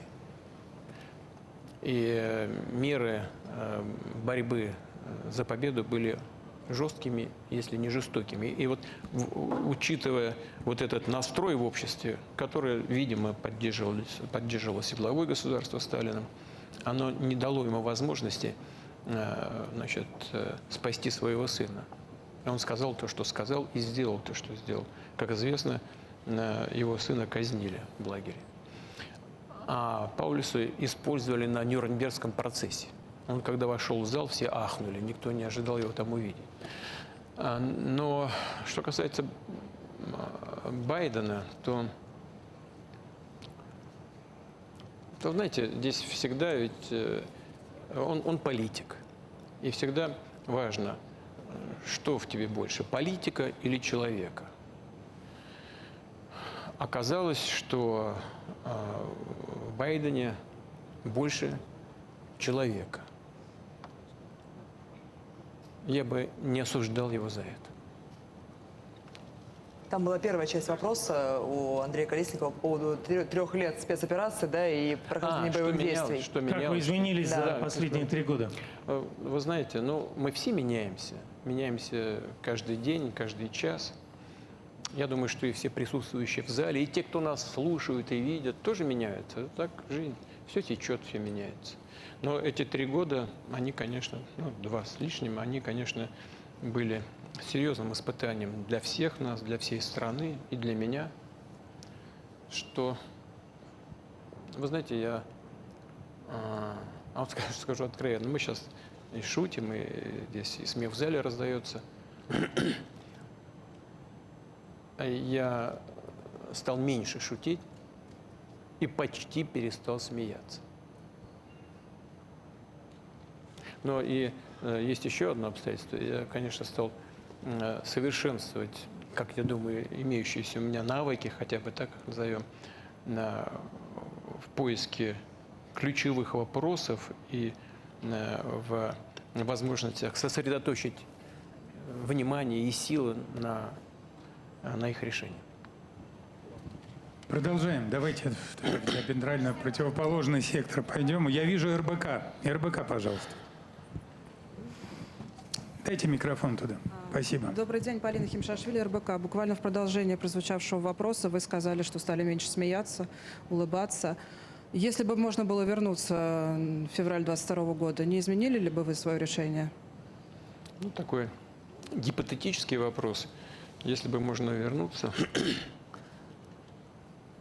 Вы знаете, если бы можно было посмотреть на ситуацию, конечно, зная то, что сейчас происходит, на ситуацию в 2022 году, о чем бы я подумал, это о том, что такое решение, которое было принято в начале 2022 года, его нужно было бы принимать раньше. Это первое. И второе. Зная об этом, нужно было просто начать готовиться к этим мероприятиям, в том числе и к СВО. Ведь и крымские события, они просто были спонтанны. И события 2022 года мы тоже начали без всякой особой подготовки к ним. Но почему начали? А потому что дальше уже невозможно было стоять на месте и терпеть, и ждать, пока ситуация для нас ухудшится. Вот в чем все дело. Ведь киевские власти объявили о том, что они не будут исполнять Минских соглашений. Прямо об этом сказали. Заявили свои претензии на какое-то оружие массового уничтожения. Мы увидели, что нас обманули по поводу Минских соглашений. 8 лет продолжается там война и бойня, уничтожение людей на Донбассе. Ничего не происходит, отказались от Минских соглашений. И более того, мы увидели, что началось просто военное освоение этих территорий с параллельным уничтожением всего, что связано с Россией. Просто дальше невозможно было оставаться в том состоянии, в котором мы находились. Вынудили нас к этим действиям. А если бы знать, что произойдет заранее, надо было бы, конечно, проводить системную такую серьезную подготовку. Вот на это бы, я бы это и имел в виду. Дорогие друзья, мы уже работаем 4 часа. Вот давайте 4 часа. Позволим коллегам. Вот что такое? Ура-ру. Ура. Вот, да, женщины, встаньте, пожалуйста. Да, пожалуйста. Что да. Это? Дайте, пожалуйста, микрофон. Спасибо, Владимир Владимирович. Здравствуйте, Екатерина Лазарева, агентство «Урару». Вы вот сегодня же упоминали европейских лидеров, американского лидера, нового и действующего упоминали. У меня вопрос вот какой. В 2025 году Россия будет отмечать 80-летие победы в Великой Отечественной войне. И я знаю, что вы уже приглашаете лидеров разных стран, вот в то же время, если мы вспомним юбилей высадки союзников в Нормандии в этом году отмечался, Франция нас не пригласила, будут памятные мероприятия в Освенциме в январе 2025 года. Тоже, насколько знаю, нас не приглашают. Отправляли ли вы приглашение нашим союзникам по антигитлеровской коалиции на юбилей Победы в 2025 году, чтобы они приехали в Москву? И вообще для вас важно то, чтобы кто-то из них или лидеры США, Великобритании, может быть, Франции приехали в Москву или хотя бы представители этих стран? Спасибо. Да. Ну, во-первых, что касается приглашения нас, куда бы то ни было, мы никуда не стремимся. Во-первых, нам дома хорошо, надо укреплять себя самих, это первое. И в этом весь смысл нашей работы. Первое. Второе. Мы никогда не забудем о тех жертвах, которые были принесены нашим народом на алтарь победы над нацизмом. Вот это самое главное, чтобы мы этого не забывали. А то, что пытаются это забыть в других странах, это естественно для них, для сегодняшних руководителей, потому что они на этом, для них это линия атаки на Россию в целом. Как бы забыть, сдвинуть, не вспоминать, но это их дело. Мы будем рады видеть всех, кто пожелает к нам приехать для того, чтобы отметить эту знаменательную дату. Я хоть и подписываю какие-то приглашения, но в целом этим занимается Министерство иностранных дел. И моя позиция в том, что мы вообще открыты для всех, кто хочет быть с нами в эти дни в Москве и отмечать эту дату. Мы будем рады всех видеть, в том числе и участников антигитлеровской коалиции, которые и участники этой коалиции внесли свой заметный вклад в решение в решение вопроса победы над нацизмом. И Соединенные Штаты, и Великобритания с ее северными конвоями. И там тоже были героические люди, мы их любим, уважаем. Еще, по-моему, ветераны остались там в живых. Они действовали действительно героически, моряки Великобритании. Но и при высадке во Франции, на севере Франции, американцы воевали. Правда, их участие несопоставимо, их потери несопоставимы с потерями советского народа в Великой Отечественной войне. У нас 27 миллионов, а там сколько в США? 500 тысяч погибло, да? В Великобритании и того меньше, там 400 тысяч, по-моему, нет. Хотя в Первую мировую, по-моему, 1,5 миллиона они потеряли. Поэтому вклад в победу, конечно, разный, но их участие дорогого стоило, хотя бы потому, что они были вместе с нами, они нас поддерживали по ленд-лизу. Мы, правда, за это заплатили целиком и полностью. Когда я стал президентом, мы полностью рассчитались даже по ленд-лизу. Американцы с нас эту денежку сняли, понимаете? Мы полностью отдали. Несмотря на то, что столько лет прошло, да? Но мы, тем не менее, ценим вклад союзников в общую борьбу и будем рады видеть всех, кто захочет с нами разделить радость победы. Владимир Владимирович, у нас еще много вопросов, в том числе и личных. Давайте мы в зале спросим еще что-то. Давайте. Только без шума, пожалуйста, без шума, ладно? А то закончим, ладно? Да. Давайте Ямал, там поднимитесь, Ямал. Что там по Ямалу? Владимир Владимирович, здравствуйте. Ямал Медиа, Жижин Андрей. Западные страны ввели больше 20 тысяч различных санкций против... 40 уже, по-моему. 40 тысяч? Да. Но я, честно говоря, не считаю. Но особенно им не дает покоя наше поступательное развитие в Арктике. Дошло до того, что они открыто заявляют, что их цель уничтожить, даже убить СПГ-проекты в Арктике. Это производство сжиженного природного газа. Чего они так боятся, как вы считаете? Удается ли им как-то повлиять на наши темпы развития в Арктике? И как будем отвечать? Да. Чего они боятся? Конкуренции боятся. И используют средства политической борьбы для недобросовестной конкуренции. Известная компания «Новотек», она не является лидером, да, в других странах, в том числе в Штатах, производят этого СПГ больше, но мы растем. Но стараются помешать нам расти. Это средство недобросовестное, средство сдерживания конкуренции. Абсолютно. И это плохо, в конце концов, и для них, потому что если они такими способами будут бороться с конкуренцией, а не экономическими способами, они утратят сами конкурентоспособность. Когда-нибудь. Да, это не будет завтра, но когда-нибудь это произойдет, если это будет продолжаться. Мешают они нам или нет? Мешают. Создают проблемы? Создают. Смогут они все это закрыть, нас там убить окончательно? Нет, не смогут. они нанесут нам какой-то ущерб и вред, но, безусловно, из этой ситуации, так же, как и из других ситуаций, при поставках энергоносителей выйдем. Тем более, что потребности в энергоносителях с точки зрения развития мировой экономики, они все равно продолжаются. Потребность растет, она будет расти. Это не наши данные, это данные мировых институтов экономических. И просто этот продукт будет востребован на мировых рынках. Мы будем продолжать это делать и будем увеличивать нашу долю на мировых рынках СПГ. Кстати говоря, и по поставкам трубного газа тоже вот Украина отказалась от продления контракта, транзитного контракта. Но это же не мы отказались, это Украина отказывается. Украина отказалась от продления контракта, хотя получала, значит, от нас там где-то 700-800 миллионов долларов по году за контракт. Значит, сейчас возникают вопросы, что с этим делать. Но это не наша проблема. Это Украина перекрыла поставки нашего газа европейским потребителям. С одной стороны, клюет у них с руки, потому что только при поддержке со стороны Запада, в том числе из Европы, она может существовать, не только воевать, существовать. И в то же время создает им проблемы, перекрывая поставки нашего относительно дешевого газа в Европу. Этого контракта не будет, уже все ясно. Ну, значит, хорошо. Мы переживем, «Газпром» это переживет.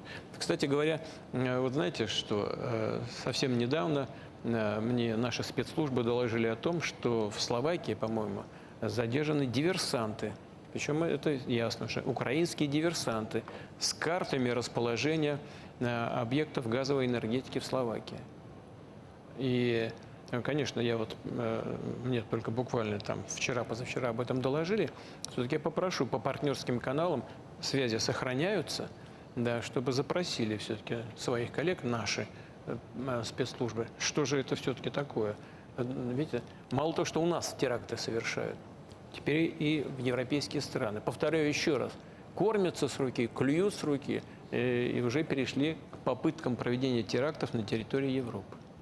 Но это их выбор. Наш – развитие сотрудничества, и мы будем добиваться своих целей. Космос, давайте. Ваш, сейчас, спокойно, пожалуйста, спокойно. И BBC, я вижу сейчас. Сейчас вы получите возможность на нас напасть. Давайте. Вы все время нас нападаете, мы только защищаемся. Спасибо. И на самом деле я собственный корреспондент русской службы государственного телевидения Китая здесь, в Москве. Просто слово «космос», очень оно на наших китайцев, очень похоже. Мне всегда это говорят. Я почувствовал. Вот. Но мы работаем здесь, в России. Я гражданин России, вот, хотя я считаюсь иностранным журналистом. Можно начну с вопроса все-таки от гостелевидения Китая, от CGTN, потому что все-таки благодаря им я сюда попал. Второй год уже работаем здесь. Вопрос один. Итоги года программа сегодня называется. И вы в течение года говорили о том, что китайские мирные инициативы, они одни из самых, ну, наверное, не помню точную формулировку, но вы говорили, что они более реальные, чем все остальные, которые предлагают страны-посредники.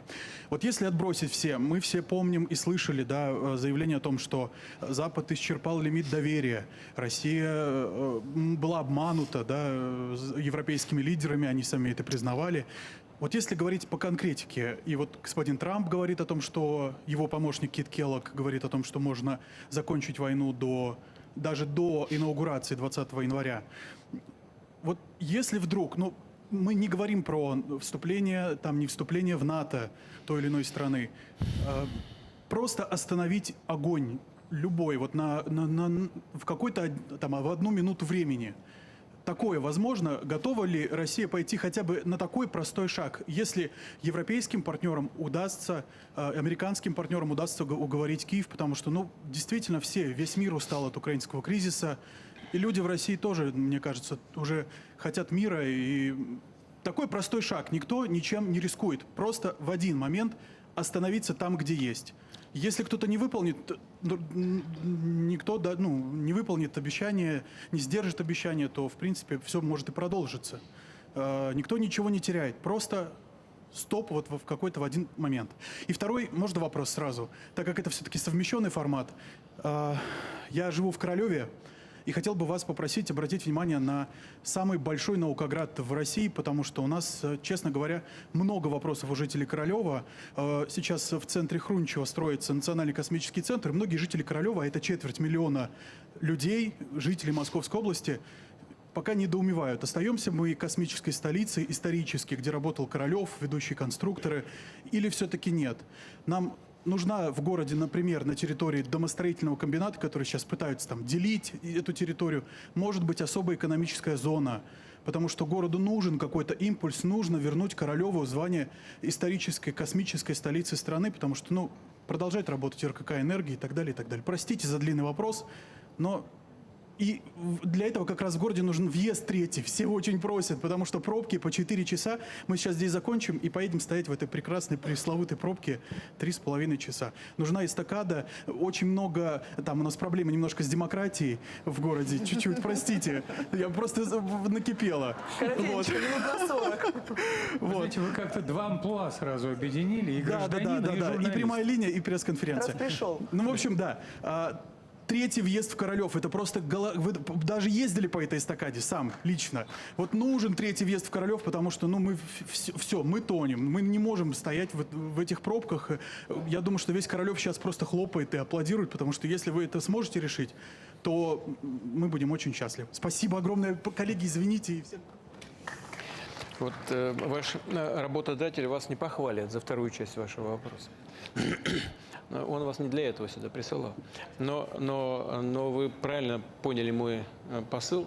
О дом не надо думать. Это совершенно верно. Значит, и там обсуждался вопрос о въезде в Королев. Это я просто знаю по прежним нашим разговорам по поводу развития Королева как именно космической столицы. Значит, у нас в Москве прямо будет строиться, и уже строится это очередной центр, очень важный центр с точки зрения развития космической отрасли. Но Королев – это известный, признанный центр. Я сейчас не буду тогда вдаваться в детали, но Королев как наукоград, безусловно, заслуживает должного внимания. Обязательно с коллегами поговорю и в области Московской, и с теми, кто занимается авиацией и космосом. Там есть разные планы. И идея создания особой экономической зоны, она имеет под собой определенные основания. Сейчас тоже не буду говорить окончательного решения, но точно совершенно над этим можно и нужно подумать. Вообще подумать на тему о том, как использовать потенциал Королева. Здесь вы правы абсолютно. Это первое. Второе, что касается мирных инициатив Китайской Народной Республики. Это и мирные инициативы Бразилии, Южноафриканской Республики, ЮАР. Почему мы обратили на это внимание? Потому что это искренняя попытка поиска решения. На наш взгляд, эта попытка является такой сбалансированной и ничего не навязывающей ни одной из сторон. Ни Украине, ни России.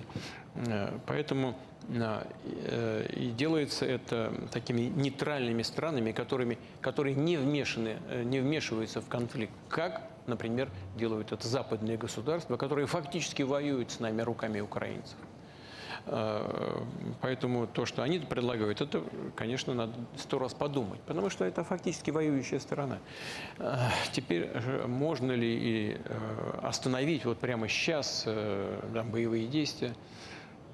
Вы понимаете, в чем дело? Я же говорил об этом, что происходит. Происходит истощение боевой техники, снаряжения, амуниции, боеприпасов. И что самое главное, личного состава со стороны украинских вооруженных сил. Истощение. Что вот реально на поле боя мы видим сегодня? Вот наша армия идет вперед. Противник не может закрепиться на тех позициях, на которые он отошел в данный день, в данную минуту времени. Он отошел организованно, но закрепиться там не может. Наши ребята завтра опять идут. И так дальше, и дальше, и дальше.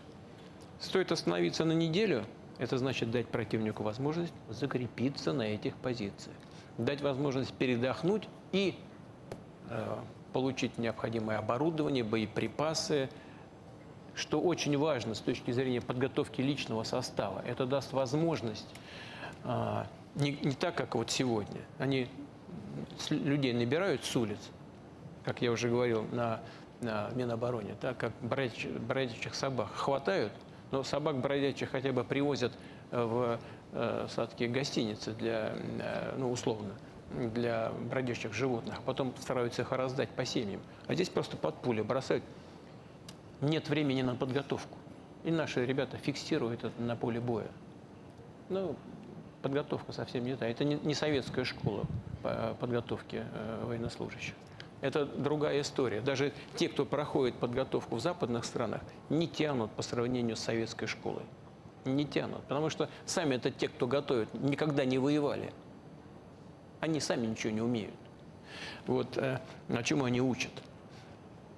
Итак, длительный период относительный перемирия, он даст возможность противнику заняться этим. Подготовкой и переподготовкой, укрепления личного состава. В некоторых батальонах украинской армии там 35% личного состава, 40%. Батальон есть, а личного состава внутри нет. Вы хотите дать им возможность, значит, переукомплектоваться? Значит, нам нужен не перемирие, нам нужен мир, долгосрочный, прочный, обеспеченный гарантиями для Российской Федерации и ее граждан. Это сложный вопрос, как обеспечить эти гарантии. Но в целом можно поискать. Но что касается краткосрочных перемирий, вот с этим предложением обратился ко мне премьер-министр Венгрии господин Орбан.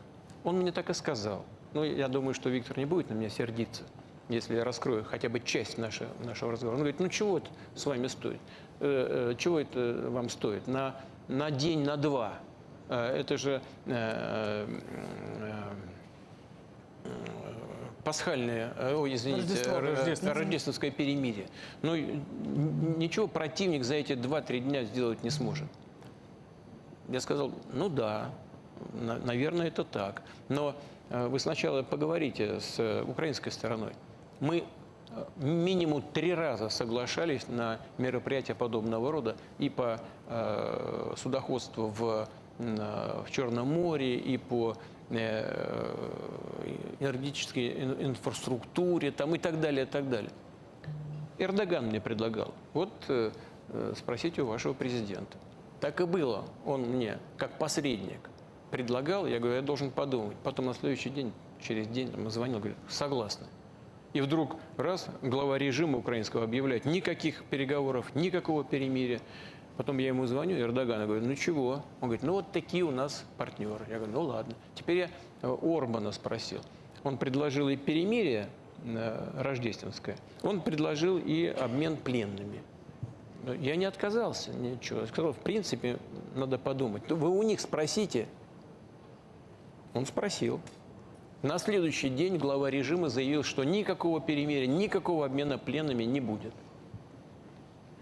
Вот это ответ на ваш вопрос. Мы в эфире уже больше 4 часов. Да, будем да, BBC я обещал, да, пожалуйста. Они обещали напасть. Да, вы обещали напасть. Но они без обещаний с удовольствием это делают. У меня работа такая, они же деньги получают. Да. BBC News.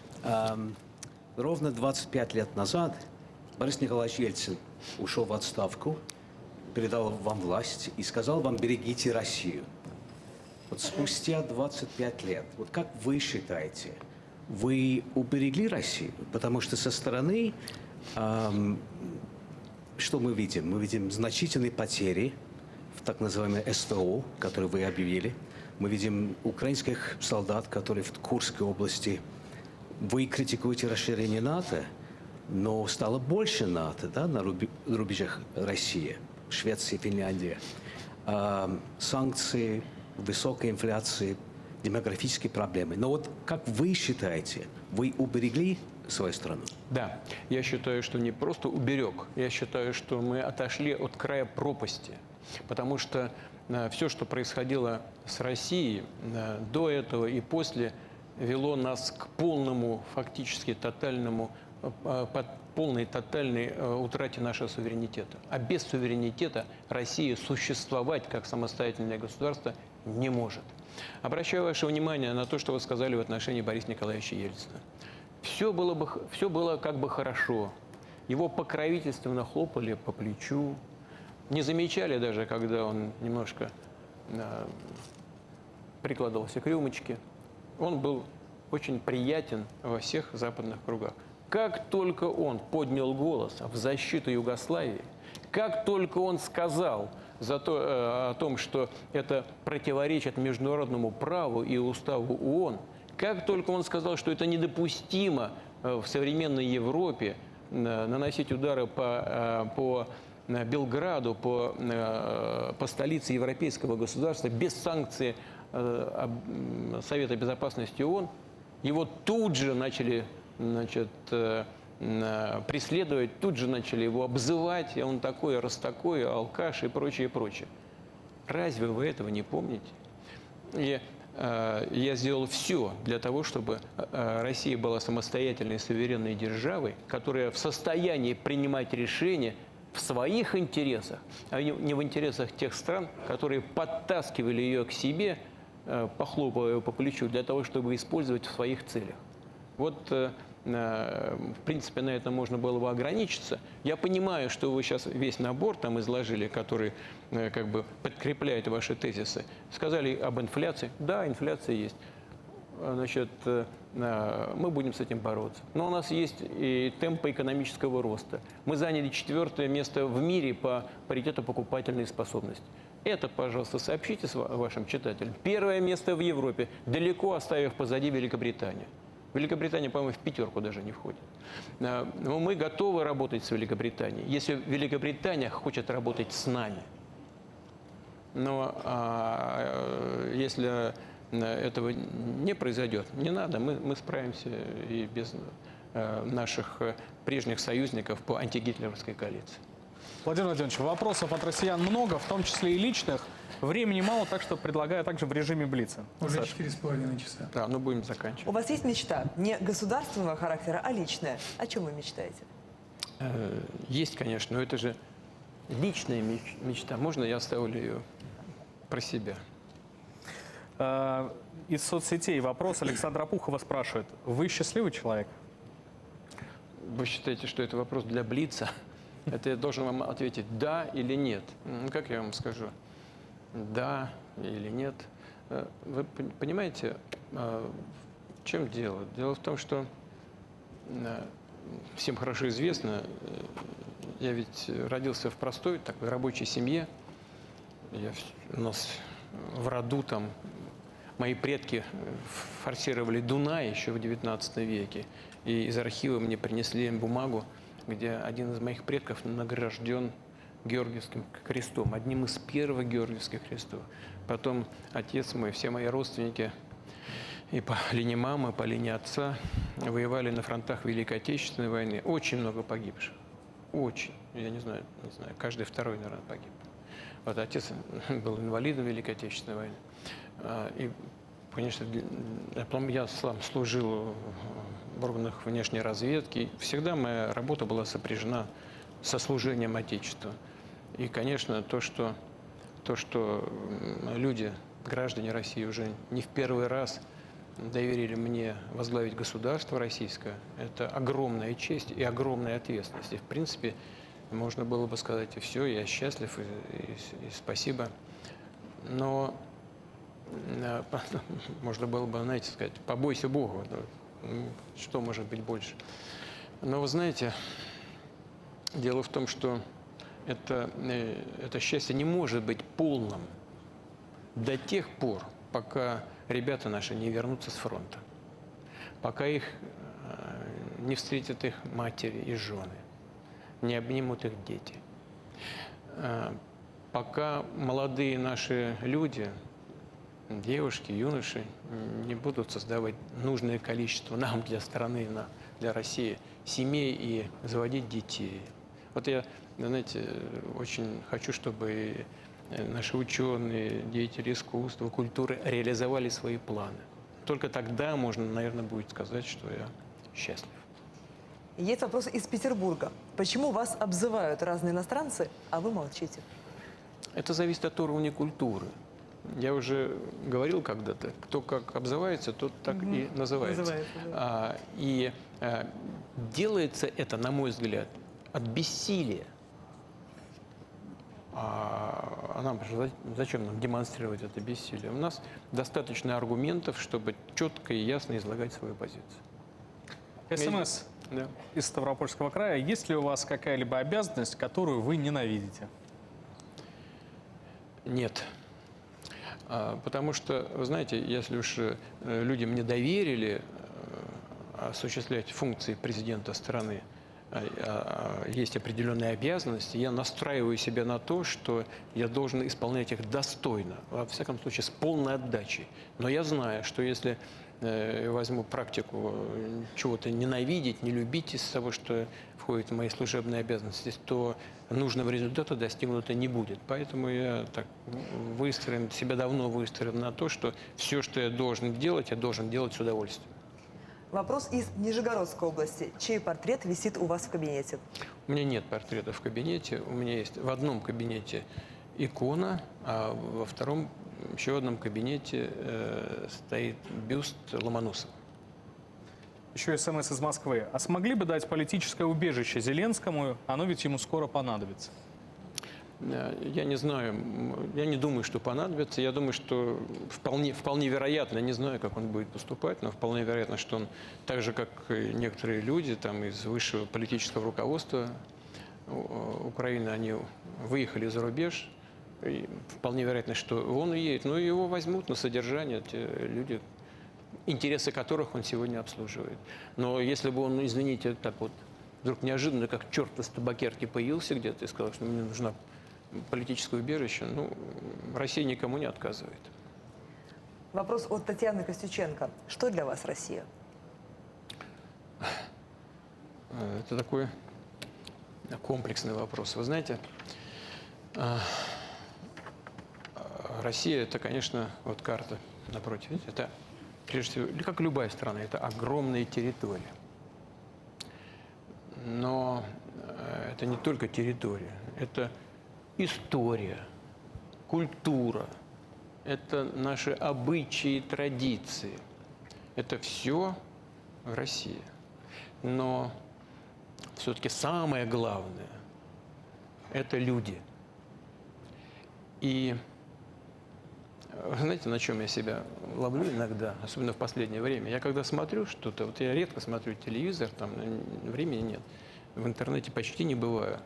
Но когда смотрю, и вот смотрю на достижения, на успехи наших людей. Вот сейчас чемпионат мира был по плаванию. Выходили ребята, вот торс вот такой. Ребята здоровые, мощные, уверенные в себе. Чемпионы мира, девочки красивые. Да? Значит, смотрю на мальчишек и девчонок, которые добиваются успехов на международных олимпиадах. Смотрю на наших ученых молодых, вот с которыми недавно встречался. Вот я вам честное слово говорю, я смотрю и радуюсь этому, как радовался бы успехам членов своей семьи. Вот без всякого преувеличения. Вот смотрю и радуюсь, как будто это мои близкие люди. Поэтому я на Россию смотрю, как на семью. Владимир Владимирович, больше 4,5 часов. Нас смотрят миллионы зрителей. Мы ответили на много вопросов. Понятно, что еще намного предстоит. В завершении, что бы вы еще хотели сказать гражданам нашей страны? Вот я сказал сейчас про то, что отношусь к России как к своей семье. И в этой связи, наверное, вот что. Мы с вами работаем, беседуем накануне очень светлых праздников и Нового года, и Рождества Христова. Я разговариваю со многими представителями разных конфессий, и они мне все говорят, что мы же Рождество все отмечаем, так же, как наши соседи отмечают Курбан-Байрам там, и так далее. Вот, или Песах отмечают тоже. Вот, поэтому, вы знаете, вот я когда встречаюсь с представителями конфессий, да, я их часто спрашиваю, а вот вам люди, когда общаются так, на таком бытовом уровне, вам чаще всего о чем говорят, о чем сожалеют? Это речь идет не о тайне исповеди, конечно, но все-таки. Вы знаете, что отвечают? Сожалеют о чем? Слишком мало уделял внимания детям. Вот в преддверии Нового года, это семейный праздник, и тем более Рождества, хотел бы пожелать, чтобы больше уделяли внимания своим близким. И хочу всем пожелать успеха, счастья и благополучия. Спасибо вам большое. Спасибо. Спасибо.